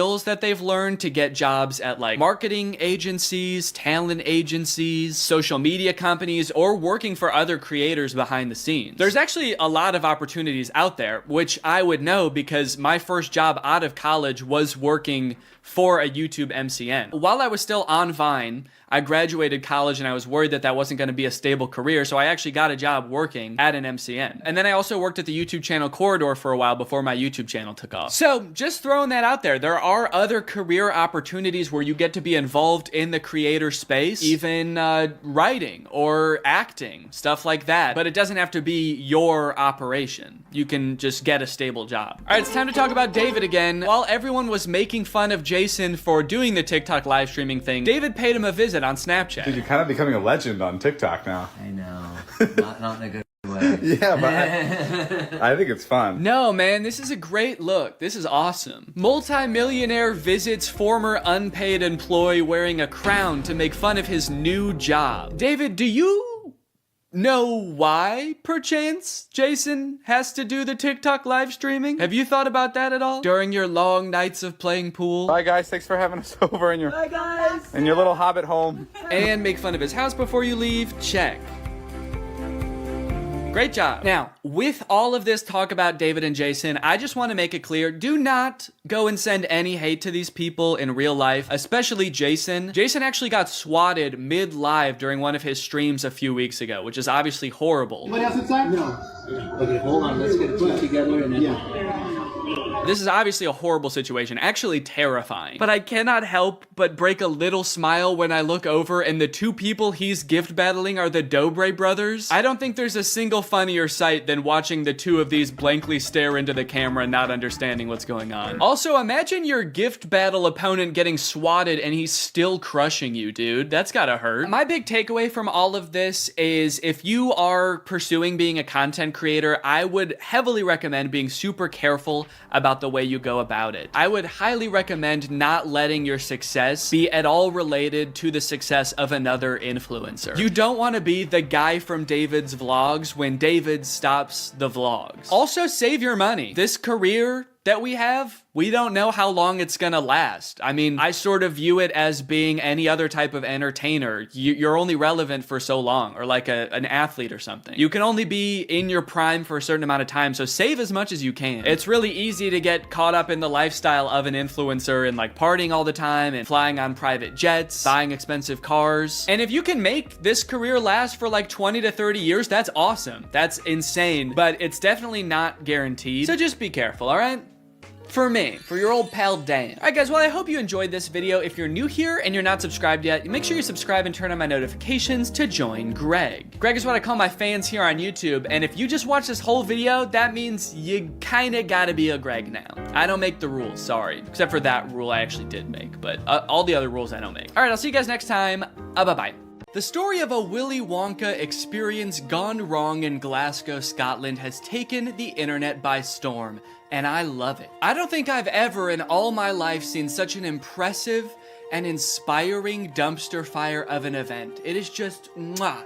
It is just perfect. This event, which was supposed to give kids the chance to experience Willy Wonka's chocolate factory, was so bad, it prompted parents to call the police to get justice for the horrors they had witnessed. Police were called to an immersive Willy Wonka experience after families showed up to an empty warehouse. The event reportedly charged $40 per entry, that's per person by the way, advertised with AI art, and said it would be a journey filled with wondrous creations and enchanting surprises at every turn. And oh, what enchanting surprises they found. Kids were all dressed up and crying, waiting for what they thought was going to be a magical experience. Yeah, that's the surprise. No magic here, just sadness. The surprise was them crying. If they called the police, that's how you know it was bad. Because they didn't even do that in the actual Charlie and the Chocolate Factory, and kids were dying in that movie. And honestly, it does look like it was terrifying. Take a look at some of the images of the abandoned warehouse that parents had to spend $40 to gain access to. Okay, here we have some sort of chocolate fountain with murky brown water floating in it. We have one bouncy castle that can fit like 3 kids. Giant empty space filled with table and chairs. You're probably thinking there must be something pretty good to eat here with all these table and chairs. Probably some pretty tasty chocolate, right? No, there was no chocolate at this event. These photos look like a crime scene, dude. These look like Willy Wonka had to flee the country after the FDA found fentanyl in his chocolate. So he has to post up in an abandoned factory to keep the business going while the feds are after him. You got this lovely scene. I think that the size of the warehouse really screwed them over, honestly. If it was a smaller room, it wouldn't look so empty. There would still be nothing to do there, but it wouldn't look so sad. In a way, seeing this photography light in front of this like $2 Candyland backdrop makes me feel kind of sad for the people who put on this event. Like, oh, you really thought people were gonna want to take pictures in front of this shit. Of course not. No. If 2 parents brought 2 kids to this event, it would cost $160, and you're getting this. I think I get why they called the police, honestly, dude. If I was promised some kind of fun Willy Wonka experience for the kids and then showed up to this foggy warehouse, I would think I was about to be murdered in some kind of Willy Wonka-themed Saw movie. And if that's not enough, wait until you see the nightmarish characters they had running around this place. So this is one of the most famous pictures to come out of the whole ordeal. This is an Oompa Loompa, obviously. A lot of people are focusing on the facial expression she's making in this picture. She looks exasperated. And honestly, I don't blame her. This has to be like the worst acting gig she's ever had. As far as I know, this actor wasn't putting on the event. She was just hired to be there. She's probably dealing with crying children, pissed off parents. Also, I'm pretty sure canonically the Oompa Loompas are enslaved by Willy Wonka, so the facial expression makes sense in that context too. What I'm actually more concerned with is everything else going on in this photo. Why is there so much smoke? I'm not super familiar with the process of making chocolate, but I'm 100% sure there should not be that much smoke happening. No wonder she's making that face, dude. She's high as hell. And I love all the mismatched chemistry gear she's got strewn about the table. Beakers, vials, this mysterious elixir locked up in a little glass box. A quill? Oompa Loompas take notes like wizards from the 1300s? I didn't know that. All right, now the other 2 characters that were at this thing, I gotta introduce you to at the same time because they're both in the same video clip. So let me introduce you to Willy Wonka and the Unknown. What is that? It's the unknown. Man, what the hell? Dude, fuck everything else. I would call the police based off of that. Who is that demon? Surprising twists and turns was right in the advertisement. I would not expect to take my kids to a Willy Wonka experience and have them be accosted by a shadow figure. I can tell you that right now. It's terrifying that Willy Wonka says, "What is that?" when he sees it. What is that? Like, dude, this is your chocolate factory. You don't even know what that is? We are so fucked. Here's a different clip of some other kids experiencing the unknown. As the soup flavor full of scary face. Oh my God. Scare the great unknown. Wonderful. I love fantastic. Yeah, that's the correct reaction to seeing the unknown. What is that? Wonka says it, this kid says it, I'm saying it. Also, I love that baby's reaction. That was like a primal instinct to make that sound. Humans have evolved for millions of years to make that sound when they see the unknown. According to some reports that I've read from the event, the unknown is supposed to be an evil chocolate maker who hides in the walls and scares little children. Is he a part of the actual Wonka story? No. Was it advertised that there would be a child-scaring monster at this event? No. But speaking of the advertising for the event, one of the most insane parts of this whole story is that this company that made this event, House of Illuminati, apparently used exclusively AI-generated images to advertise this event. Surprisingly, the website is still up, so you can go and check it out for yourself. Welcome to Willy's Chocolate Experience. Dive into the whimsical of Willy's Chocolate Experience! Exclamation point, comma. So you've got images like this, which at first look like some kind of fun candy land, but then the closer you look, it doesn't really make any sense. Like, what the fuck is this thing? Is that supposed to be a bunny? Who the hell is that? I don't like the looks of these things. But then you get images like this advertising the Twilight Tunnel, which are so clearly AI generated, it makes you wonder if the whole event was being run by an AI. Because how could a human not notice that there are so many typos in all of these images? You got dim tight, depractions, ungurrival, featuring dodjection and swide. Then you've got ensuring entertainment, which of course includes catgagatting, carchy tons, and a passidice of sweet teats. And on top of the website being seemingly designed by AI, apparently all of the actors' lines were too, which we know thanks to this video posted by the actor who played Willy Wonka. I'm going to be poking a little bit of fun at the event, but I wanted to say before I start that I feel for anyone who bought tickets to this, people who are expecting a magical chocolate experience. People who are unfortunately captured by the unknown, we hope you are found soon. So the first red flag for me was when I was cast as Willy Wonka. Anyone who looks at me and thinks Willy Wonka and not Oompa Loompa is out of their mind. I give off major Oompa Loompa energy. I got cast as the part on the Thursday, and was told that I needed to learn the script for the Friday. So I said, no problem, send it over. The script was 15 pages, monologue, pretty much, of AI-generated gibberish. You know what I'm kind of curious about? If the script was AI-generated, where did the unknown come from? Did the event organizers just ask ChatGPT to generate a script about Willy Wonka's chocolate factory and it just threw that shit in? Cause that's terrifying. ChatGPT was like, planning an event for kids, huh? I know just the thing to add. Don't worry, I'm great with kids. So I'll give you one of the lines from the script. I'm not going to do the Willy Wonka voice because I think I've embarrassed myself enough. But one of my favorite lines was, there is a man who lives here. His name is not known. So we call him the Unknown. The Unknown is an evil chocolate maker who lives in the walls. What? We were told on the experience to hand out a jelly bean, one jelly bean per child, and a quarter of a cup of Tesco's own brand lemonade. One jelly bean? All that smoke the Oompa Loompa had to endure and she was just back there cranking out one jelly bean? Maybe the unknown was introduced as some way to canonically explain why there was no chocolate at the event. Sorry kids, there's no chocolate here today. An evil chocolate maker showed up and he shot the Oompa Loompas.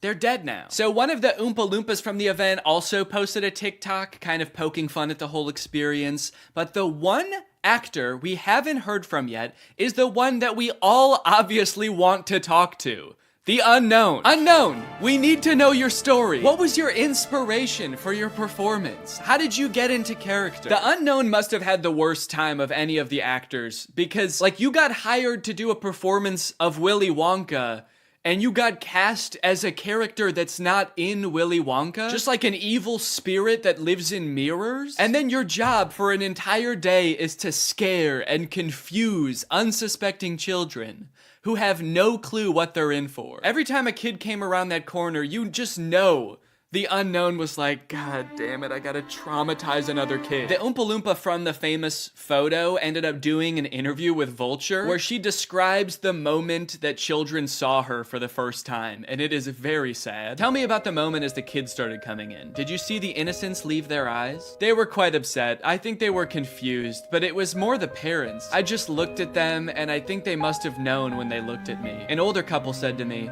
I really, really hope you get paid well for this. This sounds like she's describing people witnessing the wreckage of a tsunami or something. It's crazy. Each individual person that laid eyes on her had to take a second to mourn. When you say walk through, how long are we talking here to walk through this event? I'm telling you, this would have taken about 2 minutes. I've never experienced anything like this in my life. Dude, honestly, that's kind of smart, because like 2 minutes isn't even long enough to process like the first stages of grief. You're getting these people in and out before they can even realize they got scammed, you know? They don't even know what the fuck just happened. After the police were called, people started getting refunded, the story blew up. The director of the company who put on this event did eventually apologize. I'm really shocked that the event had fallen short of the expectations of people on paper. Yeah, dude, on paper the event was awesome. No chocolate, abandoned warehouse, smoky oompa, just like the movie. There was every intention to hold the event from the pictures. Despite not being the best light, hopefully you'll be able to see that there was every intention to hold the event. No, we know you were planning on holding the event. That's kind of the problem. I think a lot of people wish you didn't. Unfortunately, there were unforeseen circumstances and the event didn't come to light. He's like, we were not expecting that evil chocolate maker to show up. The unknown ruined the event. These issues were technological in nature.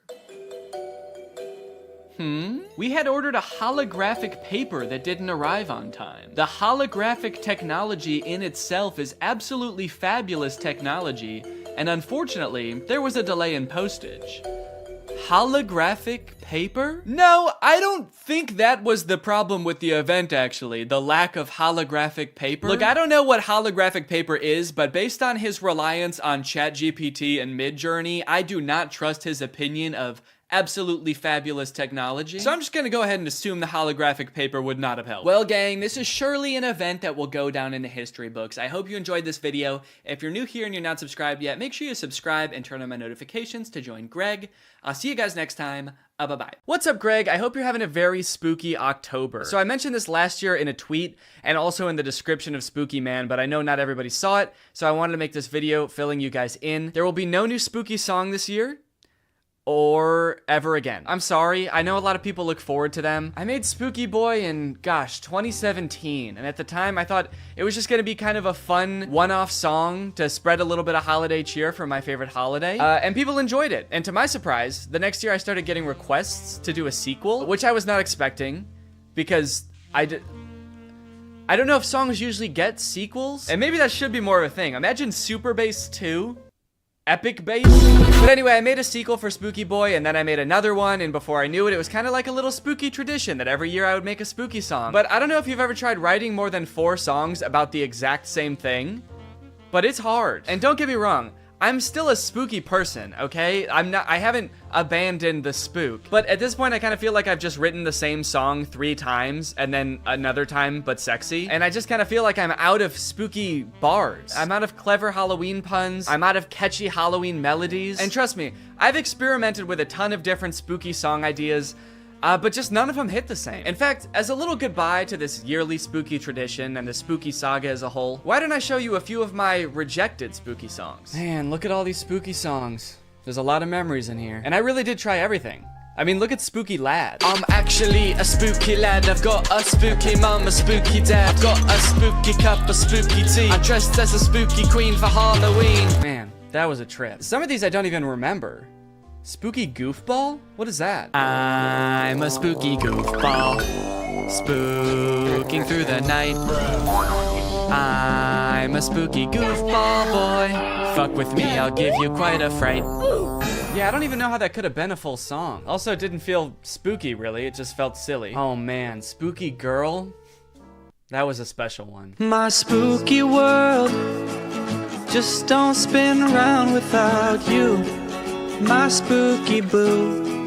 And every Halloween I don't go looking for tricks and treats. Oh no, this Halloween I just need my spooky girl. I guess that one doesn't really fit because that's talking about someone else. It's not even talking about me.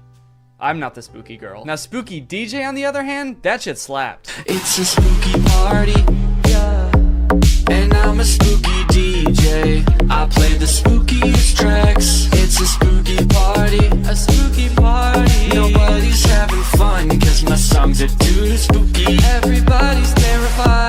So thank you guys for enjoying the spooky songs. I did really enjoy making them, and you know what? Even though I'm not making any more, you can still listen to the whole spooky saga. Those songs aren't going anywhere, and you know what? They're probably way better than any spooky song I could possibly make now because I'm all out of ideas. So go ahead and throw them into a playlist, listen to them all October long, and even after that too, because a real spooky boy is spooky all year round. And yeah, happy Halloween!